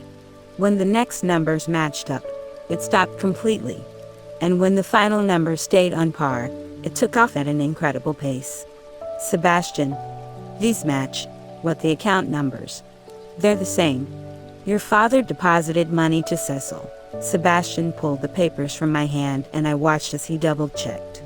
Why would my dad be paying Cecil? My thoughts swirled. We had assumed that whoever Sebastian's dad had paid off must have been the other person involved in Brandon and Lee's accident. If it was Cecil, where did that fit in? I would have recognized him. My family had known his for a long time. My mother used to go out to McKellen's with him, a habitually, and I had picked up. We need to go to McKellen's, I said, to look at the video recordings. It wasn't a question. Sebastian was probably way ahead of me, anyway. As he drove, I tried to think through it rationally. My hands formed fists on my lap. This was insane. If Cecil was involved, it was too intertwined. Everything was tangled up too much. My mother couldn't have plotted all this. It was an incredible mix of coincidence and sly groundwork. How could the world set things up for such a reprehensible crime? But, like all things so far, it made sense. It made sense why my mother was so adamant about me dating Kara all of a sudden. It had never been brought up in the past, even though our families had known each other for years. Never once. So why out of the blue had my mother decided she was the one for me? Cecil was always close to us, but never close enough. Never even considered for our family to merge with for any matter or reason. Ugh, Sebastian hummed his agreement. You might have found the missing piece. This isn't possible, it is. If Cecil is connected, your mother is a lot scarier than I thought.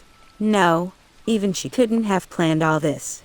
She just has some sick type of luck. Luck that made it all fell into place for her. If we see Cecil in the footage, it's what it has to be.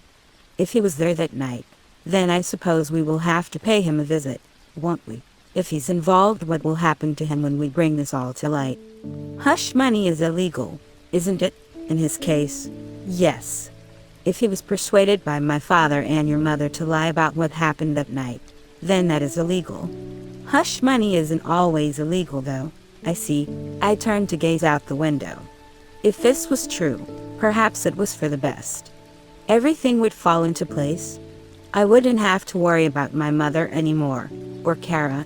We wouldn't be forced into marriage. Kara could be free. I could be free. At McKellen's, Wilson greeted us cheerfully. Here's a sight for sore eyes. It's been dead here. What can I get you two? Oh, we're not here to drink, I said, feeling a little bad. Oh, do you still have the recordings from the night of Brandon's accident? Sebastian asked. And perhaps the day as well, Wilson nodded. Yeah, I kept the files. Never know when we might need them. Like now, for example. I'm assuming, sorry to bother you. Don't be sorry at all.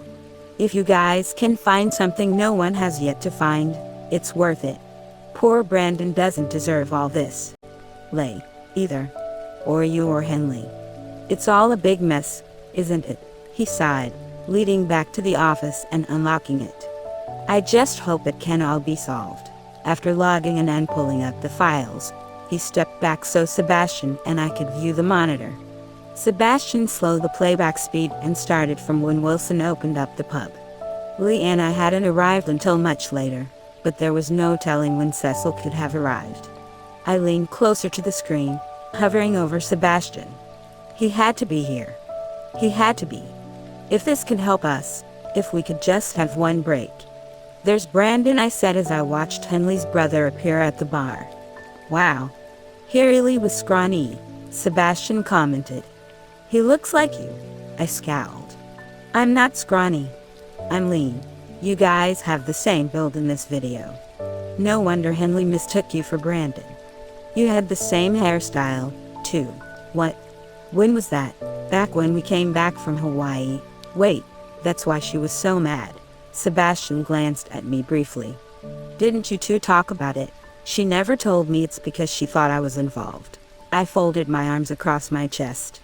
No wonder she acted the way she had. I was a stranger to her.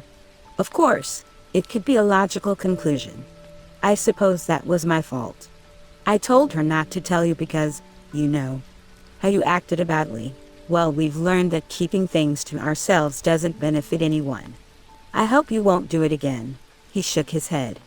No, I won't hide anything anymore. Good, wait, is that Cecil? I leaned closer to the monitor, my stomach churning. I think it is. It's him. You're sure? Can we zoom in more? Sebastian obliged, and even though the screen became grainy, I could identify Cecil. He was there that night with what appeared to be some coworkers. They all stood around the bar, sitting only feet away from Brandon. I almost couldn't believe what I was seeing. All that would happen after this moment, with Brandon having no idea. It was insane. It was our big break. Bennett, I can't reach her. Try again. I tapped Kara's name on my phone again, putting it up to my ear. After 5 rings, her phonetic voice instructed me to leave a message. Let's just go to her house. Is it okay to just show up? I can't see why not. We're supposed to be dating. Her father should be at work, as well. This is important. Sebastian nodded, keeping his eyes on the road. What should we do if she's in on it? She's not, I said firmly. How can you be sure? I just know she isn't. Trust me. Carrie wouldn't do something like that. Is she close with her father? My eyes darted from my phone to Sebastian. I hadn't considered that yet. To my knowledge, the Castrilli family didn't seem tight-knit, but they didn't seem distant with each other either. Karen never talked badly of her father, even though he forced her into our relationship. Would she be hurt by this? Before I could answer, my phone started vibrating. Henley's name flashed across the screen and I swiped the answer button. Henley. There was a split second of silence and then she laughed. I see some things never change. What do you mean? You never say hello. It's always just. She paused to clear her throat. Henley, she continued, her voice deeper and rougher. I turned toward the window, smiling a little. I don't sound like that. I think I did a pretty good impression. What are you up to? Oh, right. Well, Henry and I were planting cameras in your mother's office. Wait, you were what? I interrupted. Well, we had these plans too. She trailed off, letting out a sigh. It doesn't matter. We thought she was away. She's not. She was at the office. She must have come back early. And she caught us and fired Henry. My eyes nearly bulged out of their sockets. What do you mean she fired Henry? She can't do that. I'm his boss. Sebastian's eyebrows lifted and he inclined his head at me. What's going on? I don't know, Bennett. We didn't know she'd be there and I think she might be onto us. I'm sorry. We messed up. You didn't mess up anything. What happened? Did she do anything else? Where's Henry? Are you okay? She? Well, I'm fine. Henry's home. I just wanted to give you a heads up since I know you and Sebastian are investigating. Where are you? A heavy feeling settled in my gut. Why in the world would my mother fire Henry? What had she said to them? Why was she back early? I didn't miss how Henley hadn't answered all my questions. Are you sure you're okay? I'm fine, Bennett. I'm just worried that we're not going to find any evidence. I just want this to be over.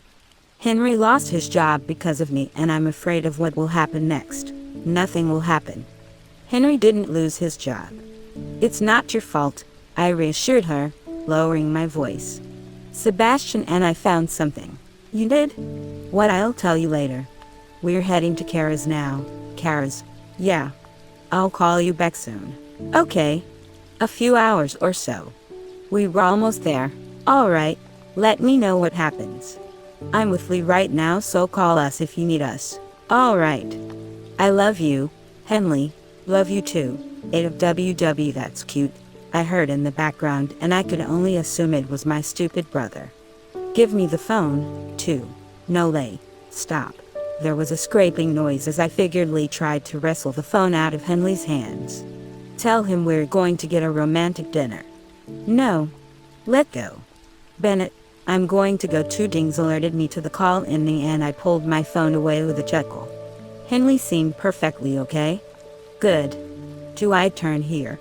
Yeah, I said, the momentary peace disappearing fast. Then turn onto East Street and it'll be the house at the end. What happened with Henley? She told me my mother came back early and she caught them in their office. Sebastian winced. Ouch. It's fine. We're ending this soon. As we pulled up to Kara's, for lack of a better word, mansion, I tried calling her one last time. When she didn't answer, I scanned the driveway for her BMW, but then remembered everyone parked out back. Hopefully, she was home. Although it was perfectly acceptable for me to visit her unannounced, I still felt a little anxious knocking on her front door. I toyed with the watches on my wrist as Sebastian adjusted his tie. After a minute, the door swung open and Kara appeared, her eyes widening. Bennett, Kara, oh shit. You can't be here. Leave now. Hurry, she whispered to me, throwing a look over her shoulder. Why? What's happening? I'll call you later. Just go. Who's at the door? I froze at the voice that met my ears. Kara's eyes closed and she clenched her teeth before opening the door fully. As she turned, a blinding smile transformed her expression. It's Bennett. Come on in. I swallowed hard before stepping through the threshold. My mother stood next to Kara, her eyebrow curved up. Bennett. Perfect timing. What are you doing here? What do you mean? I can't visit my future daughter-in-law. Kara threw me a mournful look and I felt my stomach sink. I thought you were out of town. I finished early. I just couldn't wait to come share the news with Kara. What news? My mother gestured to Kara, who didn't even bother to cover her somberness this time. Kara stared at the floor. We have our wedding date, my mother simpered, extending an arm over Kara's shoulder. Isn't this exciting? I didn't let it get to me. A wedding date was no big deal. I only wished Kara knew what Sebastian and I did. She looked so defeated. If only she knew that this would all be over soon. We just had to play along for a little bit more. Then she could have her happy ever after with Tala. I would be free to stay with Henley. No one could interfere anymore. We would make sure of it. Having a date picked out is the first step. When will it be? Tomorrow. The whole world went static for one choking moment. Tomorrow? Tomorrow? The word barely made sense to me. Reality rushed back in and I staggered back a step, into Sebastian. My mother's eyes lit up. I felt sweat beading on my forehead. No, it's too soon. I scrambled. I don't even have a tux, there's no need for one. You guys aren't in love. You've both proven that. You don't need an elegant wedding. We'll just have a small get-together and then have the papers signed. I shook my head. No, that's not fair to Kara. She deserves a nice dress and an amazing venue with all her friends and family around. You don't mean that, Bennett. Her words were sharp. Kara stared at me, her eyes red. I just had to buy time. I just had to continue the charade. Just keep it up, just a little longer. Once the papers are signed, you're both getting on a plane and heading to Hawaii for the next 6 months. You will focus on the completion of the resort and help Kara learn her business. The tickets are already booked. You will leave a married man and hopefully that whoever yours will finally learn her place. Nails bit into the palm of my hands. Let's stop this. I'm glad you finally understand. Bennett, is it okay? I asked, directing my gaze to Kara. Kara nodded faintly. Yes. Was this so hard? My mother sighed. This is how your life is meant to be. It isn't just yours. You're a Calloway. You're the future of our company. You can't be selfish, fury radiated through me. I glared at her. Fuck off. Kara's jaw dropped. She moved backward a few steps, eyes shifting from my mother, and back to me. I didn't blame her. Every fiber of my being shook with indignation. I'd had enough. I'm not a fool, Bennett. The cool, collected tone of my mother's voice threw me off. It wasn't the reaction I was expecting. Sebastian stepped up next to me, brushing his shoulder against mine. The anger was quickly dissipating, replaced with a chilling unease. Wrath from my mother didn't scare me, composure did. I swallowed hard. No, I wasn't letting her win this time. No matter what she said, there was nothing she could use to threaten me. I held the cards this time. Whatever you're thinking of isn't going to work. We know everything that happened that night. Do you? We found the paperwork at Sebastian's house. We know Cecil conspired with you to place the blame of Lee's accident on Brandon. We have proof. You and Cecil caused an innocent man to go to prison. Carol let out a sharp gasp. What? Are you talking about my dad? It was a trade, wasn't it? Cecil helps you. He gets to marry his daughter off to one of the wealthiest families he knows. It only takes a quick Google search to see his business is unsteady. With financial help, it can continue to prosper. What are you talking about? Bennett Kara demanded. My dad would never do anything like that. She wouldn't. It was an investment, my mother said simply. My life is just an investment to you. You had to be worthwhile in some way. The words cut me hard. Even though I couldn't think of one time where my mother had ever been motherly to me, it still hurt. It didn't make any sense. How could someone treat their son like that? Sebastian moved forward. It's over. Stop now before your relationship with your son becomes irreparable. What is with you two? Why are you acting as if you've won? We have proof of everything. His words didn't faze my mother. You're going to turn on your own father. You're willing to rip your family apart for a stranger.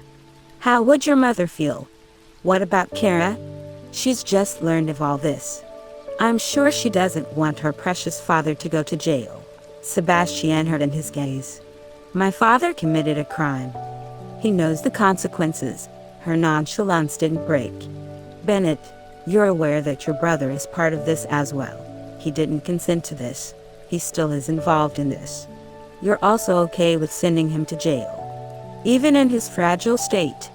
How embarrassing it will be for him to be ripped away from the rehabilitation center as a criminal. I can't imagine what that would do to him. Rehabilitation center, I repeated. Her lips curled up. The first break.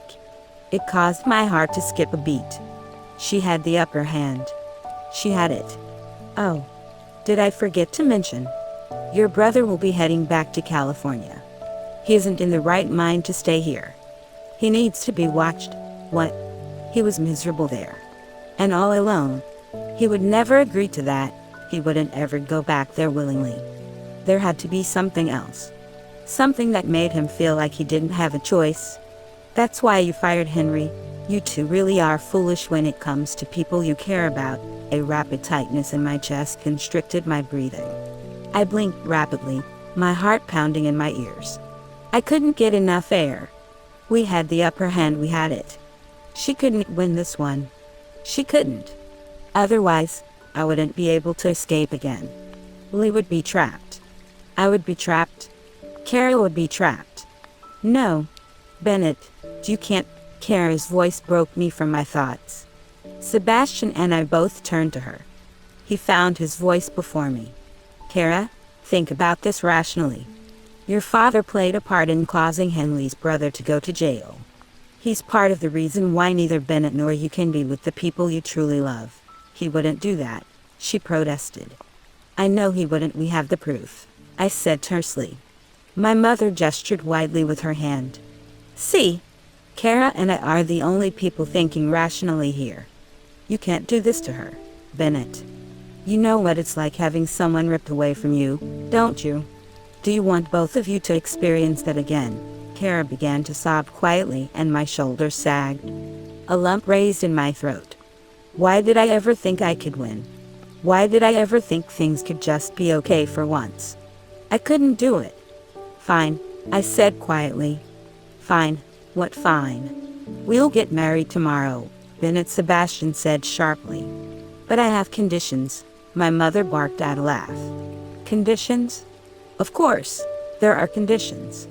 I don't see how you're in a position to request any, but I'll listen to them. Leave Henley alone. Please, as long as she's out of your life, I see no reason to be in hers. You can't interfere with her at all. Even if she wants to continue to meet with Lynde, and Henry, and Sebastian. You can't forbid them from seeing her. You can't interfere in Brandon's life. Leave them alone. Are you sure you want her to continue to stay around me? I don't think it'll take long before she decides any Calloway will do. Do not ever speak of her that way again. You're testing me, Bennett. I'm almost done. I want to see her one more time. I need to explain everything to her. I need to end things properly. I could see the word no forming on my mother's lips, but then she pressed them together, hesitating. After a moment, she gave a slight nod. Fine. You may go and see her, but I expect you back here no later than midnight. Here, yes. Where I can keep an eye on you.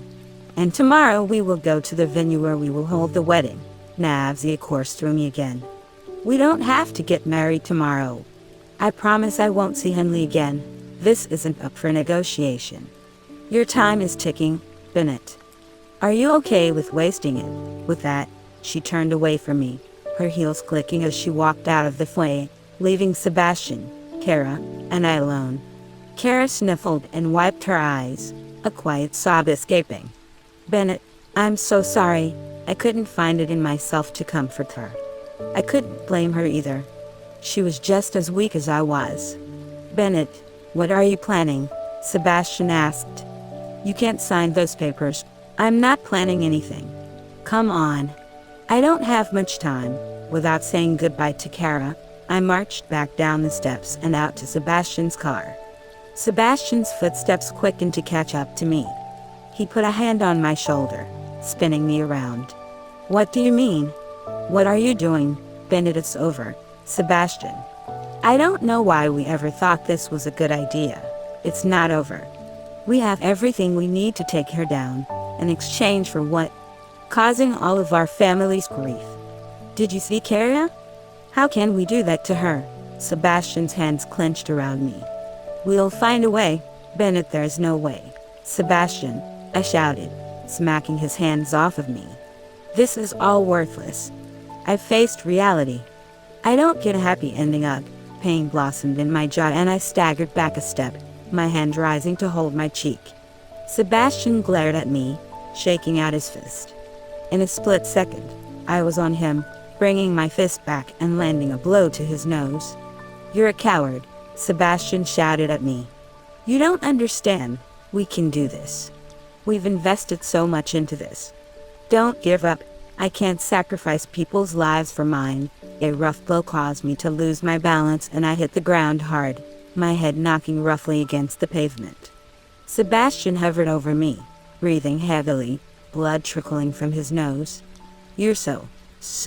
I closed my eyes. Leave. Sebastian, I drove you here. Just go. Get in the damn car, Bennett. Let me drive you to Henley's. His hands encased my arms, pulling me to my feet. My entire body throbbed. Sebastian looked like he felt about the same. I climbed into the passenger seat, gently prodding at a sore spot on my forehead. When my hand returned, I saw blood. Sebastian started the car and backed out of the driveway. The silence lasted about 1 minute until he spoke. You're an idiot. I glanced in the mirror-view mirror, seeing my mother's figure on the porch slowly disappearing into the distance. I know. I hope I beat some rationality into you. Once she was out of sight, I sighed, facing forward. I was faking it. Sebastian paused. What, my mother was watching the entire time? Did you have to hit me that hard? He threw me a wild look. What, was my acting that good? I asked, touching the tender skin of my face now. No, but it sounded like something you would actually say. Well, I sort of feel like that, I admitted. You know, she knows how to get under my skin. And her words just now would have been enough to make me give in before. But I'm not the same as I was. I'm not going to give up that easily. And you don't need to punch me to make sure of that. Sebastian cleared his throat. Well, you were convincing. I'm sorry, then hopefully it convinced my mother, too. So, what should we do? I asked. We'll think of something. We have 24 hours. I'll talk to Kara. I'll convince her. We can't do this to her. So you're okay with what happened to Brandon and Henley? No. Not at all. I'm just saying that we know what they went through. Do you think Henley and Brandon want us to do it to someone else? Are we okay doing exactly what our parents did? We should try to find another way, except our parents did something illegal. We are setting things right, Bennett. I pressed my face against the cold glass of the window. I just can't see how things will turn out. I can't say how it will either. But we have to try. Carrie will be fine. With her father's influence, he'll probably avoid any heavy jail time. There's a chance he might not get jail time at all. He could get out of it with a heavy fine. Of course, Brandon could always sue him, but I doubt he would. We still have a chance, Bennett. I know your mother makes you feel helpless and is a master at manipulating you, but don't forget the rest of us who are on your side. The throbbing of my jaw is a reminder enough. But yes, I know that now. I'm okay. Really, I assured him. I don't even feel anxious right now. That's good. She doesn't rule your life, Bennett, I know. She just knows how to get to me. So easily. That's still hard to deal with. She and Lee are my only family. That's not true. I'm your family too, Bennett. We can do this together. I peered at him, my disheveled hair falling into my face. I'm sorry for punching you back, by the way. He cracked a grin. I won't apologize for punching you. I had to play a part, I guess, maybe one. But something tells me you were letting off more steam than it just being about me. Is there someone else you've been wanting to punch, by chance? He jutted his chin up. No, I don't know. You packed a lot of punch in your throws. Don't we have a plan to formulate? I decided to let it go. There were more important things to discuss. We have to prove Brandon's innocence. If we can do that, Lee and I can contact the board of directors and begin the process of having her removed from her position. But how do I avoid getting married tomorrow? I don't know, but we only have 24 hours to figure it out. Henley, do you think we could do anything with this footage? I asked, replaying the video on my phone for the 10th time. The cameras we planted captured Mrs. Calloway striking my cheek clearly. The mark still stung dully. You could file for assault, Lee responded, eyes focused on his own phone. We have all the evidence we need. That's probably not enough to make her lose her position though. Right, it would be better to have more, he sighed, dropping his phone onto the coffee table. It doesn't help that everyone is afraid of my mother.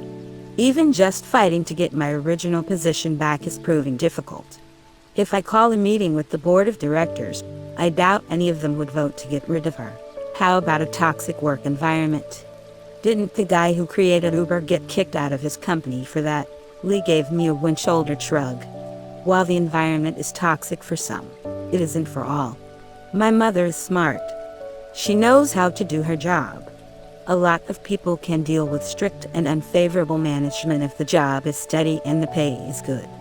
It's more about surviving than enjoying a job for most of the company. I guess I get that. Strict and unfavorable described Colin perfectly. And I still didn't leave Michelangelo's. Still, if all the employees could have come together to get him fired, wouldn't they have? Of course, that's not saying that Bennett and myself aren't well respected. There are plenty of employees who would have our back. We just need something else. Something that incriminates our mother in a way that no one can ignore. We'll have to wait to get something good with the cameras. One that's the best we can do for now. What about Henry? Lee pouted. No idea. He won't text me back. No. I mean, are you going to get his job back? And he said he wants to be alone. I'm sure he'll respond eventually. I don't think I'll be able to get his job back while my mother still has her position, Lee told me. Besides, it didn't seem like he wanted to come back. I bet if you became the president he would. Lee smiled a little. I wouldn't want to make him work somewhere where he isn't happy. I don't think he was unhappy at all, Lee. He loves working for you and Bennett. He probably said that because he knows Mrs. Calloway will try to use him against you and Bennett. Just like how she used you against Bennett and how she wanted to use Ariana against me. Cheap, dirty tactics. Folding his arms across his chest, he nodded. You're right. Not having Henry be a part of this benefits us. And after everything, I'll just rehire him with an offer he can't say no to. Oh yeah. Like 60 grand and a date. Lee whipped his head toward me, eyes bulging. What? DD date? I blinked. That wasn't the response I was expecting. Maybe not. Why would you say that? I just kinda. I didn't mean to assume. I just thought, I babbled, heat rising to my cheeks. Lee's own face flamed as well. Was I that obvious? You? I don't think Henry is into men. I've dropped many hints and he's never taken one, Lee admitted. My mouth dropped. Dude, I thought Henry was the one with the crush on you. You think he has a crush on me? I mean, it's kind of obvious. Lee hunched into the couch, a petulant expression on his face. I don't think so, Henley.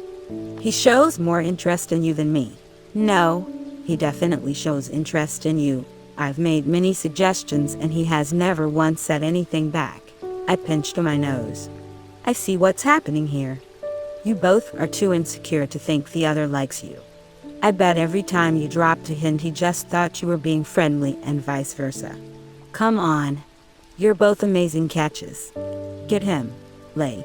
Lee picked his head up and I imagined him as a puppy, ears perking. You really think so? Yes, Lee. What's the worst that could happen? Anyway, he gets weirded out and never talks to me again. Henry isn't like that. You know that. Lee chewed on his lip. Yeah, you're right. You know, I always thought his book was about us, but it's a male and female led. That doesn't mean anything. Just ask him out, now. Well, sure, but I was really thinking when you rehire him. No, I have to do it now. Lee shot off the couch so fast it startled me. I stepped back, giving him his space. Are you going to call him? Chuckling, Lee shook his head. That's amateurish. You have to do these things in person. You're going now. Why wait? This is life-changing. Henley, yeah, but if you want something you have to go and get it. I couldn't help but smile at his enthusiasm. You're right, Lee. Sometimes putting things off until later makes it become never. Nodding, he smoothed out his clothing and briefly checked himself out in the reflection of the window before giving me a small wave. I'll probably be back. Hopefully not, though. He gave me a little wave and I laughed, watching as he disappeared around the corner into the hallway. 5 seconds later I heard the door slam and I wondered if he'd even bothered to put his shoes on properly. Hopefully, Henry would let him in. It had only been a few hours, but maybe it was enough time to help him calm down. Not that he'd be calm for long. Suddenly faced with a quiet house, I debated on what to do. It was a rare occasion lately to be left alone. Brandon didn't get out of work until midnight, leaving me ample time to take a bath and relax. I hadn't been able to try out the tub yet, and Anna had bought me some bath bombs. As I turned to head toward the bathroom, I heard the front door open again. "Forget something, Lay?" I asked. But instead of Lay, Bennett burst into the living room. "Henley, Bennett, what are you doing? There's no time," he said, marching up to me and taking my hand in his. "Come on, what's going on?" He tugged on my arm with urgency. "We're going to run away." My eyebrows shot up. "What? Why?" "My mother plans on having Kara and I get married tomorrow." "Tomorrow," I repeated. "She can't force you to get married. That has to be illegal. That's why we're going to run away." I planted my feet into the ground to keep him from pulling me. Wait. There's gotta be another way." "I thought about it," he told me. "If I'm not around, she can't force us to get married. We can come back when everything is settled." "No, Bennett, we can't just leave. We need to bring your mother's actions to light." "How could we do that if we're gone?" Bennett's mouth formed a no. "That's right. I'm getting too ahead of myself." Finally letting my arm go, he let out a breath. "Sorry, it's okay," I responded, taking his hand. "What happened?" "Sebastian and I found what we need to take my mother down. Kara's father is the owner of the car that Lee crashed. He helped my mother pin the blame on Brandon. Then my mother offered my hand in marriage in return." For a moment, I was at a loss for words. As impossible as it sounded, I believed it. Mrs. Calloway could orchestrate something like this easily.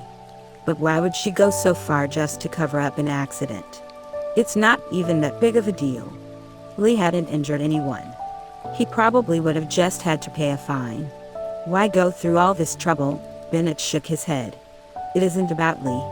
It's about her reputation. Lee would have tarnished it. People would have questioned his actions, and I'm sure they would have found out the truth. My mother couldn't have anyone knowing her children had something wrong with them. The one thing it doesn't explain is Lee's injuries. I think I can fill that blank. Your mother wanted to silence Lee. Henry and I were talking, and after the things I've witnessed, I believe it too. She was there at the scene of the accident. She must have run her car into Lee. Maybe not with an intent to kill him, but definitely to keep Lee quiet." Which unfortunately worked. Bennett's facial expression didn't change. I thought the same thing when Sebastian mentioned Lee's injuries matched someone being hit by a car. If only Lee could remember that night. We'd have my mother pinned down. We could go to the police right now. "Did you tell Kara?" "Maybe her father is more reasonable. Maybe her father doesn't understand the depth of the situation." "Kara had no idea what her father did," Bennett said. "I don't think she'll be on our side for this." My heart dropped. "What? But that's not fair. You have proof. Her father framed my brother. She doesn't care at all." "I don't know, Henley. I'm sure we could convince her." "We don't have time. You can't get married," I said. Bennett dropped his gaze. "I know, but what if we get married first?" His head shot up. What if we got married first?" I repeated, my pulse quickening. I grabbed his shoulders, squeezing them. "You can't legally marry two people. Her promise with Kara's father would be broken, and their Kara's father would have no reason to continue protecting her. Then we could pin her down and prove my brother's innocence." Bennett's eyes grew round. "Henley, we could go right in the morning. We could hop on a flight to Las Vegas right now." "We can't let her win, Bennett. We can get married. It'll put a cog in her plans." Bennett placed his hands over mine, gently lowering them to our sides. "No, Henley, no, we can't get married," he said firmly. I stared at him. "What? Why not?" "Because you deserve more than that. We've had this conversation, Bennett. I don't want anyone else. I love you. No, I mean you deserve a better wedding. You deserve an elaborate engagement. You deserve a ballroom and a beautiful gown. You deserve going to wedding expos and cake tasting and choosing a hairstyle in our first song. We can't get married in a courthouse. I won't allow it. I only want the best for our wedding, Bennett smiled softly. But most importantly, you deserve a choice. You shouldn't marry me because it's our only option. My throat grew thick and I swallowed hard. Why, you're right. Your face is completely red. I ripped my hands from him, pressing them to my face. Don't point that out. I was kind of romantic there, wasn't I? I was just caught up in the moment. Getting married now would be a terrible idea. I don't know if I can put up with your cheesiness for my whole life, Bennett chuckled. Well, that's your decision. What are we going to do though? I asked, flopping onto the couch. I know she's probably threatening you with Lay, but is there no possible way to avoid this? We just need a little more time. We have her on camera hitting me and she hit you. Yeah, but it's Bennett stooped down in front of me, gingerly touching my cheek. When did this happen? Today. It must have been before she went to see you, I gasped, sitting up. Wait. Did I agitate her? Is that why she moved up the wedding date? Bennett leaned down and kissed my cheek. No. I'm sure she's had this planned. She's smart. I think she realized we were catching on. You said you have evidence of her hitting you. I nodded. Yes. We planted cameras, as angry as it makes me hearing this. We can use it. I know. I'm okay though. I actually was aiming for it to happen. Bennett paced in front of the couch. We need more time. Well, what if you get married? He stopped, whipping toward me. Henley, what? If you get married to Kara, then she doesn't have any reason to threaten you. Then we can finish gathering our evidence and take her down. I'm not getting married, you can just get divorced. His mouth hung open. Marriage is sacred, Bennett. You're not even religious. So? I still respect marriage. I'll never get a divorce. You're the only person I'll marry. Marrying Kara isn't an option. I held up my hands. Okay. Sorry. I didn't realize you felt so strongly about it. You don't. I mean, I like the idea. It just isn't so serious to me. It just makes breaking up a hassle. Bennett frowned. You think we'll break up? No. You know what? Marriage is actually really amazing. Showing the world it's us for life. He recovered quickly. Exactly. Also, I have amazing health insurance you could benefit from. I laughed and gestured for him to come sit with me on the couch. He did so, pressing his face into my neck and sighing. I pet his hair, leaning my head against his. How about you write a fake name on the paper? That's an idea. I could have Tala kidnap Kara. They both are legal. Maybe you can just buy some time. Tomorrow morning you can go with your mother and Kara. I'll call Sebastian and have him go to the police station with Brandon and I'll show them the video. If we can just start with something, Bennett chewed his lip. I don't think it's enough. They won't come to arrest her. Then I think you should refuse to go. Your mother really doesn't have anything on Lee. She can't do anything permanent to him. I think she's already proven she can. You're not being very helpful, I said, pulling away from him. Stop thinking it's already over. We're winning. We are, Bennett.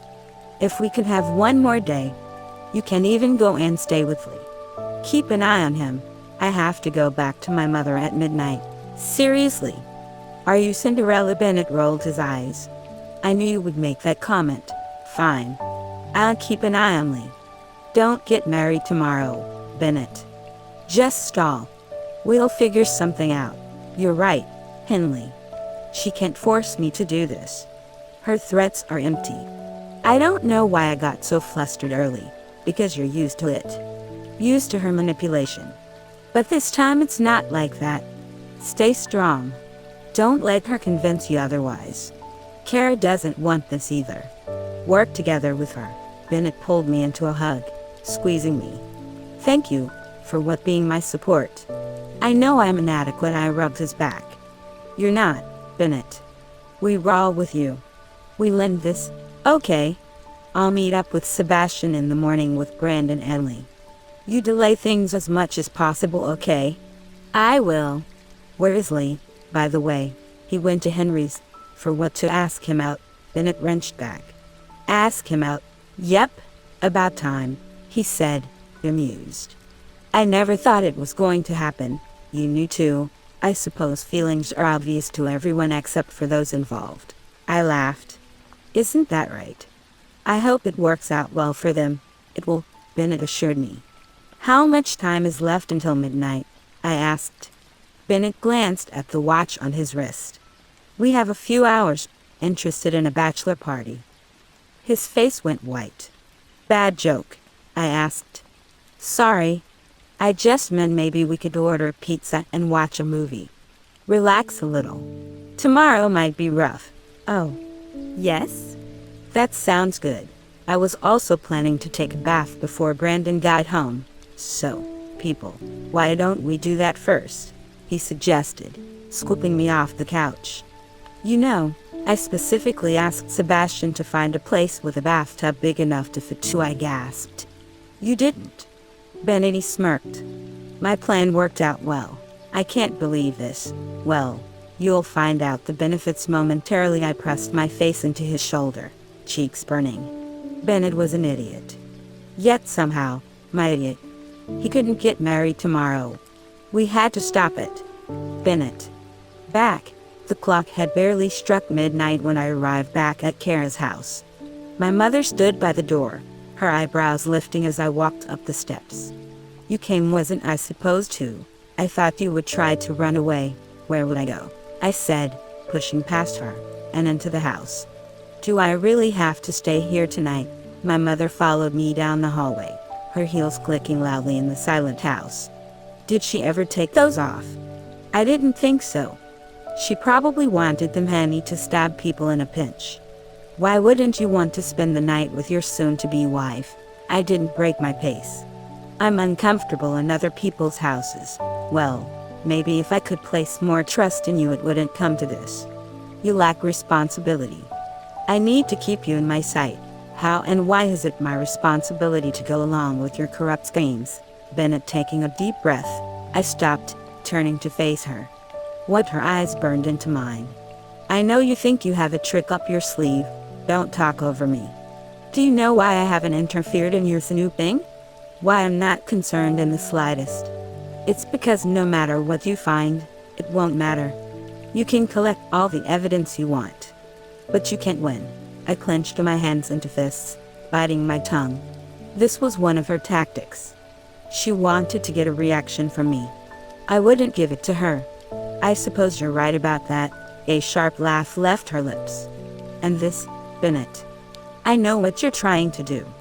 I can see in your eyes you still have hope left. I'm here, aren't I? Yes. But I want you to realize that you don't have a choice in this. That if you try anything between now, tomorrow, the day after, the next month, it'll cost you and those around you. I couldn't fall for it. I wouldn't fall for it. I schooled my features. Are you done talking? How do you think Brandon got released from jail? Her question echoed in my head. It took a moment to process it. When it did, a heaviness settled into my gut. It wasn't possible. How could she be involved with Brandon's release? We would have realized that. Sebastian must have asked Henley how he got out earlier. Right. He must have asked her for the lawyer's name. I tried to be benevolent, Bennett. I let her have her brother back. Shouldn't that have been enough for her? For you?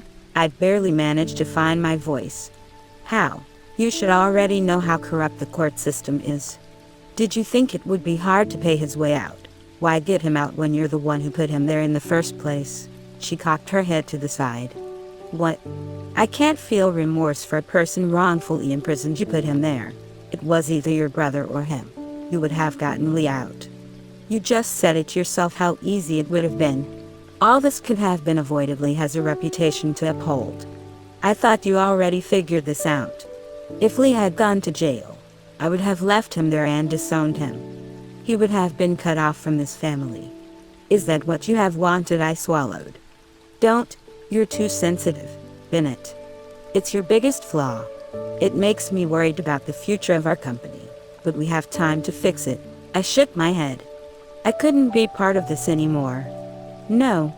I'll never take over this company. My mother didn't bat an eyelash. Yes, you will. You have no choice, Bennett. I do have a choice. This is my life. Your life belongs to me. Have you thought about why I brought this up in the first place? I studied her face. The amusement dancing in her eyes made me nauseous. Why? I'm surprised you haven't realized it yet. Do you really think I felt remorse for someone as insignificant as Brandon?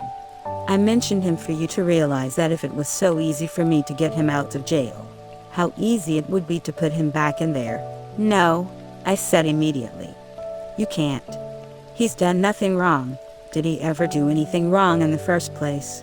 My whole body trembled with the effort to keep my temper contained. A roaring filled my ears as my pulse raced wildly. I didn't want to believe her, but I had to.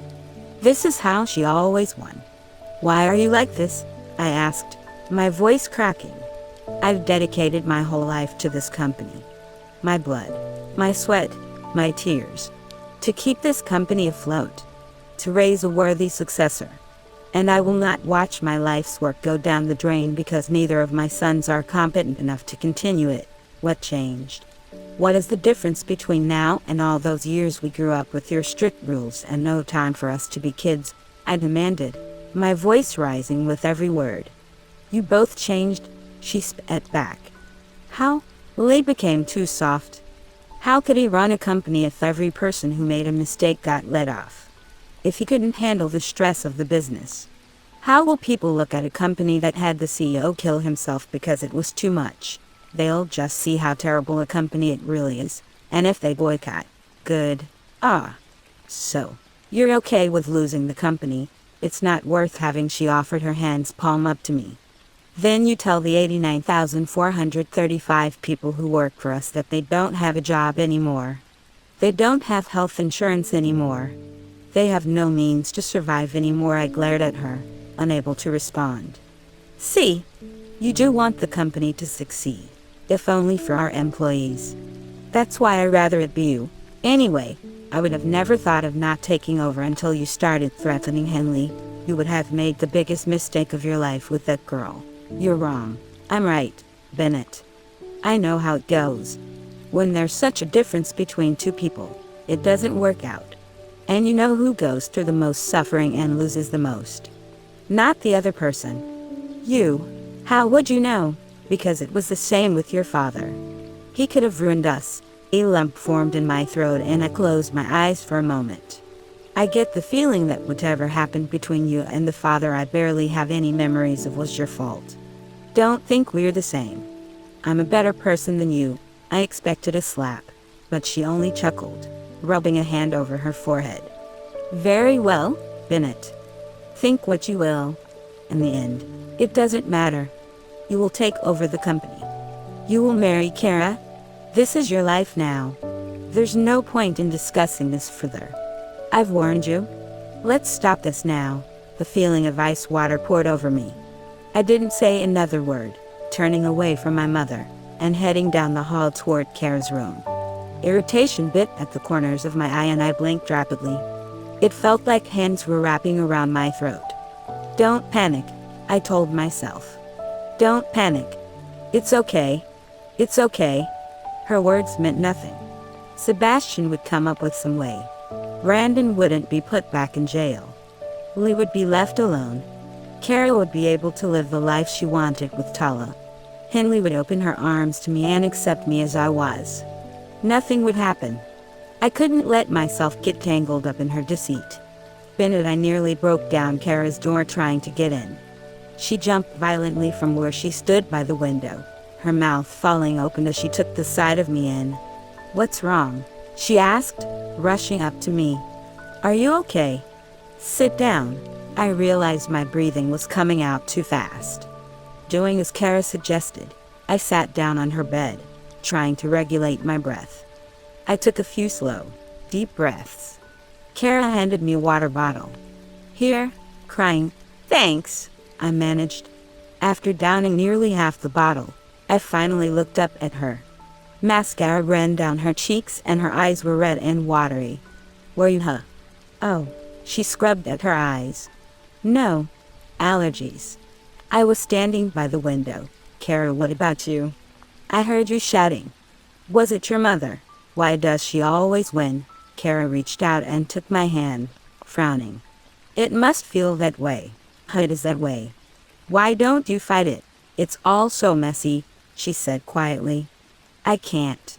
I can't do that to my family. She took her hand back, her gaze downcast.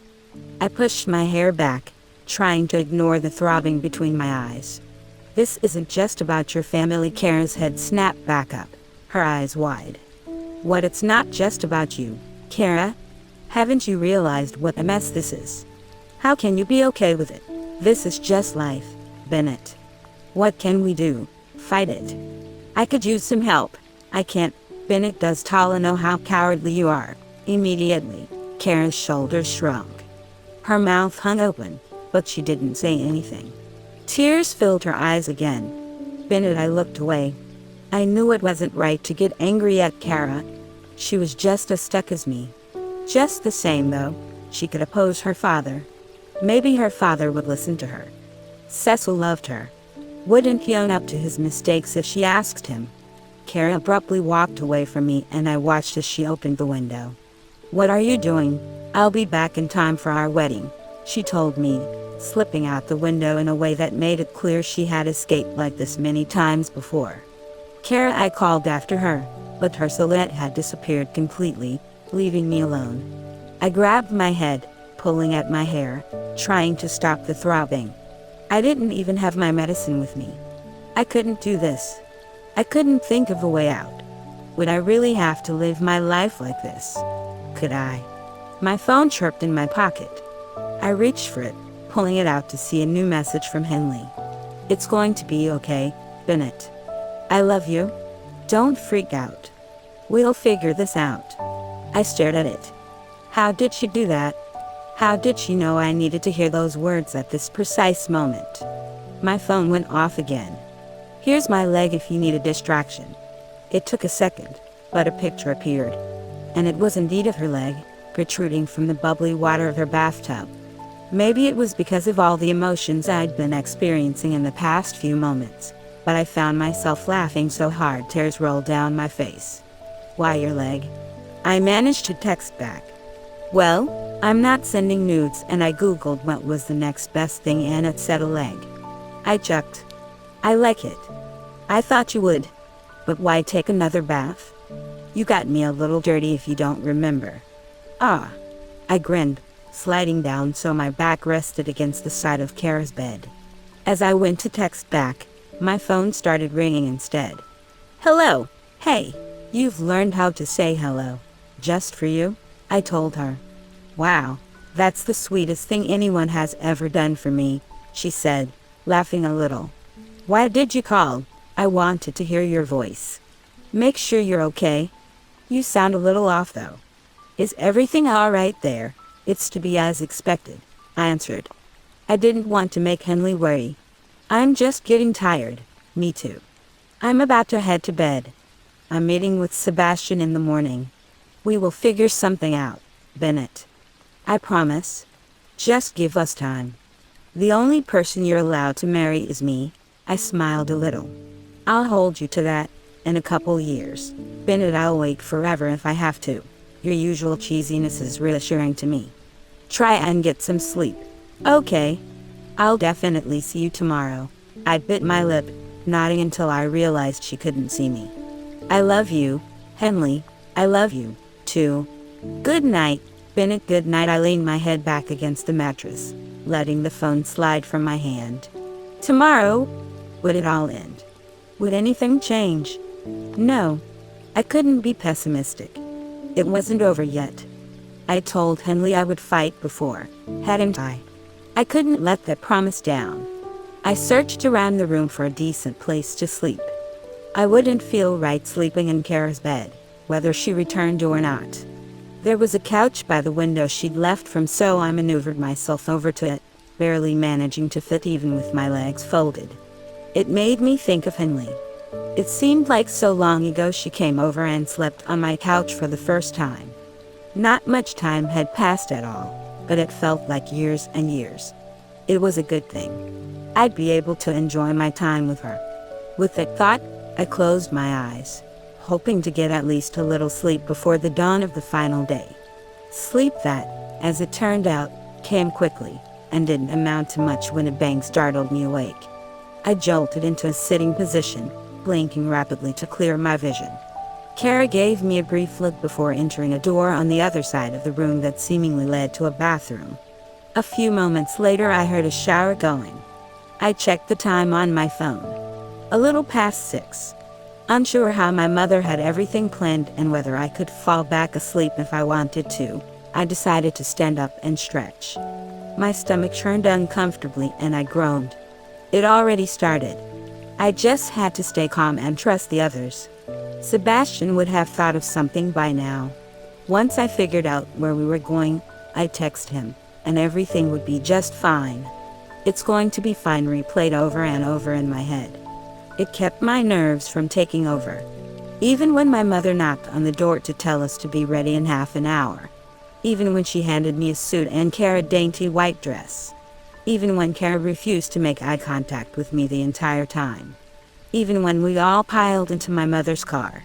Even when Cecil had the audacity to give me a sad smile from the front seat. It started to slip when we were in the car for over half an hour. How far were we going? Wouldn't the Arlington courthouse be fine? The worry grew as we took the on-ramp onto the highway. Where are we going? Kara asked. Out of town, my mother answered her. A place where there won't be distractions. Kara's face paled and she nodded, hiding her face behind her hair as I tried to make eye contact with her. My mind began racing. If we were too far out, how would anyone reach us in time? How long could I stall for? I'll take your phone, as well. Bennett, what for? I asked too quickly. I just said we didn't need any distractions, didn't I?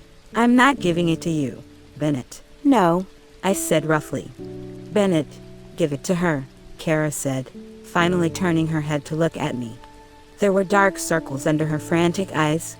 I couldn't believe her. After digging my phone from my pocket, I thrust it at my mother, giving up a vital source of hope. Here, thank you. I can see you two get along very well. That's good, because I listened to Kara's commands that made us get along well. I wondered if my mother ever had a proper relationship in her life. Kara leaned forward in her seat to talk to her father. How much longer until we arrive, Dad? Half an hour. Where are we going? Waterbury, Connecticut, I said. We can't. I cut myself up. Perhaps my mother didn't think this through. We wouldn't be able to get married in another state. As if reading my thoughts, my mother leveled me a look through the rear window. Connecticut has no waiting period for a marriage license. We have an appointment already. Did you ever think of how dubious it looks for us to get married in a different state? I asked before I could stop myself. Fighting with my mother wasn't going to do me any favors. Who will be looking? I switched my gaze to Cecil, who kept glancing back at me. Eventually what you two did will catch up to you, whether you keep your deal or not. His hands tightened on the steering wheel and my mother turned in her seat, her eyes nearly slits. Don't. Inevitability is a word for a reason. Instead of responding, she simply handed me an envelope. Have your wedding gift early. Flattening my lips, I slid out the paper held inside. 2 plane tickets to Hawaii. The envelope still felt heavy, so I dug back and pulled out a key. What is this? Did you forget already? We leave from the courthouse to the airport. The key is to your rental. I curled my sweaty hand around the key. She had been serious about that. I scanned the plane ticket. It showed a 3:30 p.m. departure from Bradley. It was already nearly 1. That left 2.5 hours to stop this. Was it even possible? When no one knew where we were heading, I wouldn't be able to get a hold of anyone. I had to think of a plan. My mother passed me a water bottle. Drink, Bennett. You're looking a little dehydrated. I don't want you to be dramatic like usual and pass out on me. I took the water bottle and downed nearly half of it, only if to keep myself from passing out. Then she really could do whatever she wanted. By the time we arrived at the courthouse, I still felt lightheaded. I couldn't think straight. I hadn't been able to formulate any plans. Maybe it would best to run for it. As if sensing my urge to flee, my mother grasped my forearm and walked me in. Maybe I could faint. I felt close enough to it that it wouldn't be all an act. The clerk took the paperwork from my mother. She already had everything prepared. I handed over my ID numbly. What was I going to do? Cause a scene? It seemed more and more like my only option. Perhaps if I were to get us kicked out. But how would I do that? I needed to get my mother to go off on me. I needed to show defiance here and now. I knew what to do. I wouldn't sign anything. We wouldn't be able to get married without the marriage license, and she couldn't force me to sign it with any witnesses around. Even if she threatened me, it didn't matter. It would delay things. That's what Sebastian and Henley had said to do. Then we could figure out everything else. Please head into the door on your right, the clerk said, pointing at the door in question. As we walked to the room, I noticed another couple sitting on a bench, giggling and holding hands. The woman noticed us and grinned. Congratulations. I stepped through the door into a small room with white walls and barely any decor. An elder man with gray facial hair and a wrinkled face stood at the front of the room. I assumed he was the courthouse magistrate or judge. Welcome, he greeted us. We have a flight to catch, my mother told him, strutting up to the desk here. The judge nodded and gestured for Kara and me to step forward. Then I'll have both the witnesses and the bride and groom sign the license, and you'll be out of both. Cecil and my mother took a pen off the desk before I could reach for one. My mother signed without any hesitation, but Cecil paused, staring at the paper. After sharing a look with Kara, he also signed it. Weren't we supposed to sign it first? Kara took the pen from Cecil and I turned to my mother, who held the pen out to me with a smirk that sent chills down my spine. She really thought she won this. Now I was sure she would have a good reaction to me refusing to sign it. I leaned over the paper, acting like I was about to sign it, the tip of my pen trying to find where to put my name. Bennett Calloway. The pen fell from my hand. I had to blink a few times to clear the blurriness from my vision. I backed away from the paper. I backed away from my name, written clearly and legibly on the marriage license. I didn't sign this. I didn't sign this. Oh, Bennett, my mother cooed, taking the marriage license off the table. It's too late to get cold feet now. I shook my head. I didn't sign this. You were watching. I pointed at the judge, who tilted his head at me. Say something. I didn't sign that. Yes, you did, he answered me. I just watched you. I didn't. I cried, eyes flickering to every face in the room. You were watching. I didn't even place the pen onto the paper. Were you even paying attention? I was, the judge insisted. You signed the certificate. Your marriage is official. Congratulations, Mr. and Mrs. Calloway. No, I repeated, slamming my hands onto the desk. There's cameras in here, isn't there? Look at them. I didn't sign this paper. The judge cleared his throat and moved around the desk. I'm going to have to ask you to leave. The next couple is waiting to get married. You're not listening. I didn't sign the paper, I protested, trying to block his way. Someone signed it instead of me. That has to be illegal. His beetle white eyes narrowed. If you do not leave, I will call security. A choked sound escaped my throat as I struggled to say anything I could to stop this from happening. Why wouldn't he listen? This was his job. How could he let someone else sign the paper? It was illegal. Did he not care at all that he could lose his job if anyone found out? Not necessary, Judge Moore, my mother told him. If we delay any longer, we will miss their flight. He's unruly indeed, Judge Moore commented, giving me a reproachful look. The air left my lungs. I couldn't breathe. Of course. I should have known. She had even hinted at it. My mother simpered. Always a pleasure to see you. Let's go, children. I didn't budge. The room tilted before me. This isn't right, Bennett. It's too late. Just give up, she hissed in my ear. How could you do this? I whispered, my eyes trained on the marriage license in her hand. How could you do this? I repeated, turning to face Kara and her father. They slid in and out of focus. Why? Kara reached for me. Bennett, you don't look so good, I stumbled, reaching to her for support. This didn't feel right, even with the shock of the moment. Something was off about me. Did you drug me? My mother gave me a wind-shouldered shrug. I got them from your house. Isn't this what they're for? To stop you from panicking. How many? Enough to keep you quiet for the plane ride. Call the police, I told Kara. Please. Please. Droplets of water fell from her eyes and she squeezed me to her. I'm sorry, Bennett. I'm sorry.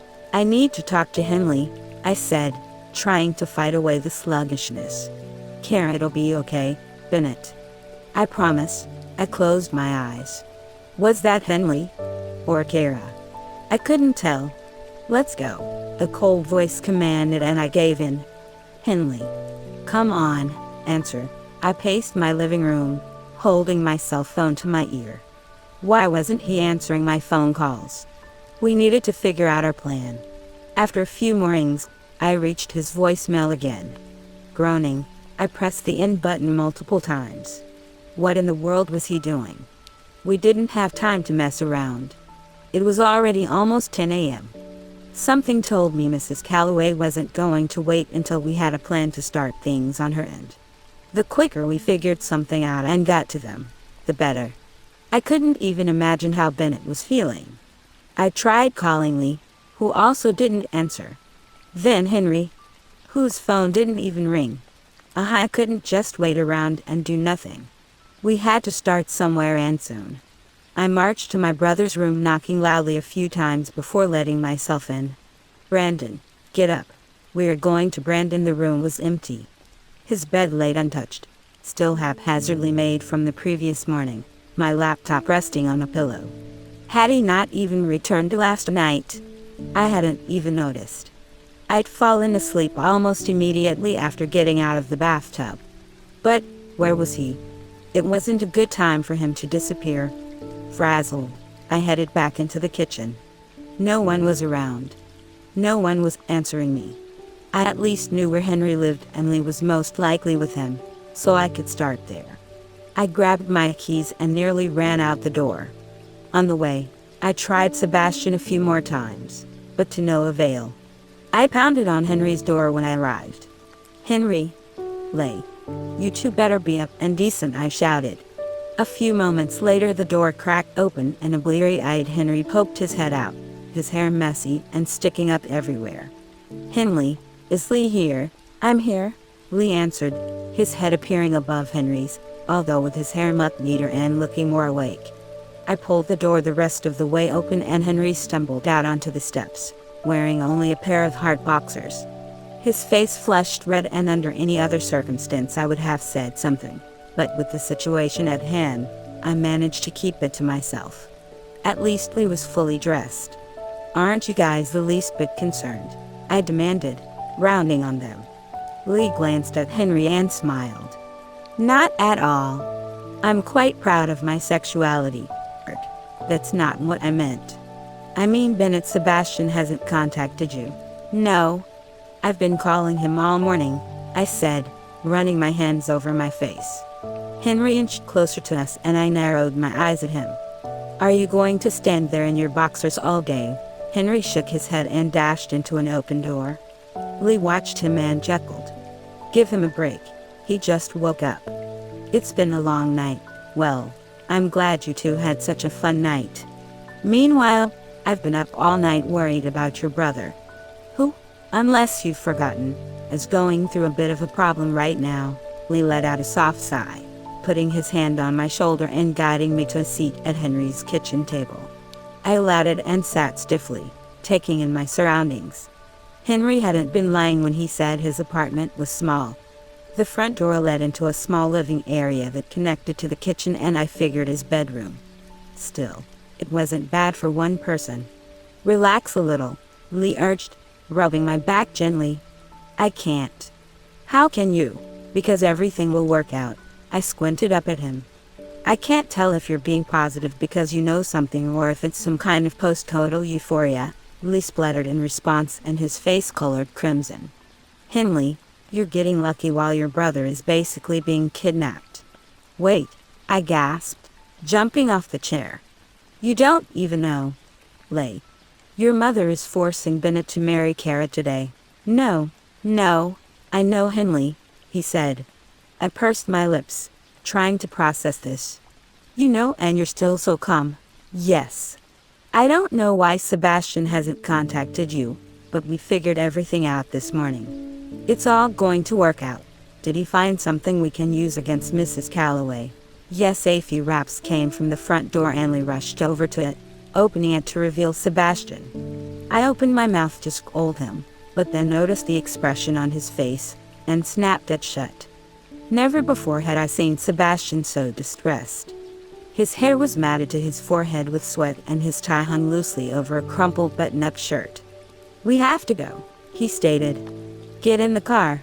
What's going on? I asked, hurrying over to him. Where have you been? Sebastian stalked out the front door and I followed behind. I'll explain on the way, he said.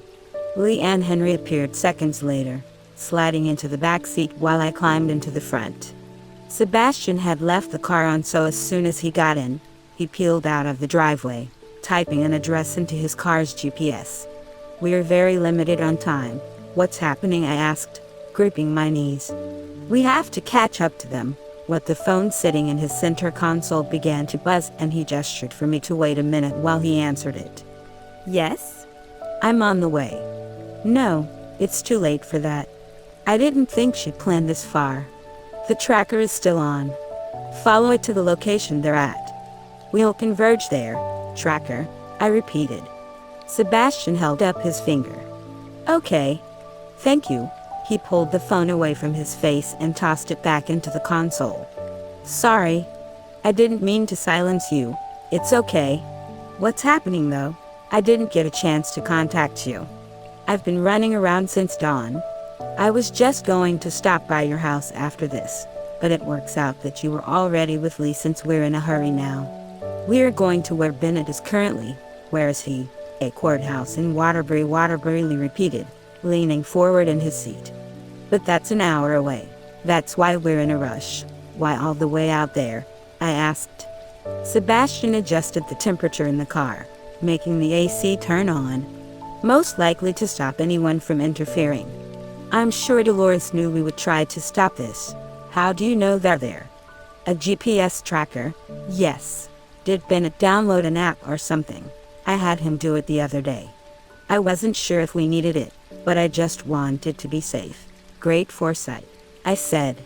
I didn't want to imagine what would happen if we had no idea where he was. Sebastian, the tracker is moving, Lee spoke. They left the courthouse. Sebastian glanced at him through the rearview mirror. What? My heart thudded in my chest. What does that mean? They went through with it already? No, they couldn't have, Sebastian said, shaking his head. I don't get it. Why would they be leaving? We were supposed to catch them in time. Which direction are they heading? Back here. No. They're heading east. Sebastian bit his bottom lip. Where would they be going? I pulled out my phone, quickly Googling a map of Connecticut. Can I see where they are? Lee, they're this dot here, Lee answered, leaning forward in his seat to show me his phone. I found the street closest to Bennett's location and then found the same spot on the map, taking in the more relevant icons in the surrounding areas. Nothing stood out. Assuming that Bennett couldn't stall enough to hold off the marriage, would they leave? Why wouldn't they just be on their way home? Hawaii, I said. They're going to Hawaii. Bennett didn't say it outright, but I'm sure that that's where they're headed. Hawaii, Sebastian repeated. What's the closest airport? I asked, raking my gaze over the map again. There were 5 within 50 miles. It could have been any one. Of course. She's shipping them off to keep Bennett separated from the rest of us, Lee said. Just like she did to me. Sebastian gave a tight nod. But who knows what airport they're heading to? Bradley, I answered, taking in the current flights to Hawaii. A plane departs 3:30. We have to get there before them. Are you sure that's the one? Lee asked. If we choose wrong, everything will become 10 times more difficult to stop. I typed in the other smaller airports. Twin has one, but it's more likely they'll leave from Bradley, Sebastian said. Just keep an eye on their location. I'll get us there in time. They have an hour on us already, I pointed out. my stomach tightening. Is it even possible to catch up? We'll catch up, Sebastian assured me, changing the destination in the GPS. I just hope I don't get pulled over. It would ruin my clean driving record. I turned my attention back to Lee's phone. They're on the highway now. Sebastian accelerated and I felt the urge to double-check my seatbelt. I turned to look and back briefly to make sure the other two were buckled and smiled at the fact Lee and Henry were holding each other's hands. Lee smiled at me, but Henry kept his head turned, staring out the window, a frown on his face. Let me know if there's a change, Henley, Sebastian instructed. Taking that as a hint to pay attention, I readjusted myself, focusing on the phone. We had to get to them before they left. We had to. If Sebastian had claimed he was a professional stunt driver or NASCAR driver, I would have believed him. He weaved through traffic like a pro. Seeing how serene he seemed while driving at speeds my car couldn't even make it to, it made me question the fact he'd never gotten a ticket before. How had he not? He couldn't get this comfortable driving this fast in a matter of an hour. My palms were sweating profusely. I didn't know whether to blame it on his driving or the situation. Realizing I'd started daydreaming, I made myself refocus on Lee's phone. Bennett's tracker had stopped moving. They stopped where? It looks like they just pulled off the highway somewhere, I said. On my own phone, I checked our location. We were closing in on them. We were almost at them. Maybe we don't even have to make it to the airport, Sebastian said, checking his side mirror before changing lanes. Does it look like a rest station? Or is it an exit? Zooming in on my phone, I frowned. I can't tell. It has a street name. They must have gotten off. But, I scrolled around. It seems like a normal neighborhood. There's nothing here but houses. Dolores knows a lot of people. She could be trying to throw us off their tracks. You think she knows we are following her? Expect everything with my mother, Lee said. I stared at the blinking dot. There were no houses immediately near it. I don't think we should stop. No, maybe she is trying to throw us off. She could have ditched his phone. If we get off, then it'll put us even more behind. What do you think we should do? Sebastian asked me. I stared at the little blinking light. This was on me. What if I chose wrong? I could have chosen the wrong airport already. I had to use my gut feeling. We should stay on. If they don't show up at the airport, we can go back. I don't think we should risk it. I agree. Lee, can you tell everyone else? Lee's hand appeared and I gave him his phone back. On it, everyone else, when we get to the airport, it's the utmost importance we find Bennett immediately, Sebastian told me. What airline was the flight you looked at? American. But there's one from Delta half an hour later. It could be either. We'll split up then. What are we going to do when we find them? I asked. Just take Bennett and run. No.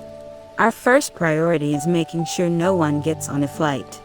Once that's settled, we will all return back to Poughkeepsie. I blinked at him. When he didn't continue, I furrowed my eyebrows. Do you really think that's going to work? Yes. Did you not get enough sleep last night? There's no way Mrs. Calloway is just going to give up and come home with us. She will, Lee said confidently. Especially after I tell her I'm going to jail. I whipped around in my seat, nearly strangling myself on my seatbelt. You what? Why would you be going to jail? There's a chance I might not, but it's only a credible threat we need. And that threat is, Lee scratched the back of his hand with his free hand.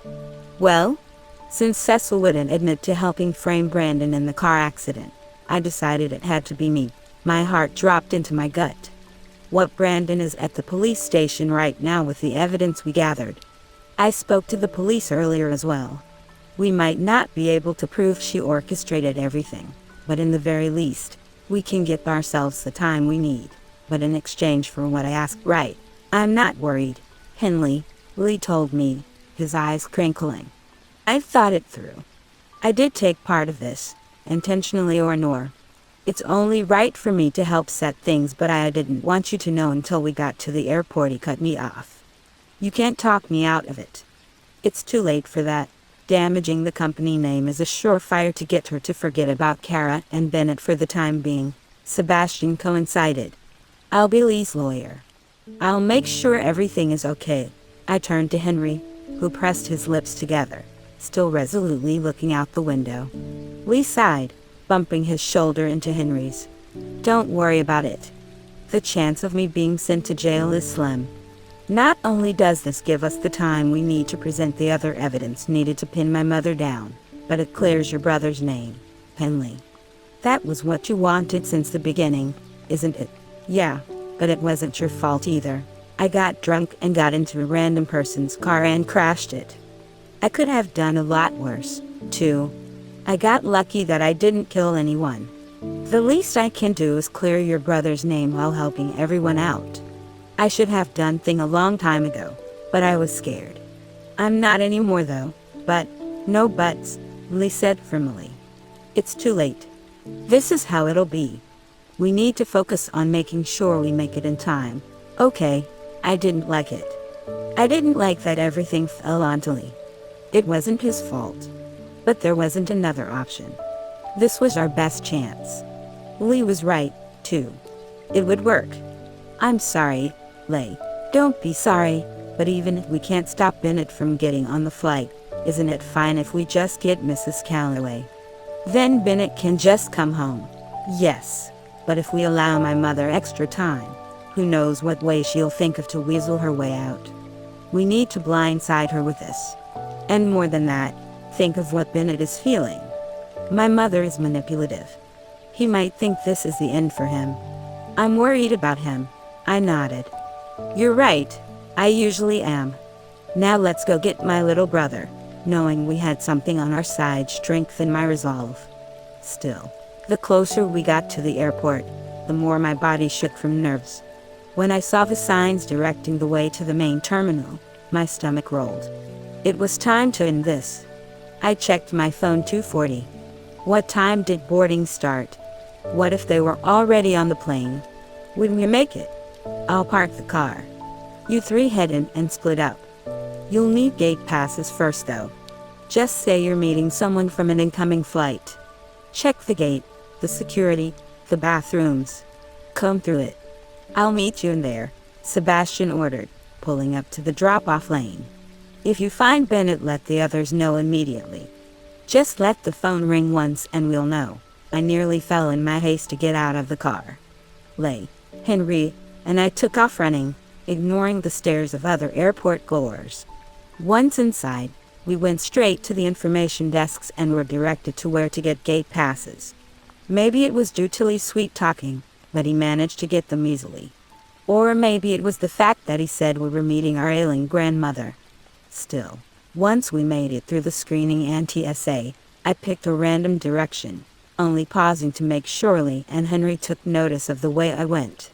The airport wasn't quite the size of the one we were in when we went to Hawaii, but it still looked decently sized. I searched the face of every person I passed. I searched for a familiar form, familiar hairstyle, a suit, anything that could resemble Bennett. Nothing, nothing, nothing. I passed a bathroom and burst through the men's door calling his name and apologizing when there wasn't an answer, only startled men. My lungs heaved as if I'd run 10 miles. The deeper I wound into the airport, the more packed it became. I squeezed through people, opting to just call Bennett's name, to see if anyone had a reaction. There were too many people. I'd never be able to find him. I'd never stop him. A wisp of brown hair caught my eye, disappearing around a corner ahead of me. I ran toward it, pushing people out of my way, my gut screaming at me to catch her.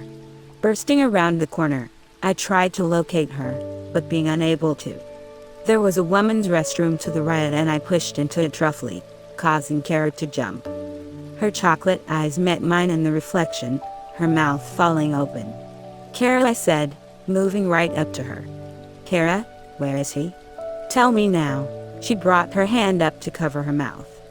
Henley, I grabbed her shoulders, my heart skipping at the sight of gold on her ring finger, but I pushed the feeling away. Bennett was more important right now. Where is he? We don't have much time. Henley, I can explain, I don't want an explanation, Kara. I thought you of all people would understand what Bennett is going through and stop this, I said, tightening my grip on her. Aren't you sick of being controlled? This is all you want out of your life. Or do you not care as long as you have your inheritance? It's not like that, she denied, her head dropping to the side. Someone like you could never know what I go through. You're right. I don't know, but I can see it. I see what Bennett's going through. I know how Tala must feel. I can empathize with your situation, I told her. I'm not saying this is all your fault, but you can help stop this. It's not too late. Your father could listen to you. In my eyes, right now he's a criminal, but if he admits to what he did, everything will be over. Kara sucked in a quick breath, gaze meeting mine again. He's not a criminal. He framed my brother. Kara, that's because Bennett's mother. Enough of this chatter. A voice from our left interjected. I backed away from Kara, turning to see Mrs. Calloway standing in front of the bathroom stalls, an unamused expression on her face. Kara shrunk in on herself, wincing.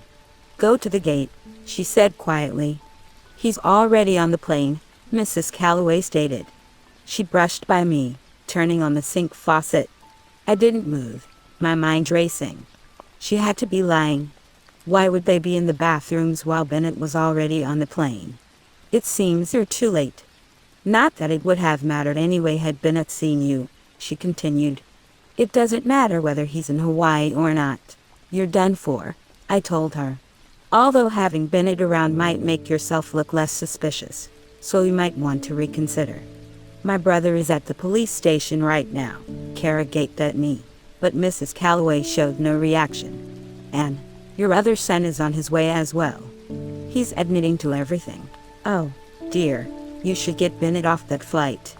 Lee will say he's a witness. The police will want to speak with him. Don't you think it'll look even more suspicious on your end if he tells the police you tried to ship him off to Hawaii? Mrs. Calloway turned off the faucet, regarding the air dryer with a disdainful look before reaching into her purse and pulling out a handkerchief. I didn't like how ready she appeared. She cleared her throat, turning to face me. Do what you'd like. Sorry, let Lee confess. That's fine. If he insists on taking the blame, how could I stop him, even if it lands him in jail? It's easier for me with him out of the way. I narrowed my eyes.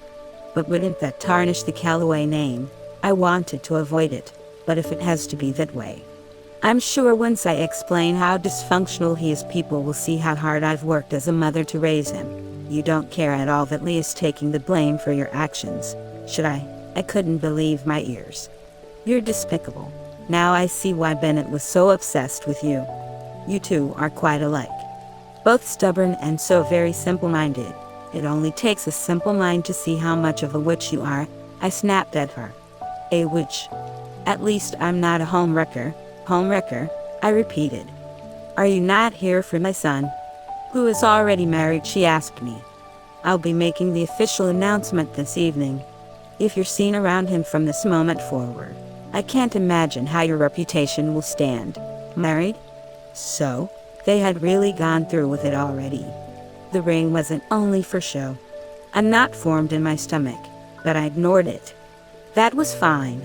It didn't mean anything. It didn't change anyone's feelings. It was just a stupid piece of paper. But, for Bennett. Where is Bennett? I asked Kara. I already told you, Mrs. Calloway drawled. Kara, I pleaded. Kara squeezed her eyes shut. Gate 21. You might be able to catch him before he boards, but go quickly. I didn't hesitate. Twisting on my heel, I lunged for the bathroom door, the idea of Mrs. Calloway trying to trap me in here on my mind. Surprisingly, she didn't move, but I didn't stay long enough to see what she did next. I looked for the signs pointing toward any gate to get my bearings. One had an arrow pointing down the hall toward gates 20-30. I took off, my heart in my throat. He couldn't have boarded yet. He couldn't have boarded yet. He couldn't have been at his head turned toward me, his arms only barely managing to catch me as I barreled into him. Henley, I've got you, I told him, squeezing him tightly, my face pressed into his shoulder. I could hear his heart beating erratically. You're not getting on this flight. I don't care if I have to physically knock your mother out. You're staying here. How did you find me? He asked, pulling me away so he could look at my face. My heart hurt at the sight of his drawn in, gaunt, dark circles under his eyes. He looked absolutely defeated. He blinked slowly at me. I think Sebastian bugged your phone. It doesn't matter. We're all here. I need to let them know. I pulled out my phone and texted Sebastian and Henry the gate number. Henley, he started, clenching his jaw and leaning heavily into me. She tricked me. I wanted to stall like you guys said, but my name was already on the marriage license. I couldn't stop it. It doesn't matter, I told him. That means nothing to me. What matters is that we put a stop to this. How? He asked. I'm afraid coming here will only aggravate my mother more. There's something that'll keep her occupied for the time being until we can convict her properly. What's that? He asked, staggering to the side a little. I grabbed him again, studying him. Are you okay? She tried to drug me, he admitted, bringing a hand to his forehead. I managed to make myself puke a few times when we got here, but I still feel a little fuzzy. A shiver of anger ran through me. She drugged you? Excuse me. Bennett and I both turned to face an older man who had come up to us. He had blonde hair tinged at the roots with the faintest shade of gray and deep brown eyes. The fitted suit he wore hinted at money, leaving no doubt to who he was. Kara's father. Cecil. One of the key figures in my brother's setup. I swallowed hard, a numbness spreading through me. His gaze stayed directed at me and only me. Yes, I asked, feeling prompted to. You are the sister of Brandon Linden, point. Yes, I repeated, my whole body tensing up. What was about to happen? He didn't appear intimidating, but I was sure he knew that I was aware of everything. At this, Cecil reached his hand toward me and Bennett swiftly stepped between us, batting it away. Don't touch her. It's not that, Cecil said quietly. I want to apologize. My eyes nearly burst out of their sockets. I have no excuse for my actions. I won't give one, either, Cecil said, keeping eye contact with me resolutely. I placed an innocent man in jail and I have been ruining not only his life, but his sister's as well. On top of that, I dragged my own daughter into this mess, and Bennett, you as well. I'm deeply sorry for this. His words barely got through to me, the numbness seeming to spread to my mind. He was apologizing. After everything, I was speechless. Bennett gathered my hand in his, nearly crushing it in his grip. Why say that now? It's too late. I said I wouldn't make up an excuse, Cecil responded, folding his arms over his stomach. Just know that I am not only sorry, but I'm very ashamed of my actions. I should never have let this happen. Then fix it. I stepped closer to him. If you're so sorry, fix it. I won't accept any apology from you. Actions speak louder than words. There she is, at the sound of Mrs. Calloway's voice. I whipped around. Standing with her were 3 men in security outfits, with Karen nowhere to be seen. The security moved forward, toward me, and Bennett pushed me behind him. What do you think you're doing? He demanded. Mom, may we see your flight ticket, please? I have a gate pass, I said, pulling it out of my pocket. One of the security guards took it and looked at it and then put it in his own pocket. You'll have to come with me. What? Why? This woman said you were harassing her and her family. I'm waiting for my relative. The passengers for that flight have already deplaned. I will ask you again to come with me. I froze, my hand letting go of Bennett's. Mrs. Calloway stepped up to Cecil. The smug smile on her face stretched so wide it horrified me. It wasn't fair. How did she always get the upper hand? What would happen now? Where were Sebastian and Lee and Henry? A firm hand gripped my upper arm and pulled. I didn't resist, wide eyes turning to Bennett. It's fine, I promised him. We'll figure it out. Don't get on the plane. Bennett will be getting on that plane, Mrs. Calloway answered me. Unless he wants his brother to rot in jail. Bennett turned to her. What you don't know of your little friend's plan. She's placing all the blame on your brother. He's confessing right now. Lee is. I tried to pull away from the security, but when the other two moved in to grab me, I stopped, putting up my hands. Wait. Just wait a second. Bennett, it's not like that. Don't listen to her. You get on that plane or I will not bail your brother out of this one, Mrs. Calloway said to him, gathering her luggage. Now move. Just wait a second, I said to the security guards, struggling not to fall as they dragged me along. This is a crime. He's basically being kidnapped. You're removing the wrong person. Bennett started to move toward me, but Mrs. Calloway stepped in his way, blocking my view of him. She held up a hand and curled her fingers, the spark in her eyes making my blood run cold. Goodbye, Henley. No. This couldn't be happening. Not when we'd made it so far. I was scared. If Bennett left, what would happen? What would she do? He couldn't go. But I couldn't fight. If I resisted the security guards, who knew what kind of trouble I'd get into. But what else could I do? I couldn't let this happen. Stop. Cecil's voice resounded loudly, causing even the security guards to momentarily pause. Bennett. Henley. I twisted my head to look over my shoulder, seeing Sebastian hurrying towards us with a woman I didn't recognize and 3 more security guards. As they approached us, the woman pulled out handcuffs, and for one alarming moment, I thought they were for me. But instead, she brushed right past me, walking right up to Mrs. Calloway. Dolores Calloway, you're being placed under arrest, Bennett. Attorney Dolores Calloway, you're being placed under arrest. You have the right to remain silent. Anything you say can be used against you in court. You have the right to, and the security guard policewoman kept speaking, her mouth moving rapidly, the words not making it past the static in my ears. I couldn't have heard that right. Under arrest. My mother? Henley gawked from where she stood a couple of feet away, her expression slack. Our eyes met and I knew she shared the same thought as me. What was going on? Arrested, my mother repeated, not budging, even when the officer gestured for her hands.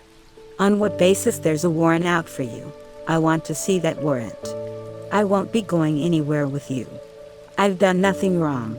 I don't suggest resisting arrest, Cecil advised, speaking lowly. My mother turned to him, eyes narrowing. What did you just say?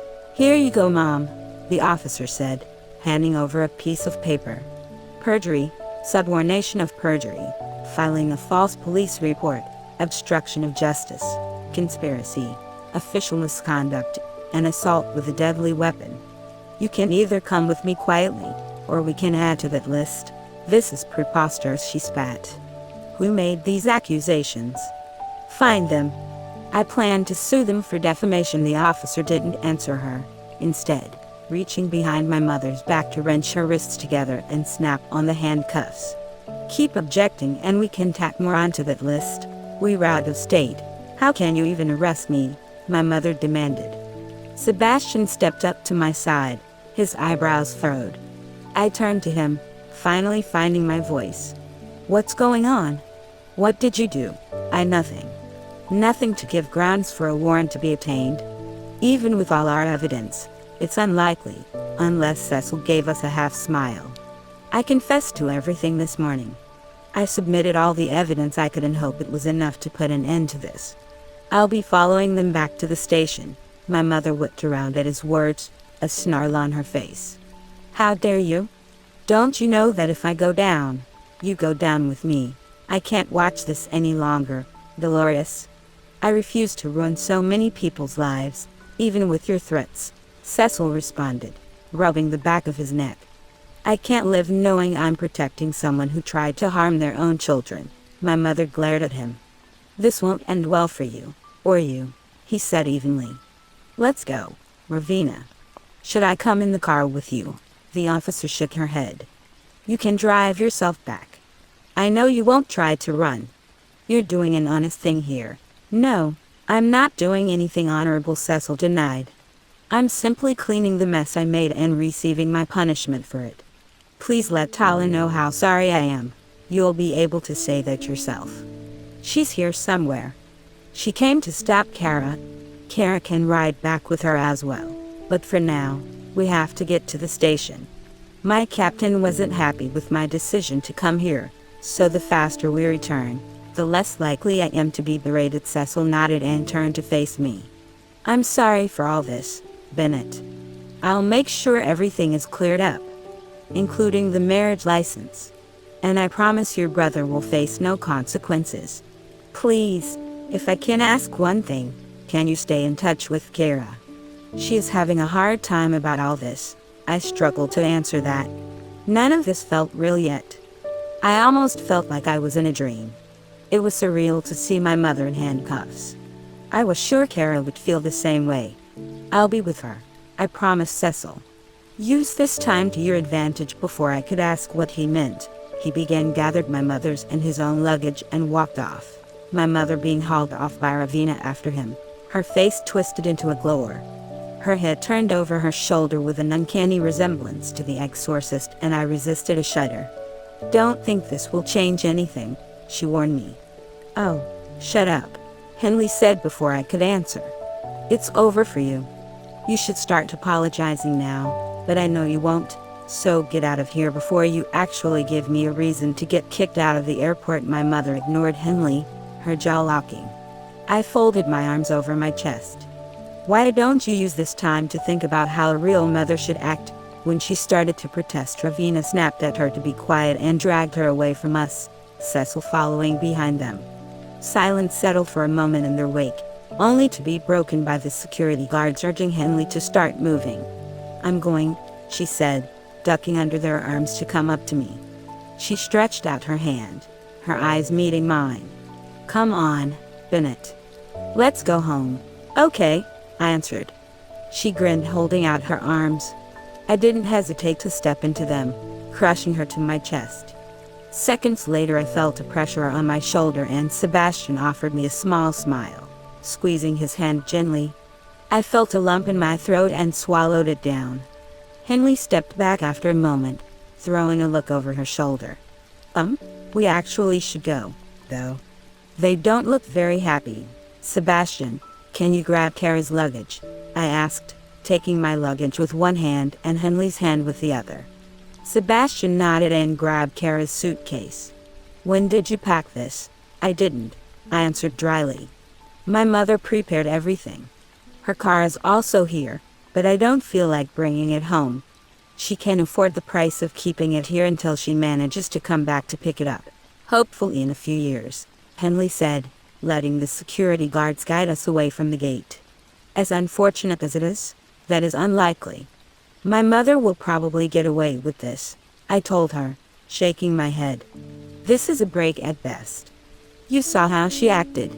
Surprised that we got this far, but definitely not worried. That's why we have to move quickly, Sebastian spoke, scanning the crowd. We have to find Lee and Henry. Bennett called, appearing as if summoned, rushing over to us with Henry in tow. I just saw our mother in handcuffs. What happened? Cecil confessed. I told him. We should start planning for when we have to get to the company. Lee cut me off. There's a board meeting. I've gotten everyone together. This is our chance to force her into early retirement. How did you gather everyone so fast? Lee gave me a half shrug. I've been planning this for a while. Whether our mother got arrested or not, I was going to turn myself in and let the committee know what was happening within our family. Now with this though, we have it secured. We have to go. You think we can get her voted off? I know we can. Our mother will soon see the difference between us and her. I'll drop you guys off at the company and then take Henley with me to the police station, Sebastian offered. And I'll wait for you there, Lee. Why would you wait for Lee? I asked. I'm going to confess as well, Lee said. Don't panic, Bennett. Sebastian is coming with me. He lacked as my defense if needed. I need to do this. Fine, Lee blinked at me. You took that very well. You are also a victim, I said. We have evidence of that. You need to get your justice as well. Sebastian is one of the most trustworthy people I know as well, so I know you'll be fine. First though, we need to make it to that meeting. Holding Henley's hand tighter, we rushed out of the airport, and I squeezed with her and Henry into the back of Sebastian's car. I took out my phone, pressing Kara's contact. She answered almost immediately. Bennett? Where are you? Leaving. Are you with Tala? Yes. But what about you? I'm with my brother and Henley, I told her. Did Tala inform you about what's going on? Yes. Bennett, I'm sorry that all this had to happen. I begged my father to come clean. And I didn't want to make your mother suspicious. So I just went along with everything. I didn't know my father went to get a warrant. I'm sorry, don't apologize, I told her. Relax with Tala tonight. Tomorrow we can meet up. We can talk about it then. Kara hesitated for a moment. You want to meet up? Really? I thought you wouldn't want to see me ever again. None of this is your fault. You became someone I would gladly call my friend. I don't want you to think I hate you. Is Henley okay with that? Although Henley had appeared like she wasn't listening. At this, she leaned over, taking the phone from me and putting it on speaker. We can go on a double date. Someone needs to stick around and share Bennett's obsession with BMWs. Kara laughed. It's a lifestyle, not an obsession. You're proving my point. You're right. Listen, while you're on the phone, about earlier nope. I'm going to stop you there, Henley interjected. If anyone is to apologize, it's me. I shouldn't have grabbed you. Are you okay? No, I'm fine. I just wish I could have stood up to her. I don't think it would have mattered, Kara cut in. I suppose the only true way to get to her is having the cops show up to arrest her, Henley said. Although I wish I could have just punched her. Just once, then you'd be being arrested as well, I pointed out. Henley tapped a finger to her lips. I'd say it's worth it, Kara giggled. I have to say I would have loved to see that. Sorry, Bennett, perhaps it wouldn't be such a great idea to go on a double date with you two. I can only imagine what kind of trouble you two would get into, I said, biting my lip to keep from smiling. I guess we'll find out, Kara responded. We'll let everything settle a little bit. I'm getting into the car now though, so I'll call you later. Bennett, if you need anything, just let me know. You as well. But I think I'll be okay. See you? I hung up the phone and Lee swiveled around in his seat. Wow, Bennett. You really have changed. What's that supposed to mean? You're willing to go out of your way to help someone. That's rare. It is not, I muttered. If it's not me or Henley, it is. But that's what a company head is supposed to do, so it's a good thing you're getting used to it. Wait, company head? What are you talking about? Lee raised his eyebrows. If our mother retires, who do you think will take her place? You? Bennett, I have to clear my name before I could even think of taking that position. It should go to you. You've always wanted it, I protested. It should go to you. I only wanted it to protect you. Now you can protect yourself. The company should go to you. I shook my head. No, Lee, it won't be like before, he assured me. Once my name is clear, we can decide what to do. We'll keep the work even between us. We can hire more personnel. We don't need to overwork or stress ourselves out anymore. We can promote Henry. Henry jerked at the mention of his name. What? I told you, Leigh. I'm not going back. Did you already forget what I promised you if you did? Henry's face exploded with color. Oh. Right, I grimaced. I don't want to know. I'm not happy to hear you're planning on taking my assistant away from me though. You've threatened to fire him one too many times, Bennett. I need to protect my boy. Oh God. Is this what I'm going to have to put up with now? It's official? You two are a thing. Lee Semper told me all I needed to know. Henley chuckled from beside me. I guess there can't be a rule against workspace romances. If I set one, it wouldn't be beneficial to us anyway, I sighed. Us. If I'm going to get a promotion and lose my secretary, I need someone reliable quickly, I said, giving her an innocent look. Who else would ask? Her eyes widened. Me. The pay is good. I can offer great health insurance and a 401k. I don't have any qualifications Henry can teach you. You don't have to work full-time, either. You can go to college and graduate. Then you can make the choice to stay within the company or move on. It's up to you, though. You don't have to. I can't accept that. That's not fair to the other people within the company, she protested. You're not one-upping anyone.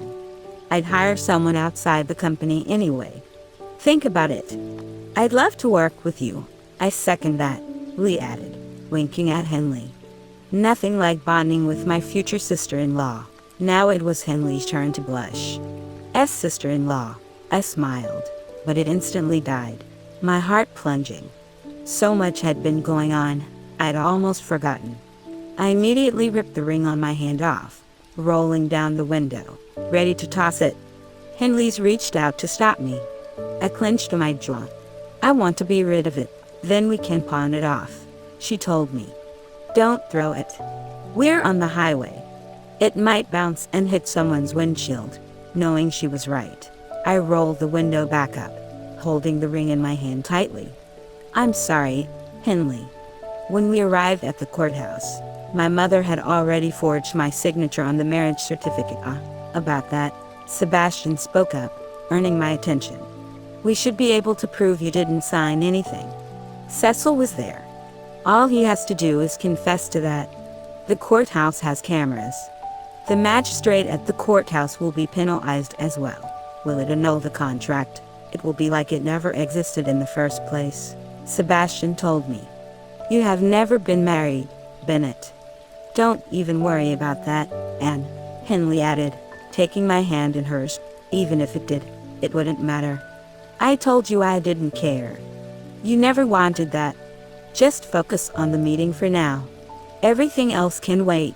I lowered my gaze, processing everything. Doesn't this seem too easy? Too easy. We barely did anything. I didn't do anything at all. Is it really over? Who said we had to do anything in the first place? Henley said. We didn't do anything to cause this. We were fighting to stop it because the ones responsible refused to take the blame. Now Cecil is stepping forward to fix it. We don't have to do anything. Things are the way they should be. Still, Henley shook her head. You've been through enough, Bennett. This is the best thing that could have happened. Now you can finally relax. You deserve to relax, too. I plan to. My brother's innocence is finally being proven. That's all I ever wanted from the beginning. Once this settles, we can have a normal relationship. Bennett, normal. Was that even possible? The thought of my mother still having control over me lingered. Would everything really change? Would it really not go back to the usual pattern when everything was over? The thought made a threatening ebb and flow of nausea reappear in my stomach. I felt like I couldn't believe it. But the look in Henley's eyes convinced me to accept it. Pure affection, happiness, relief. I felt it too. Without warning, I closed the few inches between us, pressing my lips to hers. She responded without hesitation, her hand coming up to rest on my cheek, her lips soft and pliable and perfect against mine. I got lost in the moment, hoping Henley could feel the emotions I was trying to deliver. However, I forgot we weren't alone. Lee Wolf whistled, effectively ruining the moment. Henley broke away from me, wrenching herself backward, her elbow going straight into Henry's gut. Henry cried out in pain, and Henley apologized profusely, causing Lee to start cackling. I glared at him. I hope you do end up in prison. Harsh, he responded with a grin. I'd bail you out, Henry promised Lee. I wish I could squish you from here, Lee answered, leaning around in his seat to try and reach the back, stretching out his hands. Henry pressed himself against the door. No PDA, that's not fair. Did you not just see Henley and Bennett? They had a good reason, Henry defended. We do, too. I'm going to prison. Henry rolled his eyes. Don't be dramatically pouted. You don't care about me. Henley covered her mouth to control her laughter, and Sebastian cleared his throat from the driver's seat. I quite feel like a fifth wheel right now. You are, Lee said casually. Sebastian gave him a flat look. Thanks. It's not like you have options. Henry told me about Ariana and Brandon. Ariana is most likely to choose Brandon over me. Henley sat up. What? Why do you think that? Who cares? I'm sure you can steal Brandon away from her, Lee said, waving his hand dismissively. Sebastian pulled on the steering wheel, causing us Henley, and I to bump into each other. What guys are much better to date than girls, Lee explained. I know it's hard to choose between them, though, Henry groaned. No, Lee. Both Sebastian and Brandon like Ariana. Not Sebastian and Ariana both liking Brandon, Lee paused. Ooh. Well, still. Go get her. Easier said than done, Sebastian sighed. Let's forget it. Are you two prepared for the meeting? Lay. The files you requested are in the glove box. Lee opened the dash and pulled out a manila folder, handing it over to me. Look over this. It's the key points we're going to make and all the evidence we've gathered about my accident.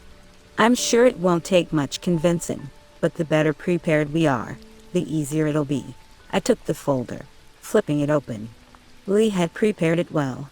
Everything was organized and the points he made were clear and concise. Another reason it should have been him taking the spot.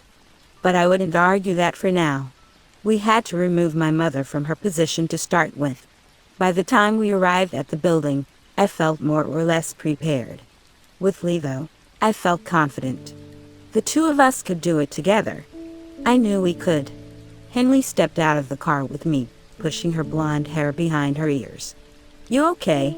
She asked me. Yeah. I'm just taking it all in. You? Yep. You've got this, Bennett. I know you do, I smiled. Thank you. She stood on her toes to give me a quick kiss. That's for luck. What do I get if I succeed? I guess we'll see later when that happens, she responded, rolling her eyes, but grinning again. Let me know how it goes. Okay. I don't know when my brother and I will be home, but text me, of course. Tell Brandon I'm happy for him. Henley froze for a moment and then her face brightened. I will. Thank you, Bennett. I wrapped her in my arms once more. I love you, Henley. Thank you again, for everything. Thank me later. Go get your company, I chuckled. Okay. See you later, she waved and then climbed into the passenger seat, letting Lee close the door behind her. Lee then joined me at my side, looking up at our building. He placed an arm over my shoulder. You ready? I straightened my tie. Let's go. The end.